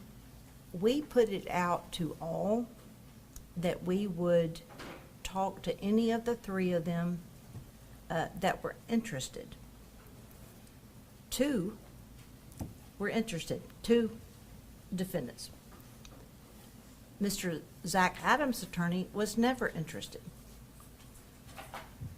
Again, it's difficult to guess, but if, and you're not supposed to guess, Dylan Adams was not ever going to come off of the statement that he gave. Did not appear that way to us. It did not comport with the proof that we had. So to try him first and to put on a statement or to, that you didn't believe and that you were trying to, I guess, fill in other holes, didn't appear to be the smart thing to do. And I've already said Autry's was the weakest of the three. So we prepared for trial for Zach Adams. And once we made the decision, that's who we were going to try first.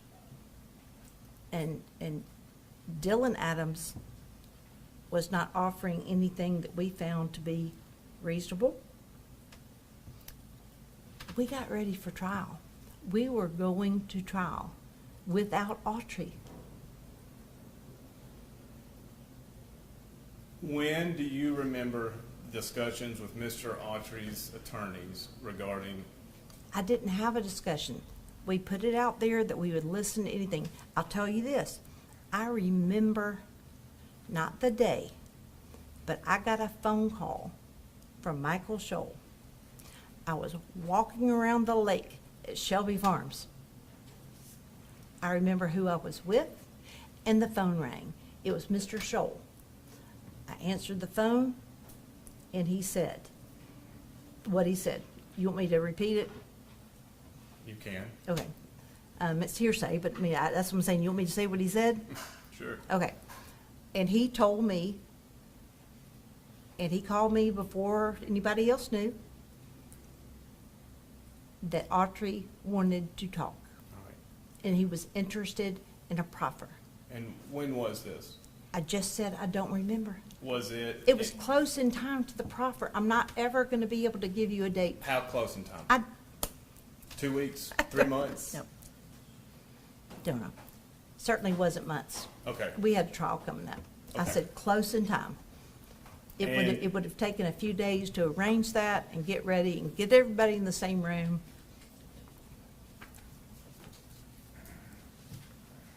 And do you remember Mr. Autry's motion to continue that he filed and was set for hearing?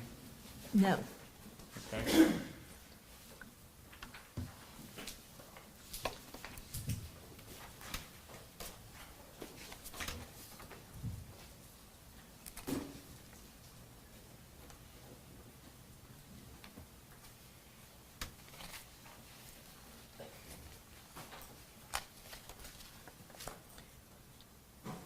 There are markings on here. Are you wanting me to pay attention to the particular markings or the brackets? No, Your Honor, no. And Your Honor, I apologize. This was a copy I probably had and make copies of markings. I can white it out and submit. It's not bothering me. I just didn't know if you were directing my attention to this. So it's a long motion. Are you wanting me to read the whole motion? Well, if you can just review it quickly to see if you have any memory of Mr. Scholl's motion to continue. It is a 11 or 12 page motion. I won't be able to review it quickly. I told you I don't remember this being filed. I know that there were requests for extensions. So it looks like Mr. Scholl filed this on August the 12th of 2016. Although it's not stamped filed on the front, I'm assuming it was filed. But the copy you passed doesn't have the clerk's stamp on it.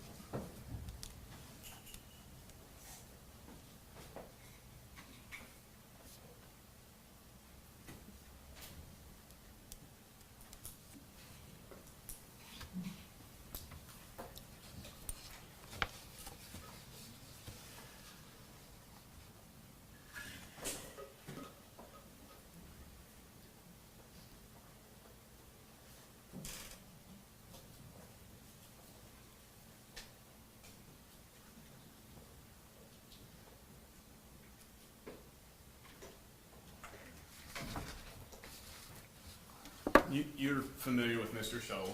Yes, He's a, very. you consider him a friend? I've never socialized with him. Never gone to dinner with him, never been to his house. He's never been to mine. Would you consider him a friend? That's a stretch. I consider him to be somebody I respect as an attorney. He was known for being a very good attorney. He's beat me before. I'd beat him before. He was known to be ethical. Judges frequently ask him to accept difficult cases in both federal and state court. So when he writes on page 3,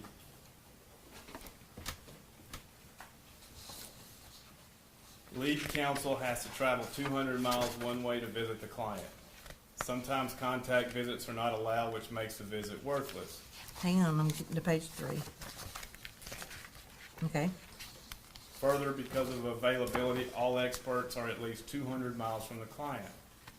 When a contact visit is made available, counsel is forced to sit in a room with the client, which is approximately 4 feet by 4 feet. An officer sits outside the door. There's no table, no place to write or spread out documents. Further, because of the nature of the facility, counsel is not permitted to take a computer.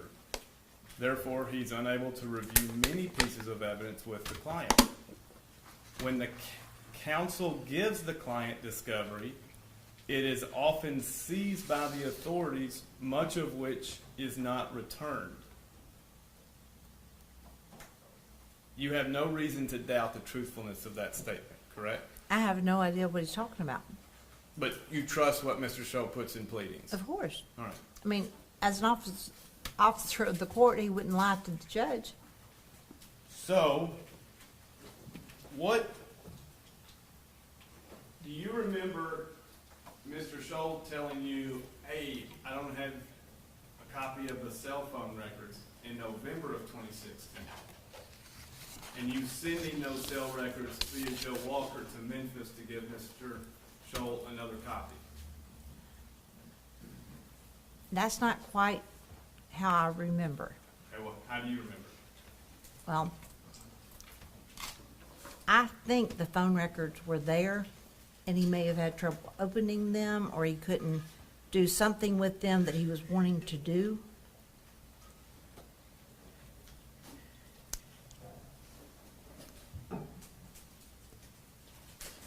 I do remember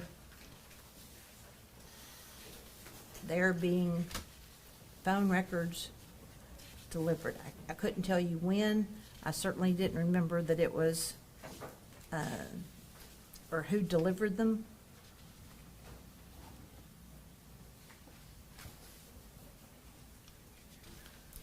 And you said what date? November 2016. Couple of weeks before the proffer, a month and a half. That was after Mr. Hagerman had gotten on the case. And we pretty quickly had divvied up work. I was not going to be the phone person. So I would defer to Mr. Hagerman. Miss- I mean, that was his area. There was too much for one person to do. No reason then why the TBI said it was authorized by you. Everything in the case would have been authorized by me. Any reason to doubt Mr. Scholl's statement in August of 2016? It is imperative that he be granted a continuance of the upcoming trial date so as to receive adequate, competent, and effective representation, and for such further relief as the court deems necessary. Is that in this motion? Page 12. Okay, so your question about that is what? Any reason to question Mr. Scholl's truthfulness in presenting that to the court? It says, hey, by April 3rd, 2017, I can't be prepared on this case. Mr. Bates, just like in this post-conviction where people have asked for resets, it is very common for defense lawyers and prosecutors to seek to push a case back. I'm not sure anybody ever feels like they have enough time. It looks like he'd been on this a year.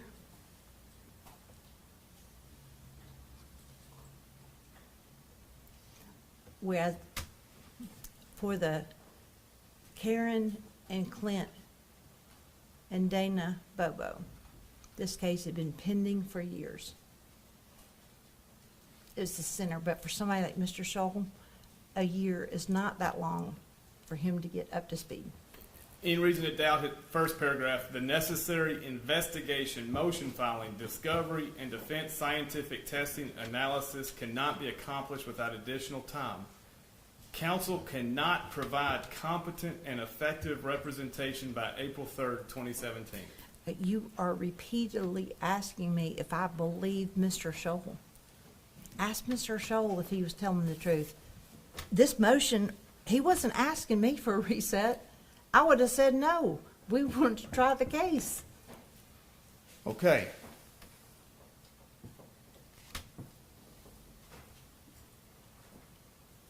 The TBI team at the time of trial, I think I'm correct, the main players were Brent Booth, Joe Walker, Kathy Ferguson. Well, there were a lot more that considered themselves to be and were main players. Okay. And I can't name them all for you. Fair enough. But it's people who's invested a lot of time. But in terms of the day-to-day contact that I had, those would have been the three people that I spoke to the most. Y'all had a good working relationship. Yes?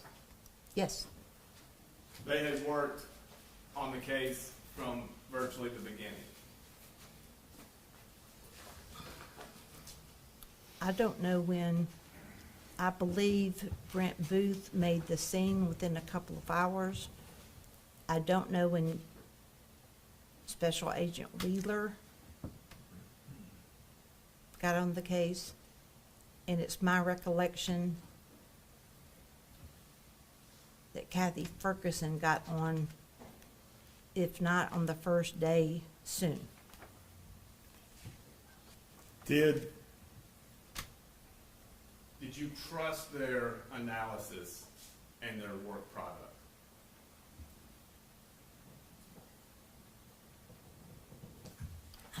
ever, I don't really remember them analyzing things for me. I relied on their work product. So yes. You think they're intelligent people? Is that a question? Yes. Yes. They were honest to you? Is that a question? Yes. Yes. As far as I know. Okay. Jason Autry testified on page 1265. Are you done with this motion? Yes, Your Honor, if I move You it. want to move it in? Yes, Your Honor. Objections from the state? You know, we don't know if it's been filed, but I guess the record will speak for itself. Well, this was this is actually in Mr. Autry's case. So we'll Right. go forward Right. with that. There's no set file, and I can't tell what it probably was filed, I just can't give the court. It's marked as Exhibit 5 to some other pleading. We'll make sure that that is already on the face of this document. It's going to be Exhibit 123 to this hearing.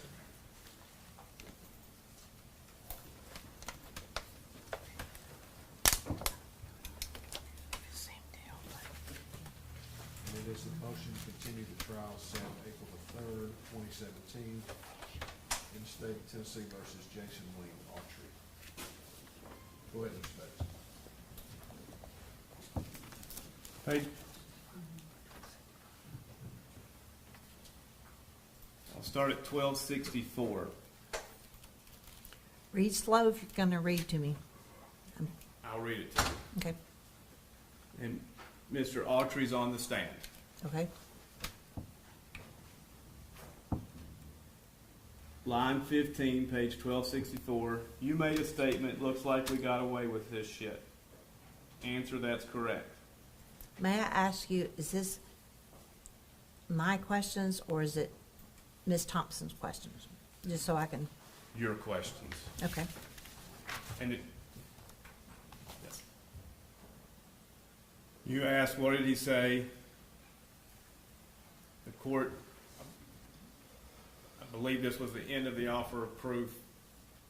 The court said, all right, ladies and gentlemen, as I told you the other day, this is not being offered for the truth, what he said. It's offered as follow-up response. So you shall not consider what he said for the truth of it, okay? All right. Page 1265. What did Zach, or how did Zach respond?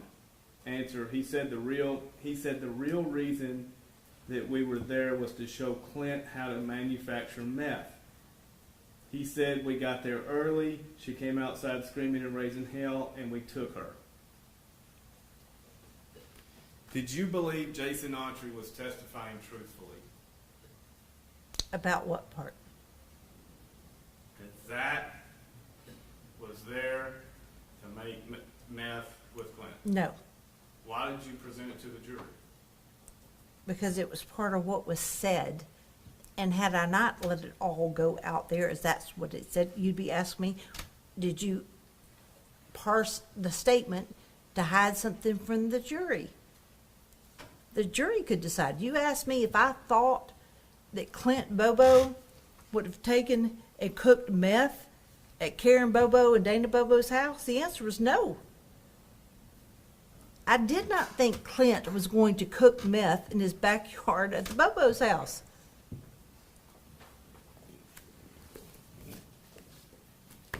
But you submitted it to the jury. It wasn't my statement, Mr. Bates. Yes.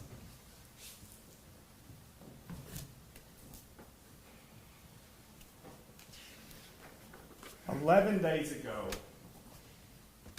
who's the first person you phoned on 11 days ago? Don't know. You don't recall? No. How many people did you call 11 Don't days know. ago? How many people did you text 11 days ago? Don't know. Can you start from when you woke up to when you went to sleep and remember exactly where you were every part of every minute of every day on 11 days ago? No. When's the last time you went to an ATM machine?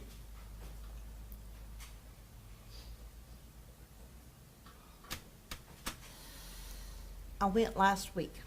You know the date? I can figure it out by looking at my bank records.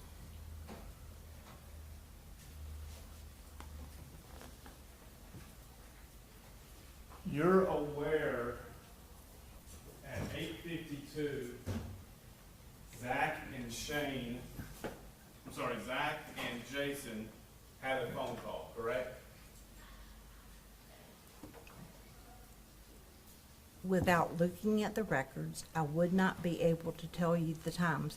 What I remember is that Zach Adams was calling a lot of people, including them, Shane. Do you have an answer to the question of where on April 13th, 2011, Holly's cell phone was separated from her body? Of course not. I have a theory. What's your theory? My theory is it was separated from her body before they headed to the river. Okay. You told the My jury. that's based on where the phone was found and where the SIM card was found, and the fact that they stopped, they being the gurus that track phones, quit picking up anything. Okay. Y'all, the state really didn't dispute the analysis of Mr. Reeves, correct? Who's Mr. Reeves? The defense expert at trial for the cell phones. Wasn't my witness. What I remember about that is that Mr. Reeves did not dispute Mike Frizzell and the TBI. So I kind of look at it reverse of that. In fact, Mr. Reeves agreed with TBI's findings. I would say he was, he may have, I don't even want to use the word tweak, because that makes it sound like he changed, and he didn't. But he did not agree with the main points that Mr. Hagerman was trying to make with the phone records. And if the witness can be passed Exhibit 25.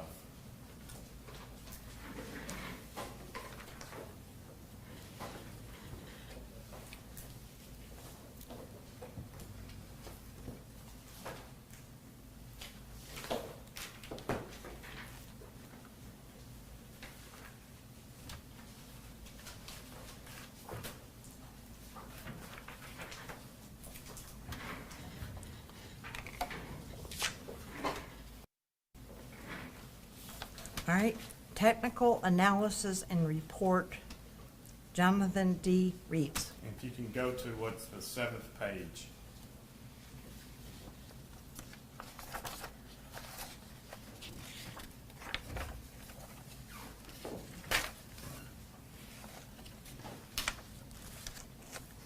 With a lot of red and blue writing. Is that what you're looking at? I don't see them numbered, I just want to make sure. I don't think. Is it this page? I may approach you on it. You may, let's clarify which page you're looking at. I tried to count.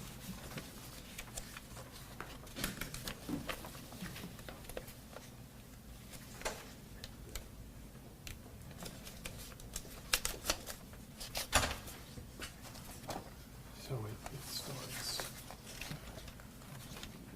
Keep coming. One more. Further, like Well, eight. tell you what. You just hand them to me, I'll get to you. It's not the 7th.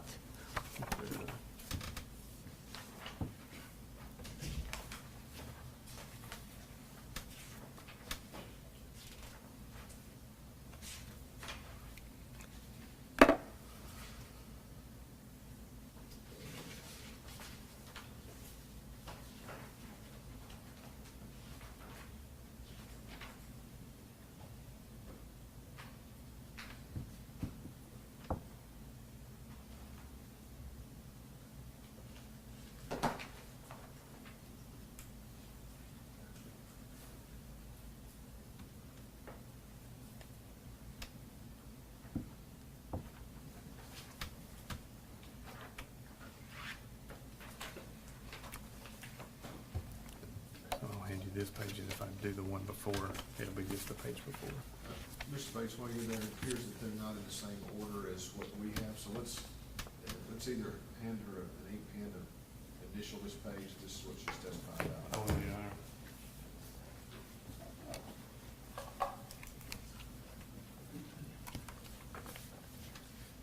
Clarify. And sir, you just want me to initial it? Yeah, just top right corner, initial it, please, that you're testifying about this page. And it begins call records and locates for 731-549-7352 and 731-733-70191. 0191. From 8:19 to 9:50 a.m. Yes, Your Honor. All right, go ahead. And do you see at 8:53, there are two phone calls, Zach Adams, and one is from 731-733-2073. And another one is a 901 number.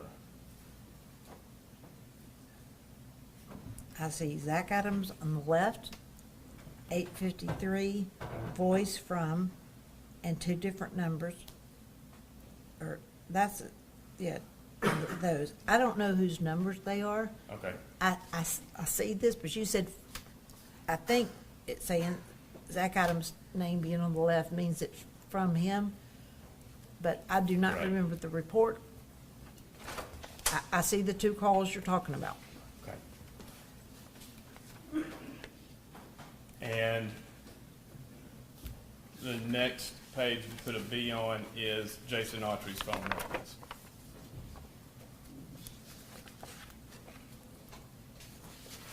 So you went to the next page that says call records and locates for 731-733-0191. That page?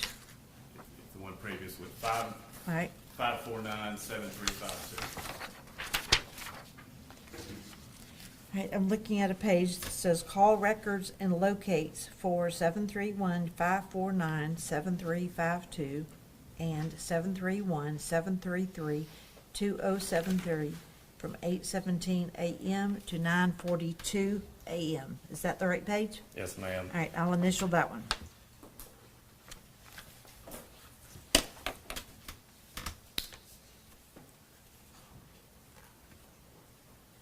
And you see at 8:53, Jason Autry voice from 733-0191. J. Autry, 853 a.m. voice from 1731173-30191. Correct. I see that. All right. Oh, you agree it shows the 8:52, 8:53 phone call between these two people? Well, I didn't go back and compare. Okay, you can if you Yeah, want. no, it's okay. I Okay. mean, the record is what it is. Now, Do you want me to, am I gonna look at something else on here? you can put it back in the binder, or you can keep it just in case. Okay. That's okay. And you agree that Zach Adams is at 31523 and 31522, these two cell towers. I cannot agree with you because I don't know. Okay. You agree the proof showed they were pinging off these two towers?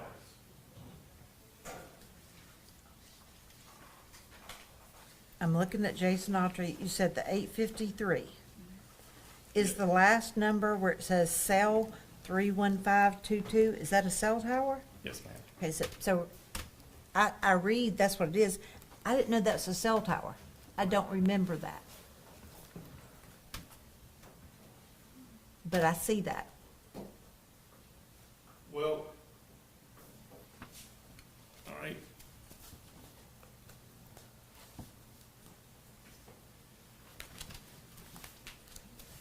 Do you remember the transcript that Autry talks with Zach and then comes to Shane's house? And that's where he sees everyone. Do I remember the transcript that says that? Remember the trial? Are you talking about when he went to Shane's house and the burn barrel was there and Shane was wearing a gun and Holly was wrapped up in a blanket and That was The his truck? that was his testimony. I remember that. All right.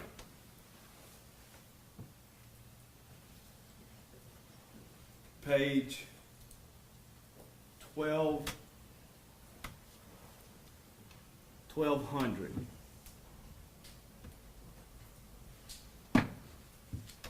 And this, did it strike you when Mr. Autry was telling with pretty good detail the times he made a phone call 6 years beforehand? How odd that was? No. Sort of like I remember some things 8 years ago, like that, not having read the transcript or reviewed any of the testimony, but I remember bits and pieces. And I remember phone calls in my life that were really important from a long time ago.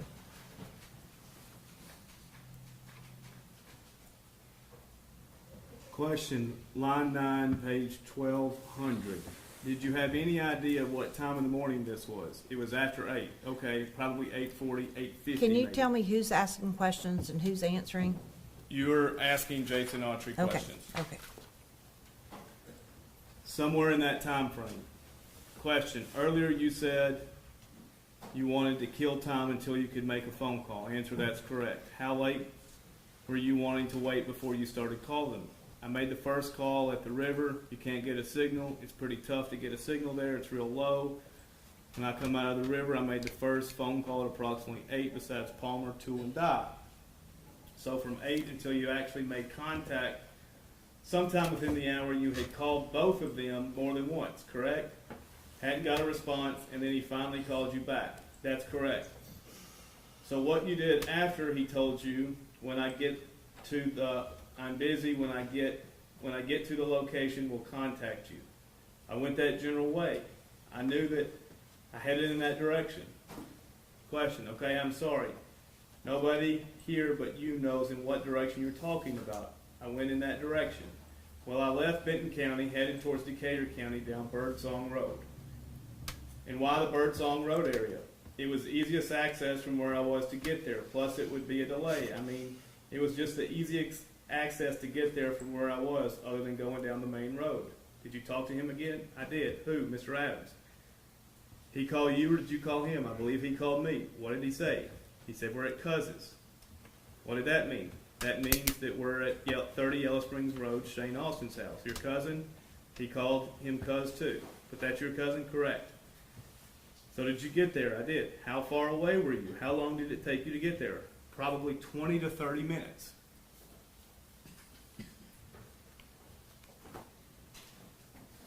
Do you remember Mr. Autry testifying to that? No. Do you remember Mr. Autry saying when he got there, Dylan had his shirt off? When he got where?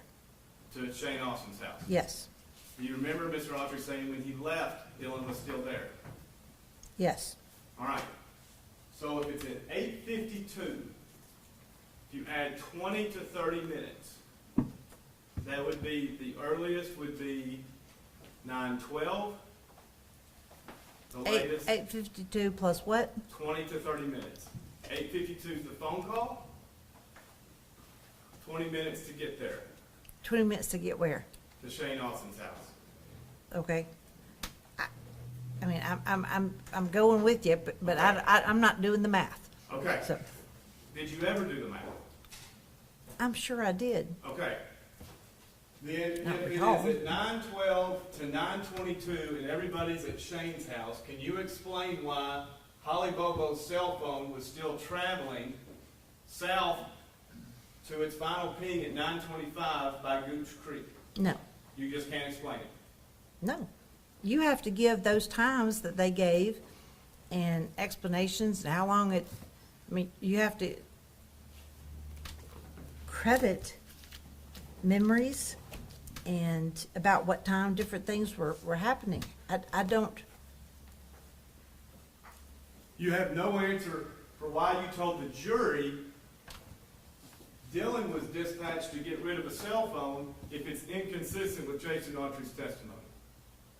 You have no answer right now, correct? I always got an answer. Well, what is it? What's the question? How did you tell the jury Dylan was driving to get rid of Holly's cell phone if the proof shows Dylan's at Shane Austin's house? Because I don't believe what you just said. And I'm sure that's not what my theory was. I just read to you what your witness You said. read to me a lot of things. And I gotta tell you, after about 2 lines, you lost me. You read and read and read. Jason Autry says it took 20 to 30 minutes to get where he was from the last phone call with Zach. Okay. to get to Now, Shane is this the Austin's house. Jason Autry that you believe or you don't believe? You tell me. No. You put him on to the jury. Yeah. How many? Did you believe Jason Autry told you the truth? Told I the did. jury the truth? But I didn't ever think that Jason Autry was Big Ben and that his times were something that should be recorded in history. Any more than when you went through your colloquy with me asking if I remembered times 11 days ago. Yeah, doesn't show you're a liar if you don't remember something 11 days ago, does it? Doesn't show you're falsifying an alibi, does it? Well, I'm not sure how I could lie when I didn't remember it. If I'd made up something and answered it, maybe I'd be lying, but I didn't. I don't understand the analysis or the analogy between that and what I said versus Jason Autry and what he said. Who in TBI told you they believe Jason Autry raped Holly Bobo? Who at TBI? Yes. The first time I heard it was from Dylan. After the proffer. Who told you that Jason Autry's proffer was not true? What? After the proffer, who employed currently at the time by TBI told you they did not believe Jason Autry's proffer and that he also raped Holly Bobo? I do not remember that. I can tell you, if you put all the players around a table today, the people who tried the case, the people who investigated the case, there would be differences in their theories, which is why we endeavored to put it all out there for the jury. Is that why you filed the motion for protective order to prevent coming from in evidence the opinions of TBI officers? Opinions of TBI officers would be irrelevant. I know you know what opinion testimony is admissible and what opinion testimony is not. I do not remember filing a protective order. Maybe I did it if I got wind that that was something that the defense sought to introduce.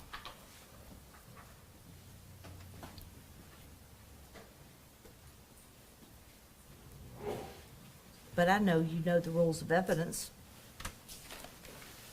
Don't give me too much credit, Ms. Nichols.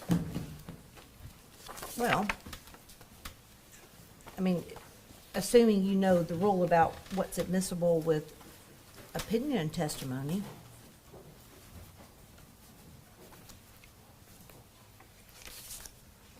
Is this a motion you filed? I got 2. Are they the same? Is it 2 copies of the? Hopefully we're the same.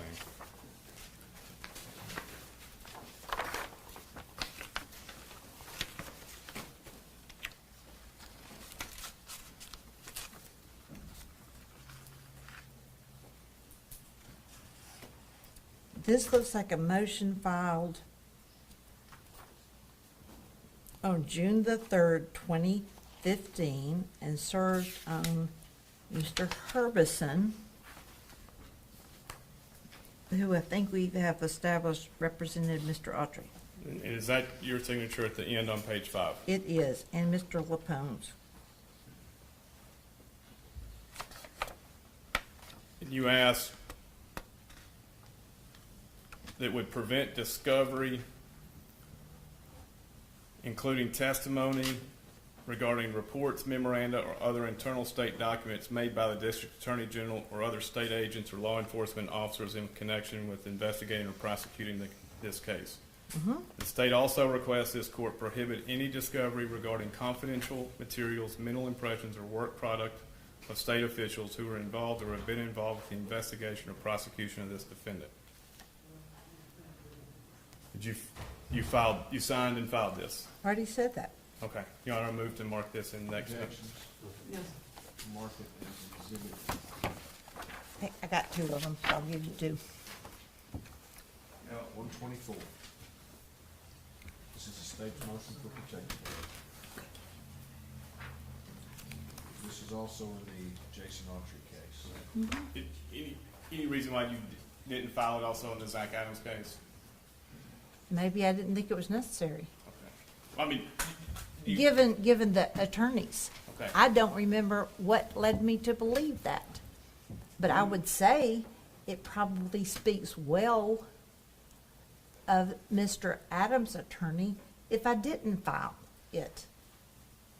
after Mr. Autry's plea, did a TBI officer come to you and say, I do not believe Jason Autry's proffer?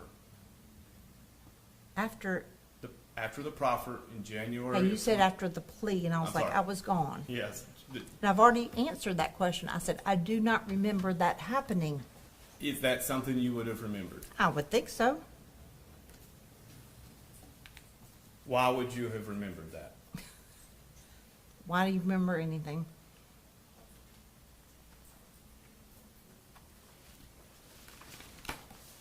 You agree that reconstructing April 13th, 2011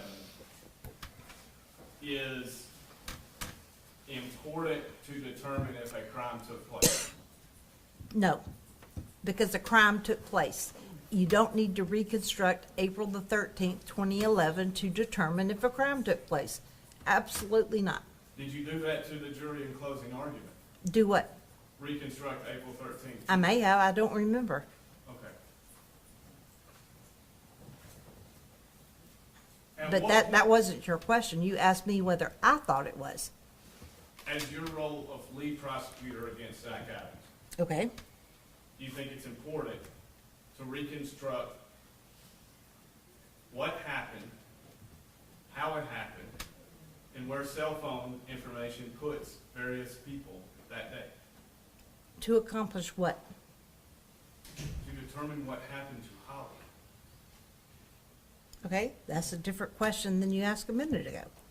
So if we start with a crime was committed against Holly, Yes. if we're able to agree there, then of course it's important to try and recreate what happened to Holly. Do you acknowledge the proof or the evidence and discovery put the defendants in different cell towers between 8:26 and 8:56 a.m. April 13th, 2011? I cannot agree with you because I do not remember. Okay.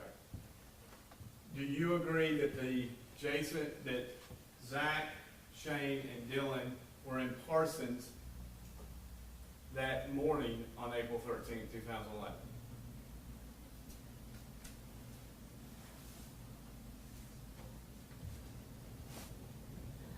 Together? Or you asked, Yes, you ma'am. put three Yes, people ma'am. in one question.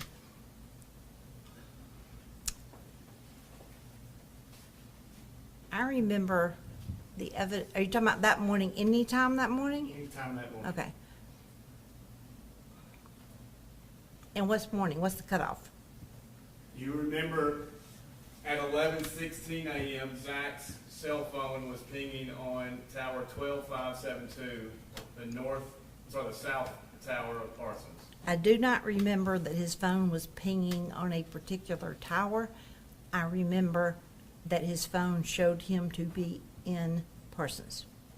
Same with Shane from 11:15 to 11:52. I don't remember the times. I remember, or the cell tower, but I remember that sometime around that time that their phone showed they were in Parsons. Okay. And you didn't dispute their phones were with them that morning? I don't believe I did. Okay. But remember, Mr. Bates, I wasn't the phone person. Right. I didn't put on phone evidence. Now, let's comment on that a little bit. Okay. When you're the lawyer, you have to have experts. You rely on the experts to form the evidence to present to the trier of fact, right? When what? When you're the lawyer? Right. Of course. Okay. Now, when do you understand the idea of starting when these three are in Parsons and working back makes Autry's alleged route very relevant? I don't know what you're looking at. You're using your hands again and I can't see. I found all of their phones and where they moved to be relevant. Not just Autry's, not just Zach Adams, not just Dylan Adams, not just Shane Austin. I found all of their phone evidence to be, or their phone locations to be important. So if Zach is at Tower 31523 at 1049, having come back from the river with Mr. Autry, and he's in Parsons at 11:15 a.m. through afternoon, where and when was this white truck put at Mr. Dinsmore's garage? I don't know. You presented it to the jury. I may have, and I'm telling you, I sit here today, I don't know. I don't know how many more times I can say, I don't remember. I didn't present phone proof. And, Mr. Bates, I wouldn't lie to a jury.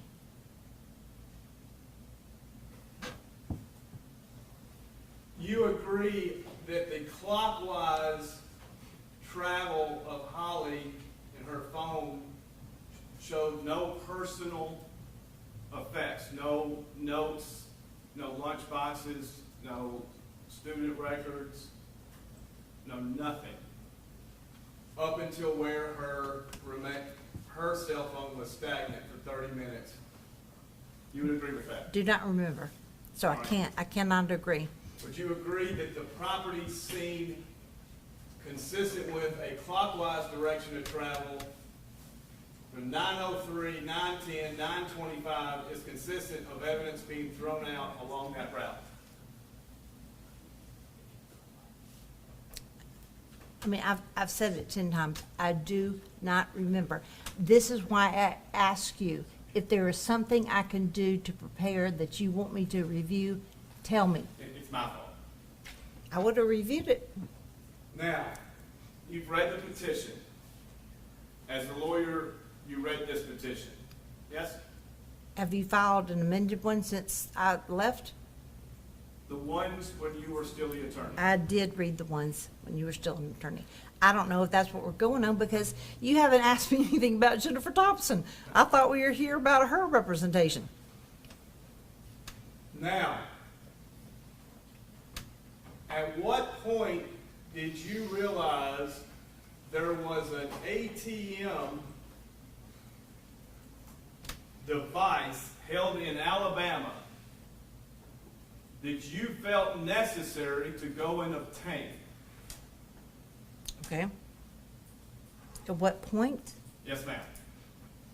I was still the attorney on the post-conviction when I got a call from TBI that your investigator, Ms. Spirko, had served a subpoena to some bank personnel seeking this device.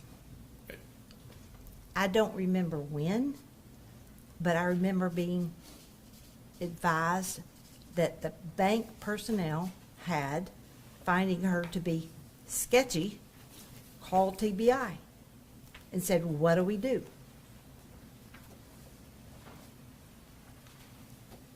Did I discuss with you prior to issuing the subpoena whether you had any objection to issuing the subpoena for a DVD from that very bank? I don't remember. If you say we did, we did. Okay. It was different. Her subpoena wanted the device, not, and so that's two different things. I remember discussing with you the, like, potential footage versus a machine. A DVD was the first thing. You remember that? I don't know if we discussed a DVD in particular. I remember you wanting to get, like, the camera footage. That's what I remember. Don't remember a DVD. And you would agree, well, first of all, at that time, well, now let's hit a pause. It's May 2024. Well, I hadn't confirmed that. I don't remember the date. Okay. Or the time.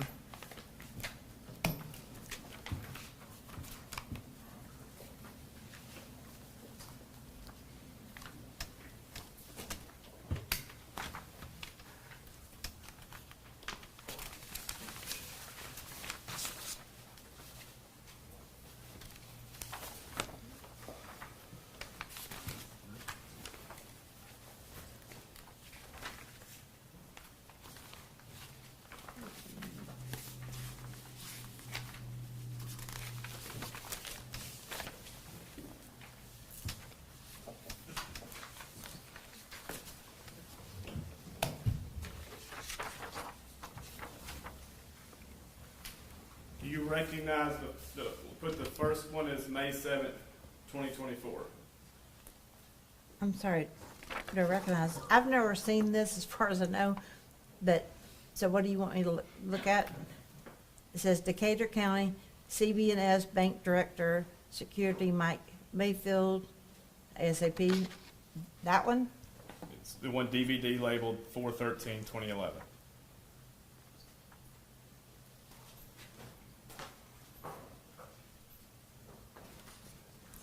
I don't see anything about a DVD. Said It might be record. the second page, ma'am. I don't have a second page, sir.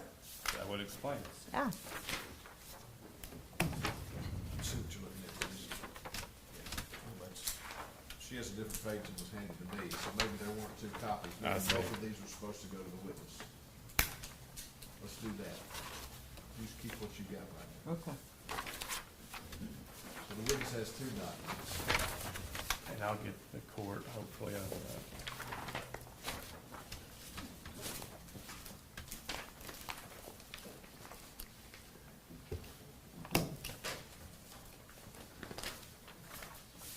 First one labeled May 7th, second one labeled May 13th. Those two.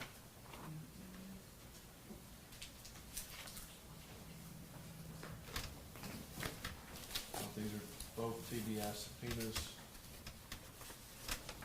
for identification at this stage.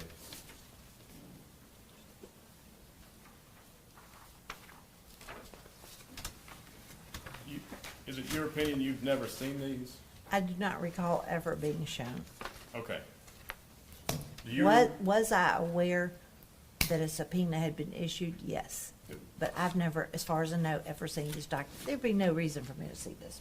And this was a subpoena, the first subpoena was from Mr. Adams in the court file, the clerk issued to Mr. Mayfield for the DVD, that you received a copy of, and prior to agreed, you had no objection to it. I'm sorry, that's I all. didn't understand the I didn't understand anything you said. I understand. You don't understand what took place between us last May regarding evidence. You and I? Yes. Okay, what's this? I thought you were asking me about the subpoena. Right. Do you remember when Mr. Adams filed a subpoena contacting you, I contacted you and said, do you have any objection to this subpoena? You know, I'm gonna object to Mr. Bates testifying. She's gonna, It's just a a whole question. series of questions involving his actions and what he said. If she denies it, I can't Well, this testify. is a unique situation, Ms. Wyrick. Now, Judge Nichols started in the capacity that you're seated in right Yes, sir. now when this case started, so I'm gonna allow the questions. Yes, sir. Do you remember that? When I contacted you, showed you a draft of the subpoena? Mr. Bates, if you say you did, then I bet you did. I can't testify. But I don't remember it. I remember talking to you. I remember calling you and getting Mr. Boyano on the phone and having a three-way call with you after hours. I remember I was sitting in my house to tell you that TBI was going to get this, had issued a subpoena. Let me finish. This is what I remember about it. And you were dismayed. And I said, look, you can have it. We want to preserve it. We'll keep chain of custody. We're going to look at it. You can have it. And that's what happened. You don't remember it was me who reached out to you and said, were you ever going to tell me that you issued a subpoena to the very ATM machine to obtain it directly without my knowledge? You can get as loud as you want. Who called each other first? I don't remember. I thought I called. If you say you called, I really don't care. I just know that what I told you, and we followed through with it. And I know why I was concerned that a piece of like physical evidence could be turned over to the person that you sent to pick it up. There had been no subpoena for the machine yet. Okay, And your subpoena told Mr. Mayfield, don't say anything about it. I didn't have a subpoena. I didn't issue a subpoena. Did you tell Miss Ferguson to? I don't tell Miss Ferguson to do anything. Did you instruct her? I don't instruct Miss Ferguson to do anything. We'd had a discussion about how to handle this. Would you agree it's potentially exculpatory evidence? No. At this time. Are you talking about the evidence that they already had? Are you talking about the footage that was in the discovery? Did you know it existed? Yes. When did you know it existed? I don't know. It would not, we knew they were in, the fact that they were in Parsons, anywhere. I'm sorry, I'm still talking, Mr. Bates, you asked me a question. You said we knew, and then you stopped. The No, sentence you is, interrupted me, so I stopped. We knew they were in Parsons, correct? Is it my time? Yes, ma'am. Yes. You knew Shane Austin's bank records showed an ATM withdrawal. Don't remember that. Do you recall an IR for his judicially subpoenaed bank records? No. Do you recall an IR where Joe William Walker said, this transaction's not covered by our videos? No. All right. Then what made you look at this video? You talking about when I was putting the case together for trial? Yes. I looked at a bunch of videos. Did you look I'll- through this one? I'm still talking. I apologize. I looked at a lot of videos. There were, there were a lot. I know that this particular video, I mean, they went there because, you know, there were cameras trying to see what it caught. It didn't show a person. It didn't show, I don't think you could make any distinction about the truck. We knew they were in Parsons, so the fact, if it was them at the bank in Parsons, I wouldn't have been surprised. So do you, prior to trial in 2017, do you remember seeing the video of the Silverado on the ATM at 1112? I don't remember if it was the video or if there was a still shot somewhere. And I think there was a still shot, but because that's what's kind of coming to mind. Prior to the But 2000. let me finish. I could no more have told you if it was a Silverado or anything else. I remember, I think there was a truck at the ATM machine. And you saw it in 2007, prior to the trial in September 2017. or was it after? Well, there was no after until the post-conviction was filed. I was gone, so I didn't. So if it wasn't before, it would have been after you. I seem to recall, doing my best here, Mr. Bates, that I'd seen it. If I didn't, I'm not trying to be deceptive, it would not have been astonishing to me if there had been proof it was them. We knew they were in Parsons. Then why go get it? Thank you for asking. Thank you for asking. So you hired a pseudo investigator slash forensic psychologist slash other thing. I shouldn't, does she still have her license? Because I know they were investigating. She intimidated a witness, Miss Britt, I don't remember her first name, who contacted TBI and advised that she'd been threatened. This is the same person who purchased domain names, my name, my election names, that you connected them to your client's website, so that if somebody looks me up and missed my actual, but it says Jennifer Nichols, judge, goes straight to the domain name. I listened and listened and listened to this person speak on jail calls. I know that she wormed her way into a federal holding facility by using her credentials, going in, knowing that a person was represented. You and I discussed this a lot. Recording him in a recantation that she tried, or you tried, to get admitted after she knew he was high. Even asked him, are you high? This person did not need to have her hands on physical evidence. If it was something that you were going to want, there would, if it confirmed everything that you think, what was she going to do with it? Take it home and put it in her garage? And then try and introduce it at trial? The plan was, if somebody wanted it, preserve it. Just like they did 2,000 other pieces of evidence. Preserve it so that whoever wants it can have it. But Katie Spirko did not need to be driving around with evidence. She's not law enforcement. She's, I don't know if she's claiming to be an investigator now or a blogger or what, but she didn't need anything evidentiary that was going to be important. We know what she did. You turned over discovery to her. She released it.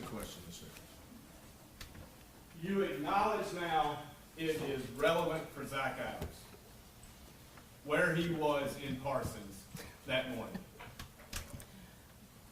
That was about 5 questions ago. Do I acknowledge that that machinery picked up from the bank is somehow important to this? No.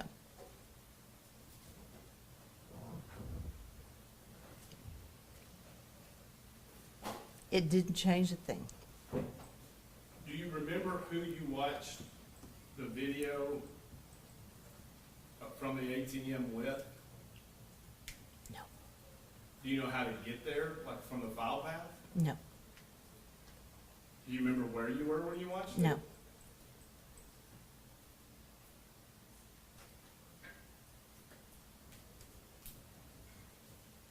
So, if I'm understanding you, you don't dispute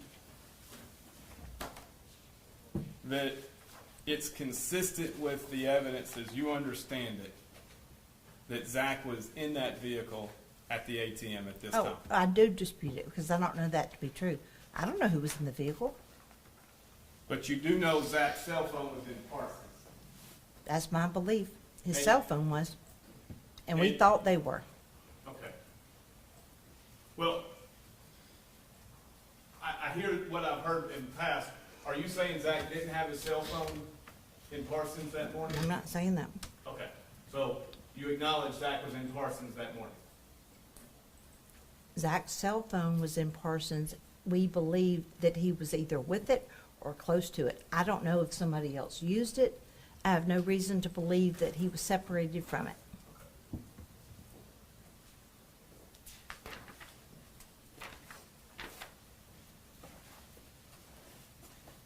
Mr. Bates, I'm the done. witness has two documents that she had never seen before.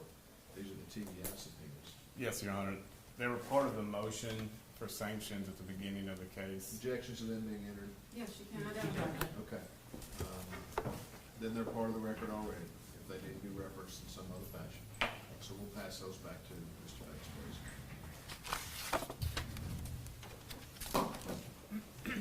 Is that the one that you made ID? Yes.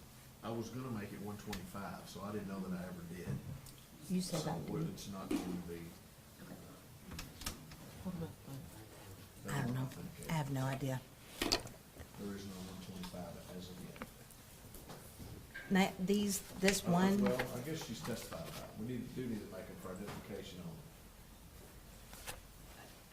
Any Yes. objections, I mean, No, that's fine. I'm sorry, I'm making a face at Your Honor because my exhibit list is off. If Your Honor's on 125. Is that correct? No. Whichever one, the last document was marked for identification. 125. Two All right, TBI.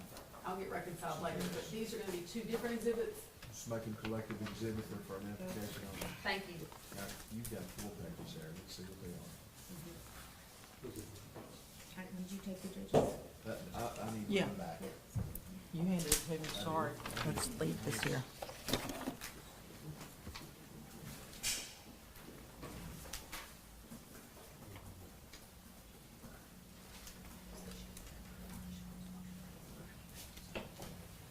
That's my direct. All right, let's take a break. We'll cross. Yes. All rise. Go ahead, folks. I've got some questions for you. Do you need to use the restroom or anything? Mm-hmm. Come on. I'll let her go first.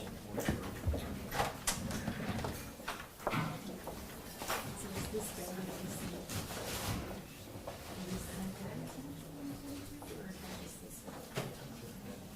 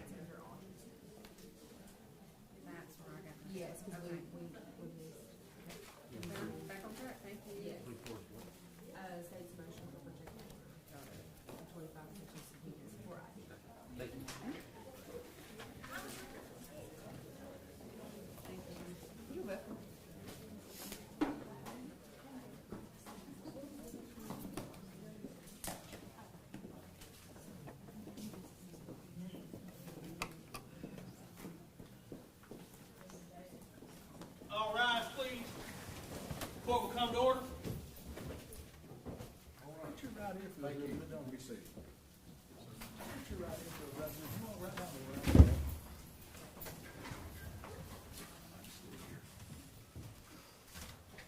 Right.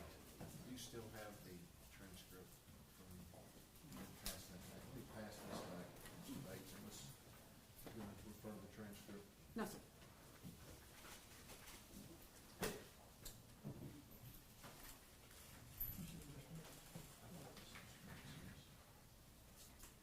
Mr. Beneficiaries?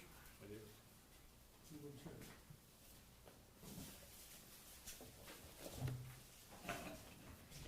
Yes, sir. Thank you.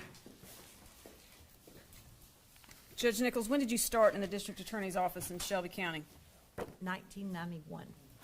And in your course of years there, you presided over several units within the district attorney's office. You headed the gang unit, correct? I did. You headed the special victims unit, correct? I did. In your time in Shelby County, how many jury trials did you handle? Well, I also headed the original child abuse and child homicide unit. Yes, I'm sorry, and That's in the my first mind, I special unit. lumped that in under SVU, but for a time it was two different things. Not to mention run-of-the-mill misdemeanors and felonies and everything in between, correct? Yes, You worked for many years in the major violators unit. I did. In the course of your prosecution career in Shelby County, did you make charging decisions Yes, daily? yes. How many trials did you handle? About 200. And again, everything from Well, run-of-the-mill. jury trials. I Yes. didn't count bit trials. No, but jury trials, 200, anything from run-of-the-mill misdemeanor on up to death penalty cases, Very few misdemeanors, but yes, and everything in between. yes. When you were assigned and asked to handle the Bobo case, had you handled death penalty cases before? Yes. Do you have any idea how many? I don't know how many I handled. I know how many death penalty verdicts I got. All right, and how many is that? 8 men, 11 murders. All right, Because one of them killed 3 people and one of them killed 2 people. all right. What was different about the Bobo case? Well, every one of them was different. The difference in each of those cases, I was on it from the beginning. From the time someone was murdered until the trial was complete. When you assigned me this case, we were 4 years down the road. We were on our second elected district attorney. The case at that time was being handled by General Stowe, who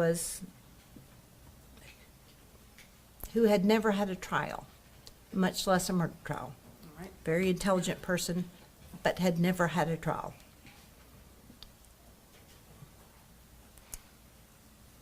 I had so much catch up to do. How big was the file, if you know, when you first came on the case?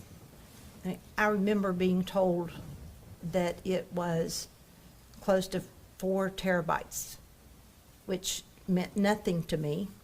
And then they would tell me it was like 250,000 pieces of paper. There were over 3,000 investigative reports. At that time, we started printing them. I had 30 5-inch, those big ones, 5-inch binders. And I'm not sure we got through them. So paper-wise, it was certainly more to get through. That was different. As you worked through the case and worked with your prosecution team and the defense team, at some point, a decision was made to give the defense attorneys everything. Every document, everything that the state of Tennessee had. I made that decision All right. Do you remember when you made that decision, or at early. what point? I don't remember the time. Early. And was part of that decision made because of the exculpatory information surrounding Terry Britt? Or some other dude did it, the investigation into Terry Britt could be viewed as, was that part of what contributed to that decision? Of course. The other part was coming on when I did, several years down the road, I could not verify what had been turned over and what had not. So we went back to the beginning. Shook the slate clean. Literally went to the beginning. And a person was hired to download and copy so that I knew that the defense had everything that the state had.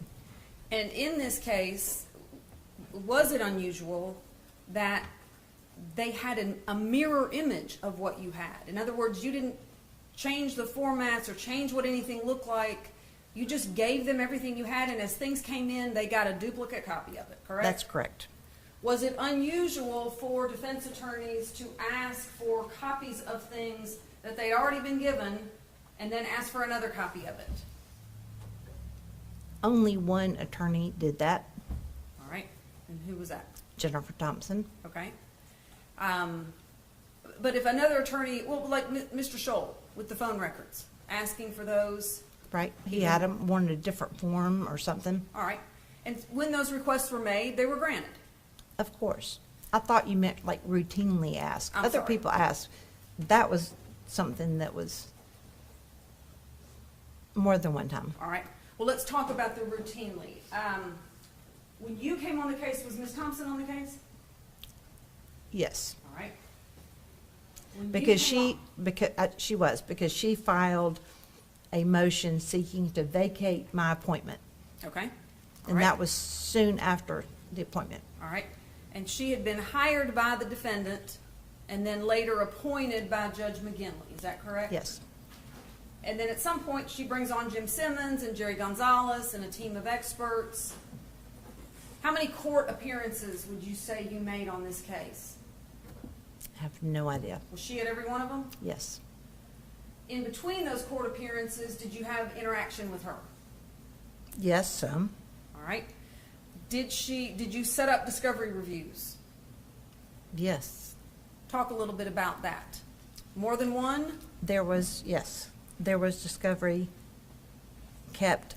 The vast amount of it was at TBI headquarters in Nashville. There was a fair amount at the TBI office in Jackson. And then there were multiple, it was either 4 cars and a truck or 4 trucks and a car and 2 boats that were also at different locations. And I arranged discovery review days for each of those. And the process was all of the evidence would be pulled out. In the case of the discovery, the evidence at TBI headquarters in Nashville, they had to use an entire bay, rows and rows and rows of bags.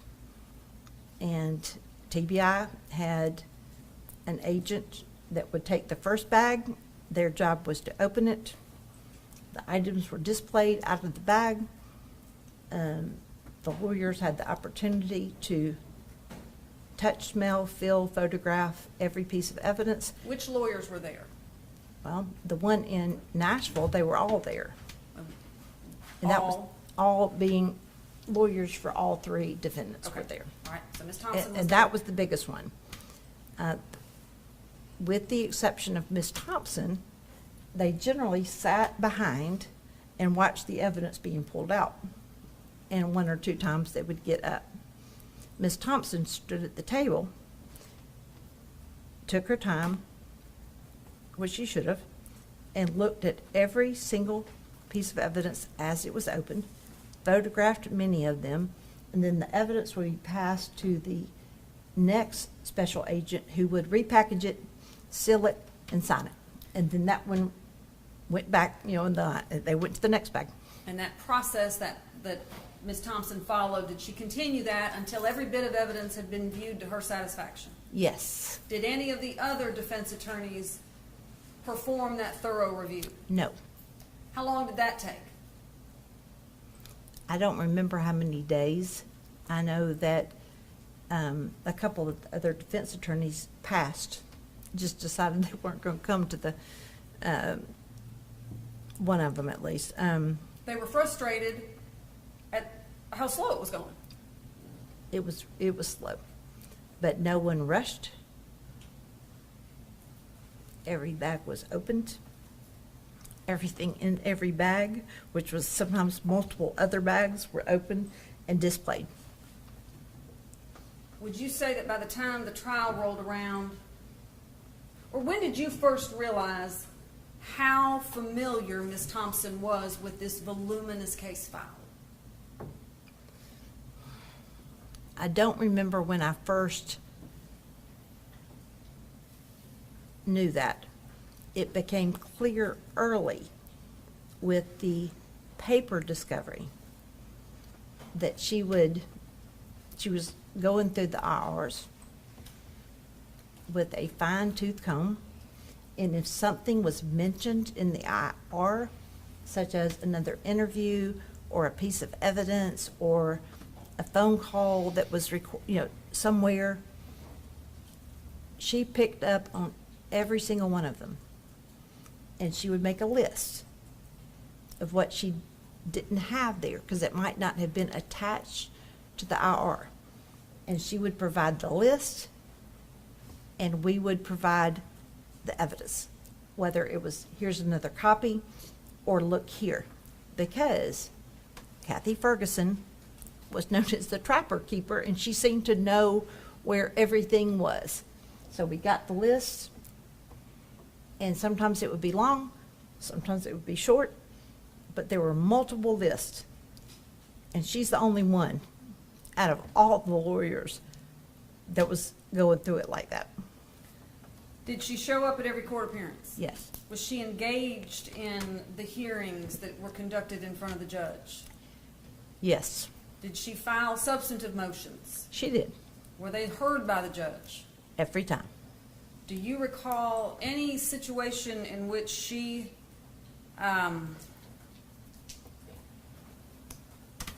asked for something from Judge McGinley besides a continuance or something that was not based in the law that wasn't granted to her in terms of resources, extra help, extra hands? No. Did she seem to have a strategy, a defense? From the beginning. And had you ever had a case in your years of experience before this in which the lead investigative agency had a case agent who believed strongly in the guilt of one particular person to the exclusion of any and all other suspects? I had never had that happen. Had you ever had a case before this in which a defense attorney called to the stand a TBI agent or any other law enforcement agency to say, I think somebody else did this besides the people on trial here? No. I had one other case where I had to be recused as the prosecutor because a police officer said something to me that was Brady. I immediately let the defense know, so I was recused in the event they wanted to put that evidence on. So it's a little different, but that was a case involving a police officer. Yes. But any other case in your career in which TBI and federal agencies felt that someone other than the person indicted was actually the person responsible for the crime? I don't remember that I've ever had that.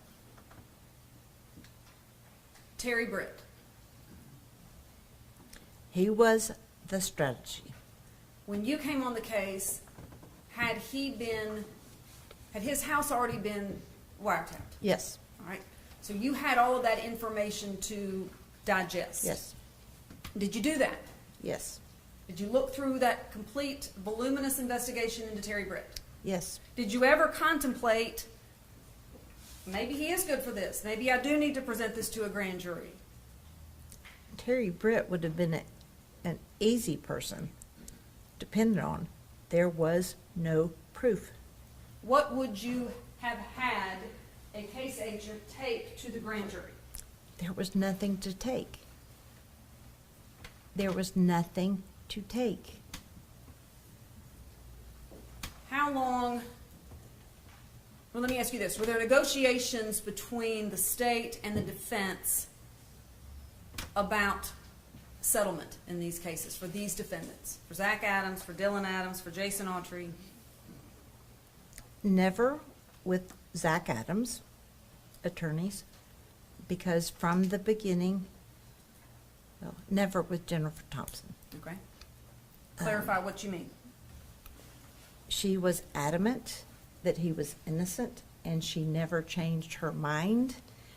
She gave up her law practice to only work on one case for a very long time.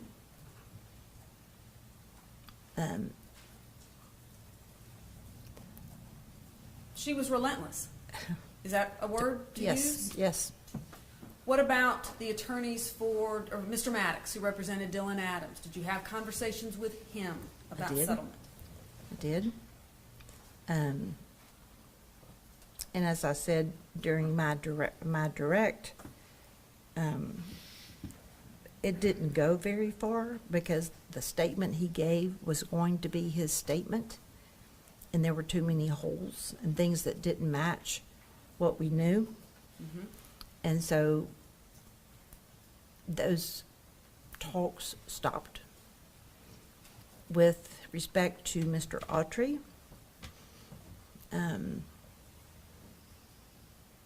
I would say Michael Scholl and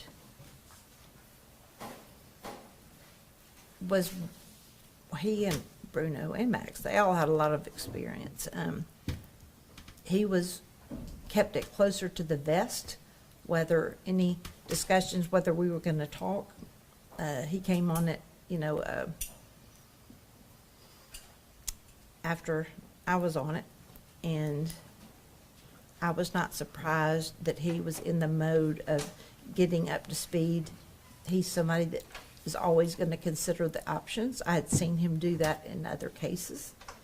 There was never a situation where he said, my client is not going to cooperate. And that didn't happen, and we kept moving forward. Was the first time you met Jason Autry at the proffer, other than seeing him in court? Yes. And that proffer took place in Shelby County or somewhere else? Shelby County. All right. You'd interviewed co-defendants before that time. Yes. How's a proffer different from a co-defendant interview? Well, in a proffer,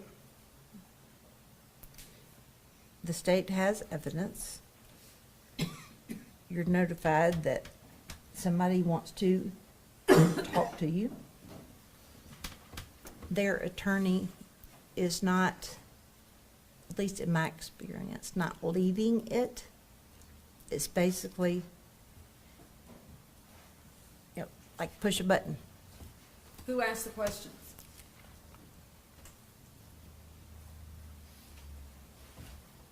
I can't remember whether it's Mr. Scholl. I don't remember whether it's Paul or myself. All right.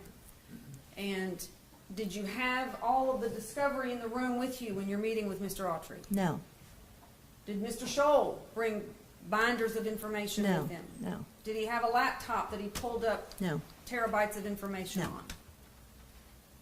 It's sitting around a conference room table. I remember where I was sitting. I remember where Mr. Autry was sitting. And him talking. And one reason I don't generally take notes or didn't in proffers is because you're watching them you're listening. They need to know that you are laser focused. By that time, you've got a handle on the facts. It's not a situation where you are confronting, arguing with, anything like that. You're listening. And the best way to do that is to keep eyes up and engaged. And you're assessing that individual's credibility. Yes. How are they going to play in front of a jury? Yes. What is this going to look like? Yes. How long did that proffer take, the first interaction? I don't remember. It was not short. Neither was it abnormally long. I mean, it would be a guess. If I gave you a time, I'd be totally guessing. Had you ever had a situation in your years of experience in which a co-defendant was trying to get on Team America but was not being forthcoming with you? Many. Wanted to be on Team America but just couldn't quite seem to get over that honesty hurdle? Many. How do you assess those individuals? How do you narrow in and figure that out? Well, you've got your evidence, but on top of that, you're listening to them. You're looking at them. I mean, just like you judge the credibility of anybody who testifies or anybody before you. I mean, we all do it every day, all day. You listen to somebody, they are judging your credibility as they speak, and you're doing that to the person that's offering a proffer. And if you had gotten any sense in that proffer that Jason Autry was regurgitating information or selling you some party line or, I don't know, repeating things that he read in a news article, you could walk away, right? And have many times. Many times before. You were prepared to go to trial on Zach Adams. Yes. And after you completed Zach Adams' trial, who was going to be tried next? Did you know? After Zach Adams? Yes. I don't know that we had nailed it down. Probably would have been Autry. All right. But I don't know. But ultimately, all three have been indicted. Correct. All three have pled not guilty in front of the judge. And unless and until the state of Tennessee null processes the charges or they plead guilty, the only other door to go through is a jury trial, correct? Correct. The state of Tennessee was not about to null process these charges. We were not. And no firm settlement had been reached on either Mr. Autry or Mr. Dylan Adams. Absolutely not. Okay. Did the case against Zach Adams get stronger after you talked to Jason Autry? Yes. How so? There were pieces. There were holes that he filled in. Things that that we could not have known without one of them talking to us. There's so many, but an example of that would be, what happened that afternoon when they were at Shane's trailer. Who was doing what and who was saying what. Is it unusual that times didn't match? No. Were these individuals who were all lawfully employed No. and kept calendars? No. Is it fair to say that their days were spent ingesting drugs, getting off of drugs, and finding their next high? Yes. Day bleeding into night, night date bleeding into day? Yes. Did you tell Jason Autry what to say? No. Was Mr. Scholl feeding him information? No.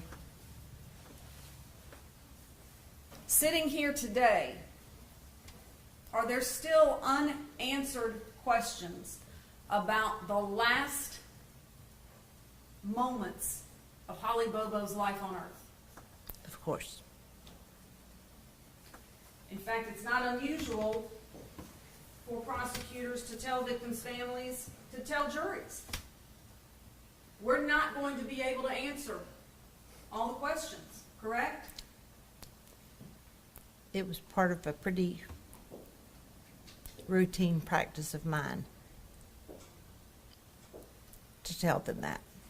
You give the jury as much information as you can, but you're not going to be able to answer all of their questions. You're never going to be able to answer all of the family's questions, and you're not going to be able to fill in some of your own. Such as? Well,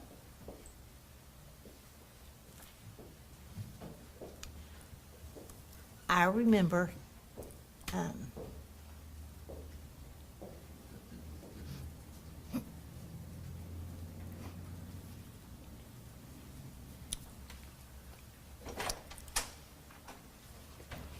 Karen Bobo saying, Holly would have fought.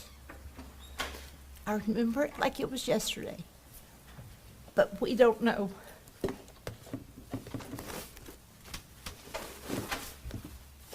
We don't.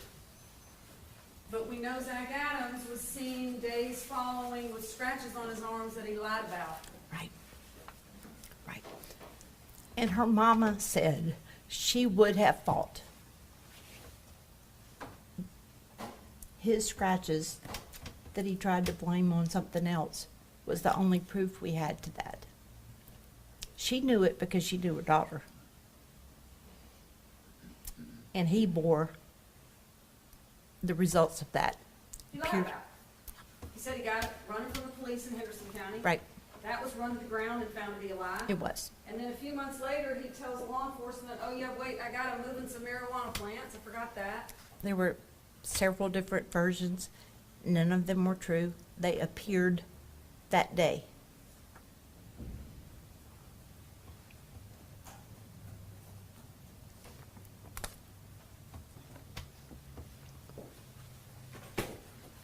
Sitting here today,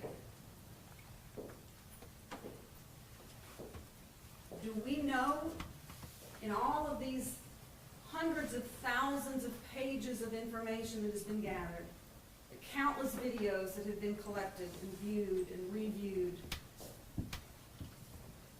was there any witness that testified or came forward and said, I saw Zach Adams at this place at between 8 and 10 o'clock in the morning on April 13th, 2011. There is no way he could have been raping, murdering, and kidnapping Holly Bobo because I saw him. Anybody? Well, they tried to alibi themselves in the beginning. The co-defendants. The co-defendants, but, so the co-defendants said that about one another. Right. Let's talk about that. As prosecutors, and you've testified to this, we work with law enforcement, but we don't direct law enforcement. They don't work for us. We work together, but we report to two different heads of agencies, and we have different standards and processes and procedures, correct? Yes. It's not unusual or improper for a law enforcement officer to maybe tell a half-truth to somebody that they're trying to get information out of, right? It's not improper or illegal for them to tell them a 100% untruth. Flat out lie. Yep. They can do it. Yep. We don't talk to witnesses like that. No. We like to get information out of witnesses, correct? Correct. Ask open-ended questions and let them talk. Size them up and assess them. So when you picked up this file and began reviewing it through the prosecutor lens, was it concerning to you that law enforcement, hook, line, and sinker, I don't know any other way to describe it, what Terry Dicus did, but hook, line, and sinker let three co-defendants literally alibi each other, nothing to see here, keep moving? Was that concerning? Of course, by the time I got on it, they had run it down. It was shocking to me. that the names that came up almost first, the names that popped up immediately during the investigation, gave an alibi, and nobody checked it. And it wasn't even really a very good alibi, was it? No. They I was at- couldn't even get their story straight.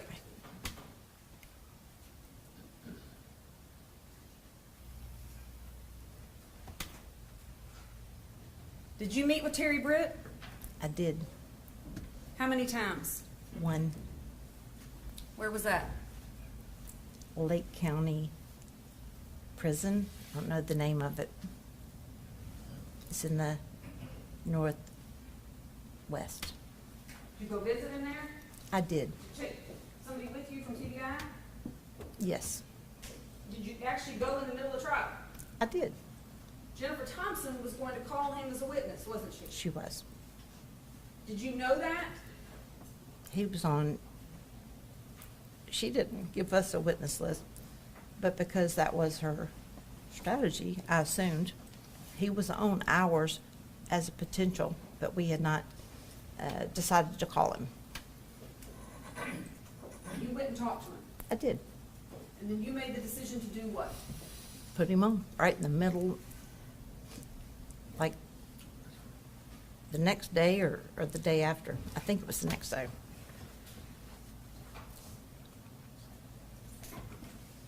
For the sake of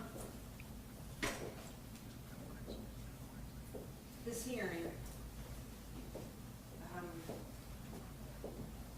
did you ever get a sense from Mr. Britt that he was being anything but truthful with you?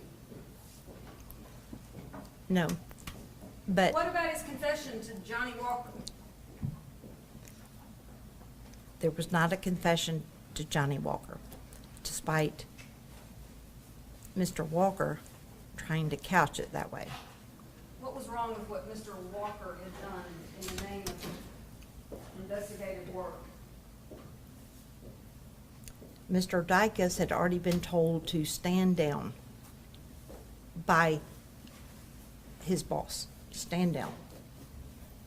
Truthfully, Mr. Walker had been told to stand down, but Mr. Dykus had really been put off. Mr. Dykus and Mr. Walker agreed that Mr. Walker would go to the place, I don't remember where Terry Britt was being housed, but he was incarcerated somewhere. And Mr. Walker walked in, did not Mirandize him, and proceeded to ask him questions. He reduced that interview to a one-paragraph report. A memo.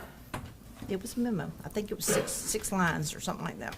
In his mind, he's obtained A confession. the $60 million confession That's in correct. the history of Tennessee criminal jurisprudence. That's right. And he puts it in a memo and files it away.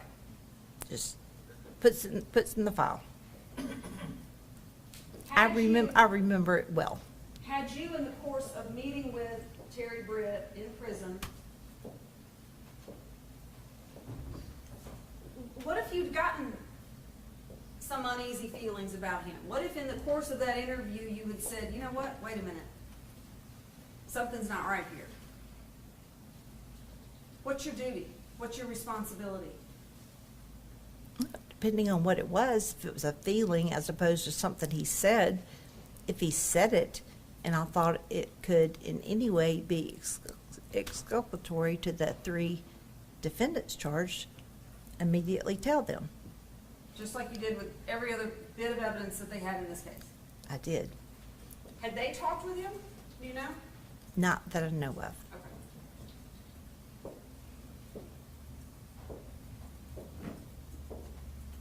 He seemed, I can tell you this, he seemed unaware that he was fixing to be transported to this courthouse and put on the stand once we rested our case. He seemed unaware. He testified in front of the jury. He did. They heard it all. They did. They heard over 60-plus witnesses, correct? How many I'm sorry. You You good? Yep. Over 60-some witnesses. How many witnesses did the defense call? You remember? More than a handful. I can't tell you. 10? I'm guessing. And the judge instructed the jury on credibility, on how to assess, on how to do their job, correct? Yes. Take the law, take the evidence, use your common sense, wrap it all together, and come back. They were out 2 days, right? They were out a long time. Deliberating, thinking. Felt like a long time. Yep.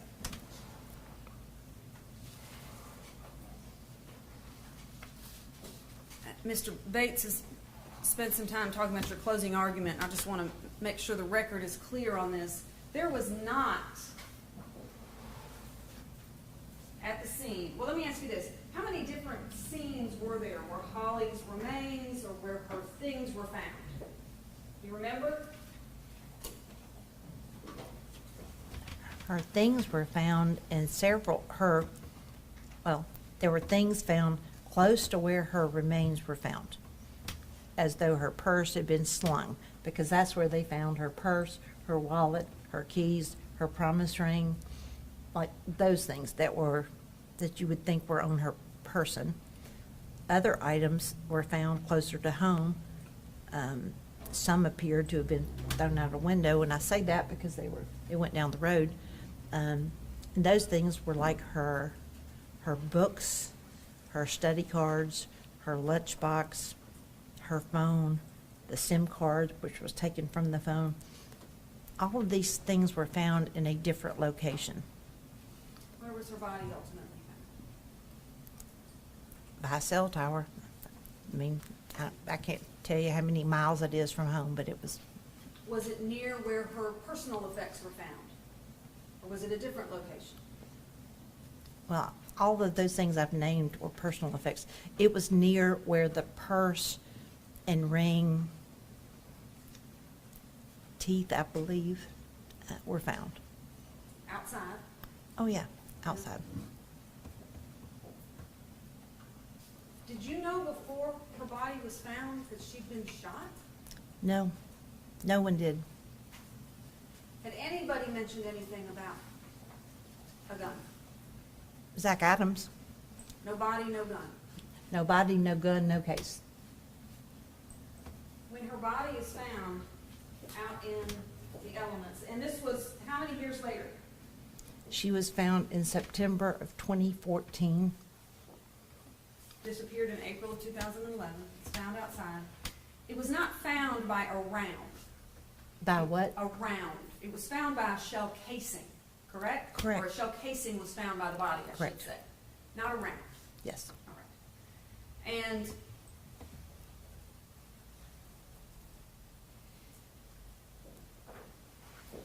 any and all evidence that was collected out there, TBI did what forensic testing they could do to it after having been out in the elements for as long as it had been, correct? They did. And the reason that we know about the casing is because they collected it. Along with many other things. Yes, this is an area that was known to be frequented by hunters. I don't think anyone was surprised to find a casing in that area. It was in the woods, the deep woods. You had to hike down there to get to it.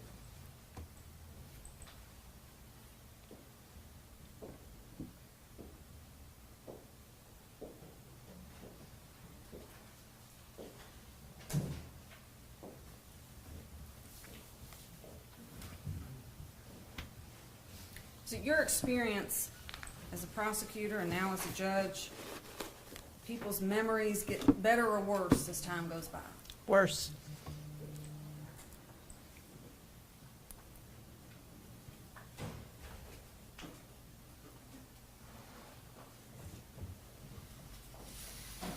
As a prosecutor going into a trial, you don't always know how it's going to turn out.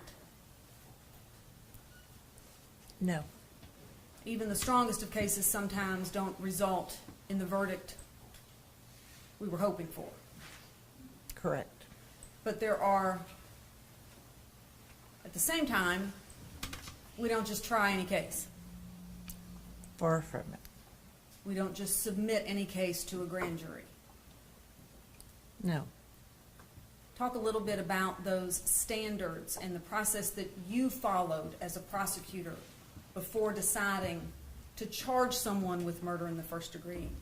And then the additional step of seeking enhanced sentencing.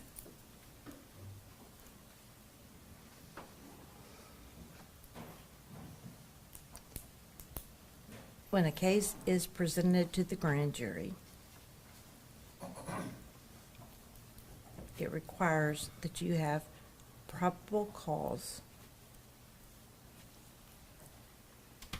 enough to support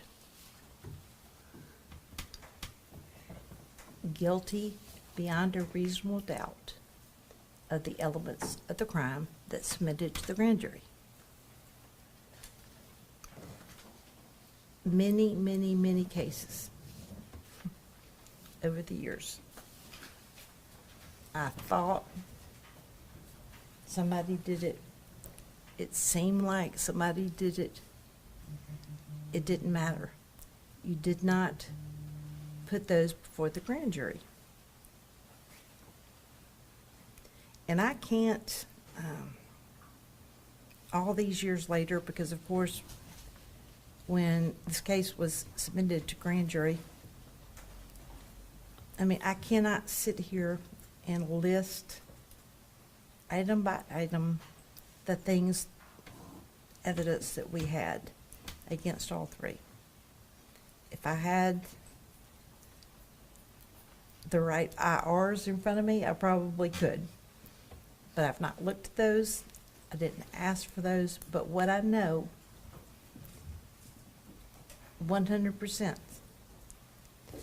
is, and from the beginning, you better not put it in there, and you better not stand in front of a jury unless you have enough evidence that a rational trier of fact could find that person guilty of that offense beyond a reasonable doubt.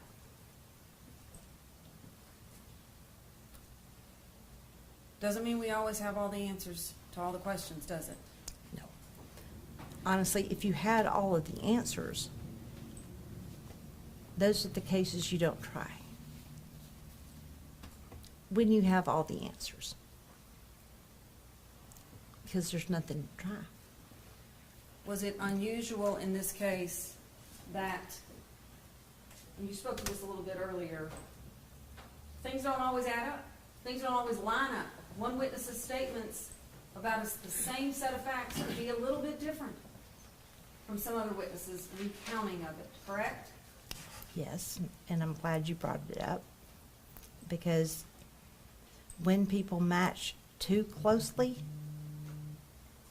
if two people are saying the exact same thing, using the exact same words, it gives the appearance that maybe they have talked to one another when things are slightly off. And that's why juries are instructed that they are to resolve discrepancies if they occur and decide how much weight to give them.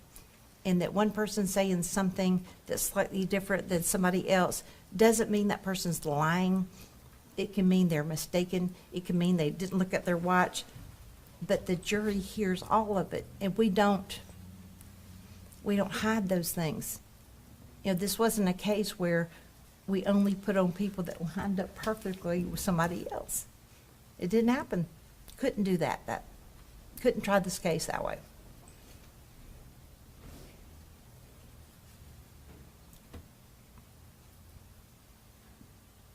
Did Jennifer Thompson do an effective job at trial?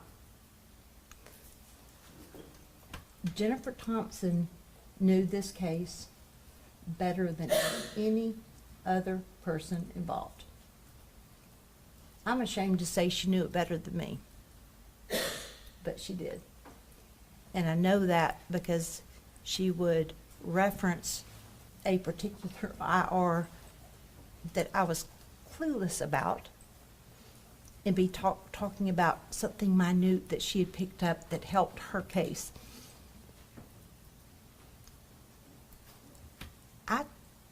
You asked me about the number of trials. I had about 200. But I tried over 50 of those were murders. I have never, and there have been some really great defense lawyers, but I've never had someone that doggedly determined to track down every single thing that could be tracked down, and she did it.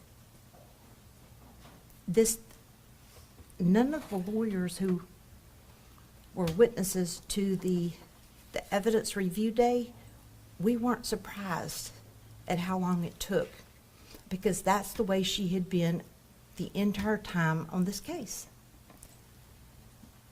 So to answer your question, yes, she was effective. She had a strategy. She stuck to it.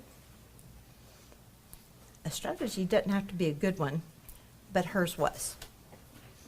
Hers was, because she had Terry Dicus, the original case agent, who had zeroed in on Terry Britt.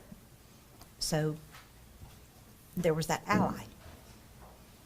And there were a couple of other people, there was like a little trio of them, who never looked at anyone else. Just decided it was Britt and stopped there. And it's interesting because when this trial was over, one of the first texts I got was Dicus saying he was so glad that his testimony didn't derail and keep the Bobos from getting the closure they needed. Senator, I'm going to exclude that as hearsay. I think it's relevant. Objection is hearsay. Yes, sir. I think it's relevant given the questioning and the accusations of prosecutorial misconduct and ineffective assistance of counsel and everything else that Mr. Bates has been putting proof on for the last 6 months. Mr. Bates wants to read it. Hold on. It's still asserted for the truth of the matter. No, it's not. It's asserted for Mr. Dicus saying that. It's asserted for the truth of what Mr. Dicus said. No, it's not. That he's, It's not being offered for the truth of the matter, sir, John. so in other words, it's Hold fine. on, hold on one second. Sorry. All right, let me ask you this, Mr. Bates. For what purpose is it being asserted? For the truth. And you're saying it's not. So Saying it's- for what purpose is it being asserted? For her frame of mind, information that she received. For and what Judge she. Nichols' frame of mind? Yes, he sent it to her. He sent the text message to her. No. Her state of mind.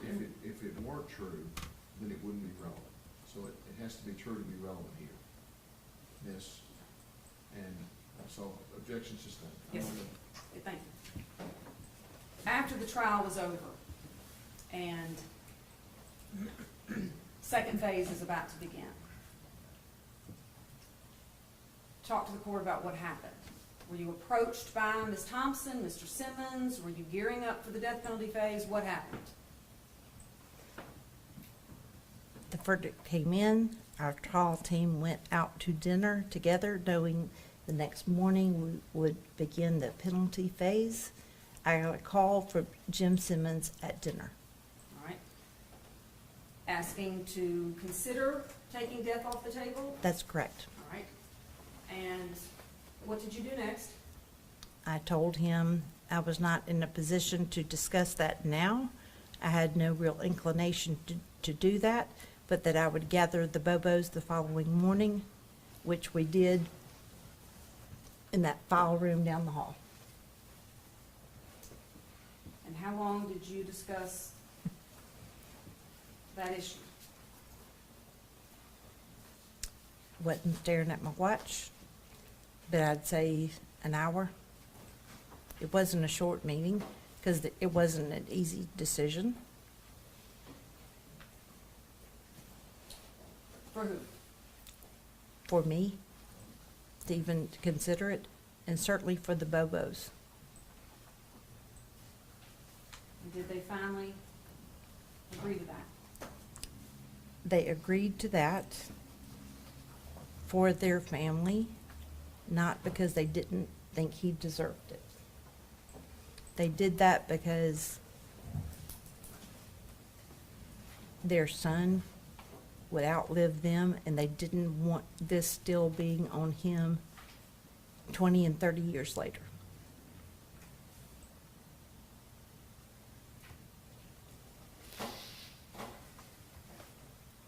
So his defense team kept him off death row.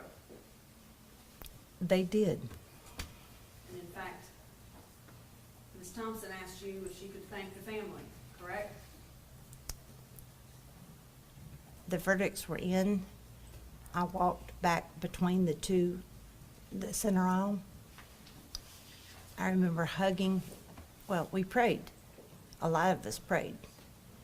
And then I was talking to Karen Bobo. Ms. Thompson approached close, looked at me and said, "May I speak to her?" And I looked at her being Karen Bobo, who nodded. And then Ms. Thompson thanked her for saving the life of her client. That's all I have, Your Honor. Space. You mentioned Matt Stowe was not an experienced trial attorney. Is that correct? That's what I was told. Do you have any knowledge of how it came to be that he recused himself from this case? I'm not the person to ask because I wasn't present when that was done. He would be the better person to answer that. I know there was friction between him and local law enforcement and state law enforcement. I think. You aware if anyone in TBI tried to get him removed from the case? No. You said I don't know about that. You provided open file discovery and am I correct, you knew there was exculpatory information, so it's just easier to say, here's everything. I don't agree with that. What did you testify to just now about why you did open file discovery? Ms. Wyrick asked me whether I took into consideration that there could be evidence in there that someone would find exculpatory, whether it was or whether it wasn't, because that's what we generally try and turn over, because you don't know for sure what everybody's thinking. But what I added, she was asking a leading question, of course, that was something we considered, but the thing that concerned me the most when I came on is because discovery had been like coming out from the state, and I didn't know what they had and what they didn't have. So I developed a system. I made them all bring hard drives and additional hard drives, and I would put in a letter to each of them, here is this, and it contains this.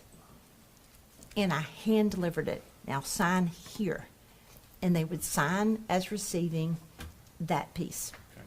And I followed that and was not happy when anybody else turned over something and also didn't do that. But when Ms. Thompson would present her list of things that she couldn't find or didn't know where the attachment was, those things would just be given to her without that list, without that letter being given. And you're aware in that discovery was sworn affidavits from various law enforcement stating there was probable cause to arrest Terry Britt? I don't remember. It would not surprise me because Terry Dicus was very focused on him. Hansel McAdams, prior prosecutor, district attorney general. So he was off before I came on the case. Right. Did you see his letter to Judge McGinley saying there's probable cause to prosecute Terry Britt? I don't, I don't think that's what's in the record. I think it's probable cause for a search warrant. yeah, I was Not like, for I arrest, don't not for remember. prosecution, search warrant. Mr. Bates, I believe that's an accurate reflection. It was maybe an affidavit or letter. Or Was it search a letter warrant. about a search warrant? Sir? Was it a letter? Perhaps, but it was all relative to a search warrant, not for arrest or prosecution. To answer your question though, Let's Mr. let- Bates. Let's Oh, clarify this oh, first. I was like, no, wasn't aware.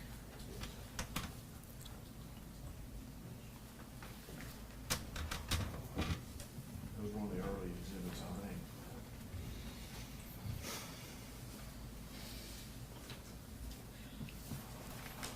But, Mr. Bates, let's let her answer the question. Sure. If we need to go back to it, we will. Do you remember a letter from the prior district attorney general regarding probable cause regarding Mr. Britt? Well, that's a different question. Your question was probable cause to charge or arrest Mr. Britt. No, I don't. And as for any other letter from Hansel McAdams, I do not remember seeing it.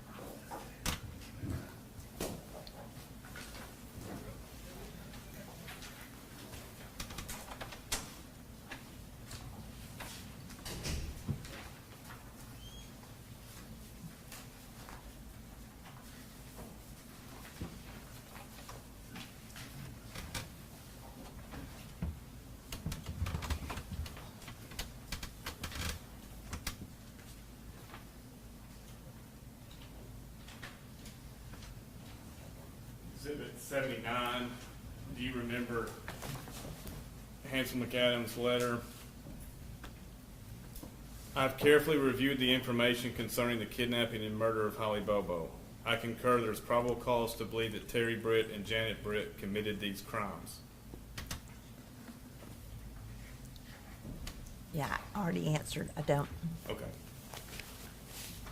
And again, for the record, that was a letter from Hansel McAdams ending the wiretap. But again, it has to do with the search and the wiretap, not, I don't know what that was. The record speaks. The record does speak for itself. yes, thank you.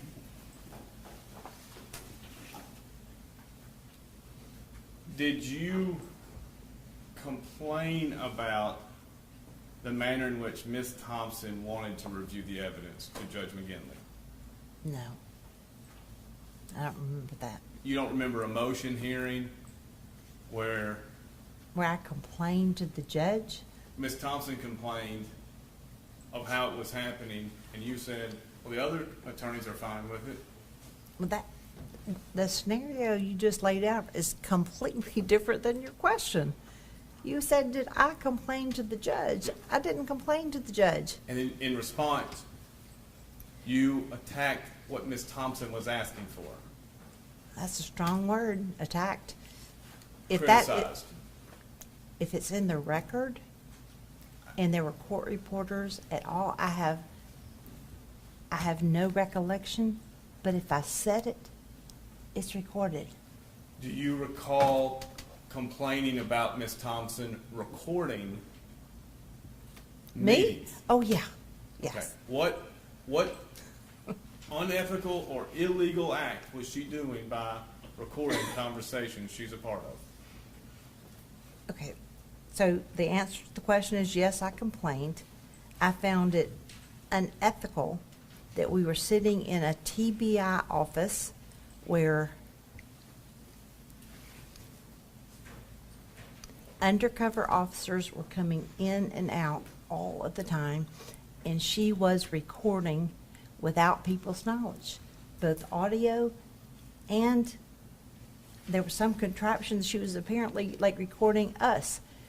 I was shocked. I know today it's a different day. Maybe, I mean, social media is bigger and all that, but at the time, the idea that Jennifer Thompson had this secret pen and she was like recording everything that we said was shocking to me. What rule of Okay, conduct?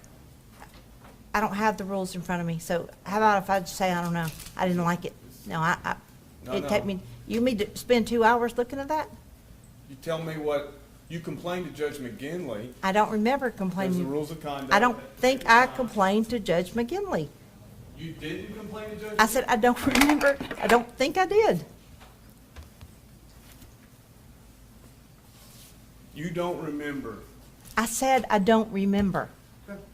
I mean, asking me again, asking me louder is not going to change it.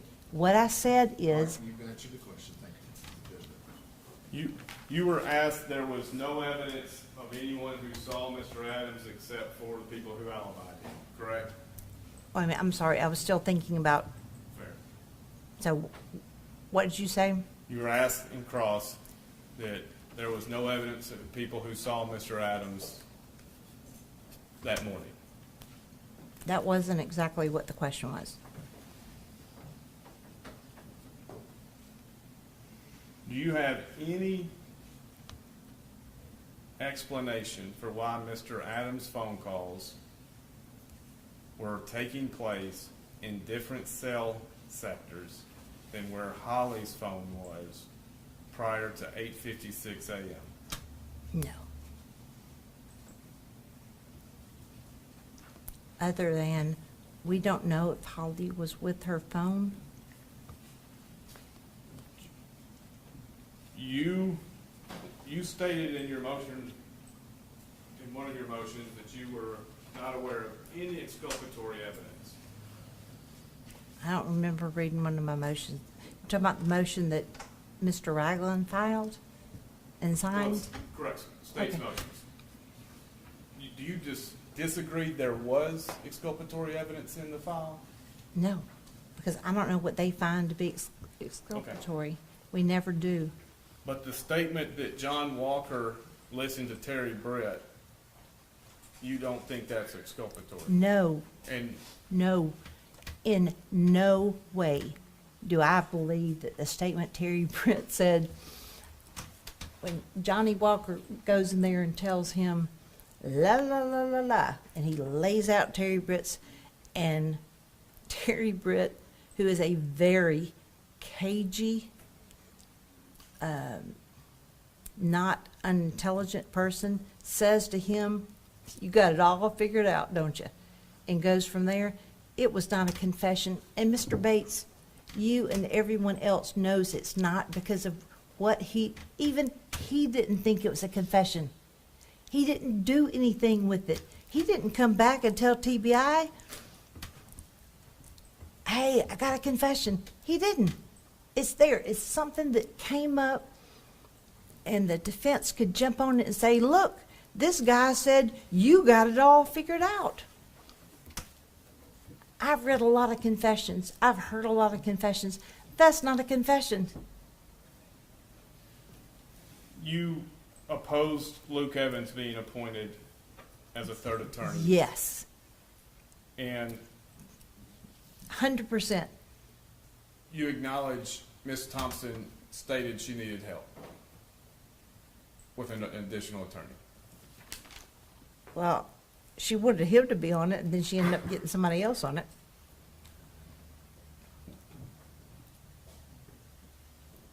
You said that where the remains were found, there were hunters back there.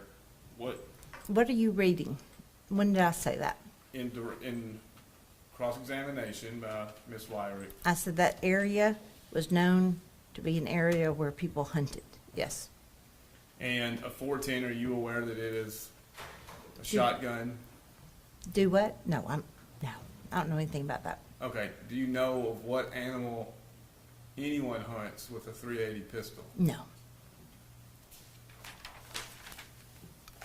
My dad shot a squirrel off our deck with a .380, he says, if that's any indication. You said that if stories of witnesses match up, it sometimes gives the appearance they talk to one another. No, I didn't say it just like that.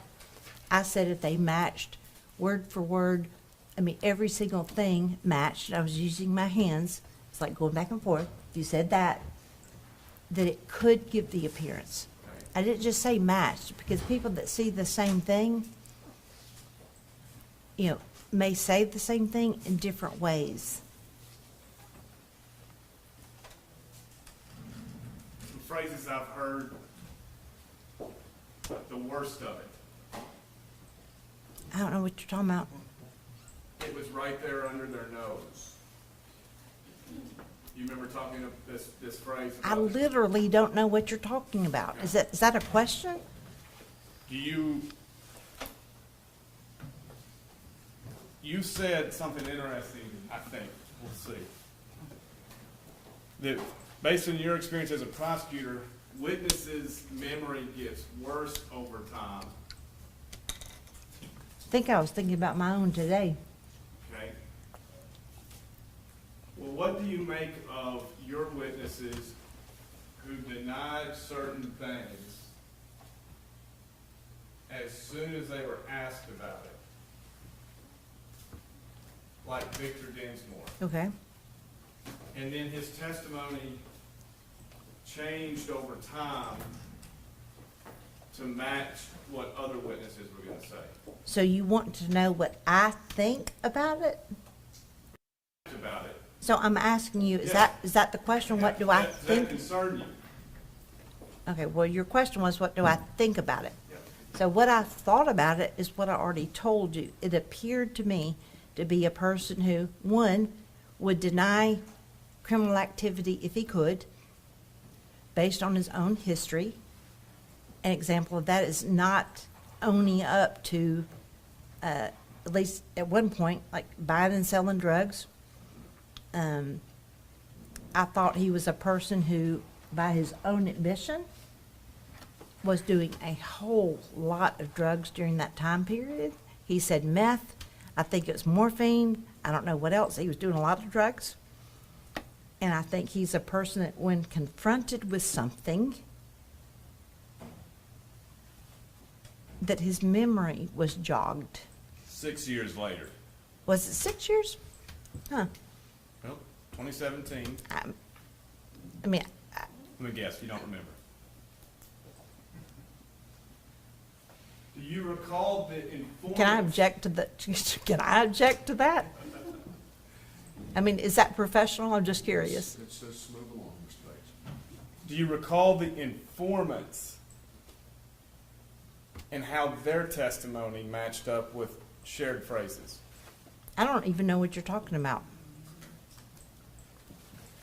Shared phrases and an informant. You'll have to give me more. You don't. You don't recall the informants from jail and how some of their phraseology. Okay, are you talking about your client and the statements he made? Oh, yeah, I remember that very well.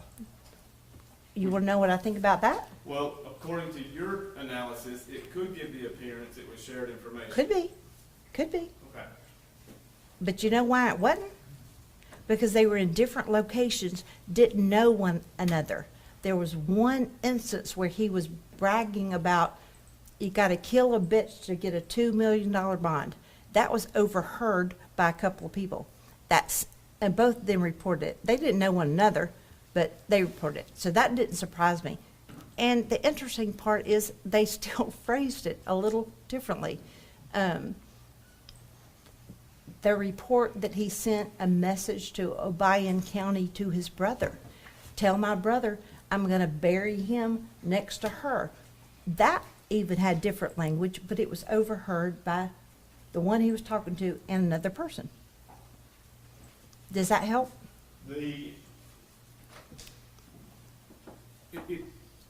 Why do you remember that so well, but you don't the cell phone records?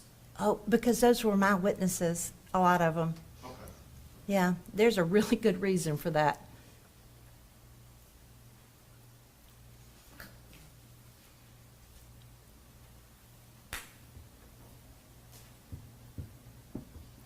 You acknowledge Ms. Thompson had, you feel like she knew the case well. There's no question. Did she present that the 380 rounds diameter was under .36? I don't remember. Did she present those three in Parsons at 11/16? I don't know what you're talking about. What three? Did What she three of present- what? Shane, Dylan, and Zach. 3 people. I thought you were talking about casings or Okay. guns or something. Apologize. Did she present that? Ask again, now that I Did know. she present the importance of the 3 in Parsons, Shane, Dylan, and Zach, in Parsons at 11:16?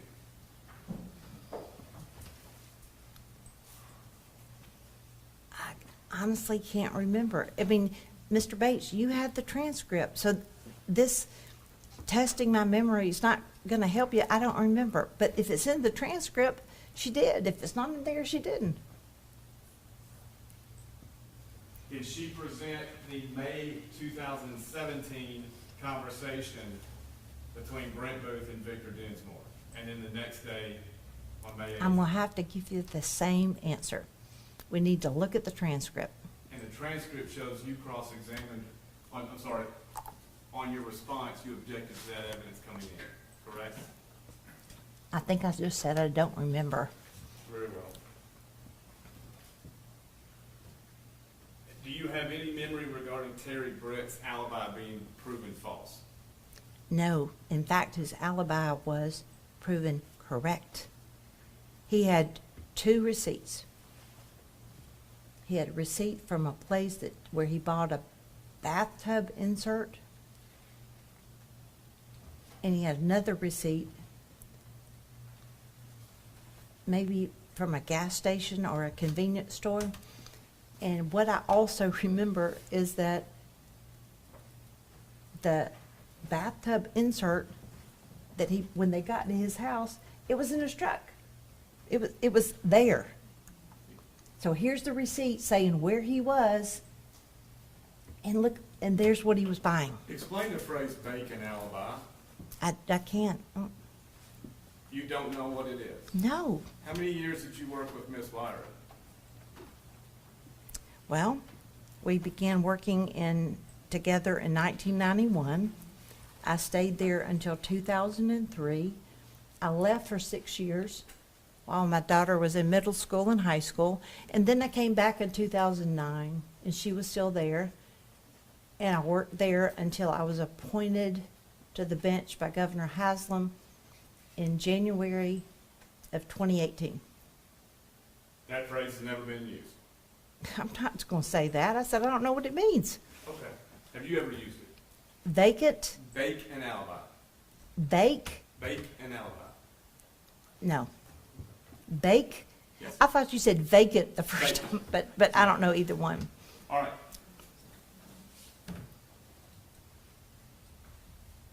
When you say Ms. Thompson unethically recorded, do you have any idea what rule of professional conduct she was violating? No. All right. I'm gonna have my green book back. Just being dishonest with us. Being dishonest? Yeah. How was that dishonest? Because we were in a meeting where I think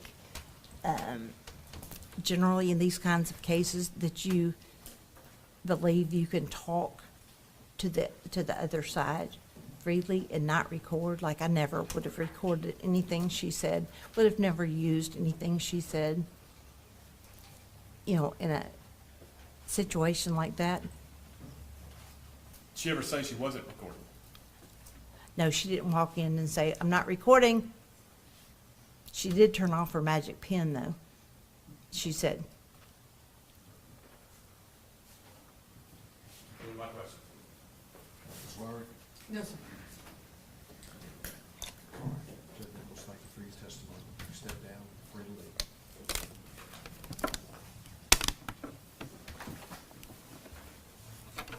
Ms. Thompson coming I tomorrow. think, plus Ms. Thompson's not coming tomorrow. Anything before we recess for the Not for the state, no.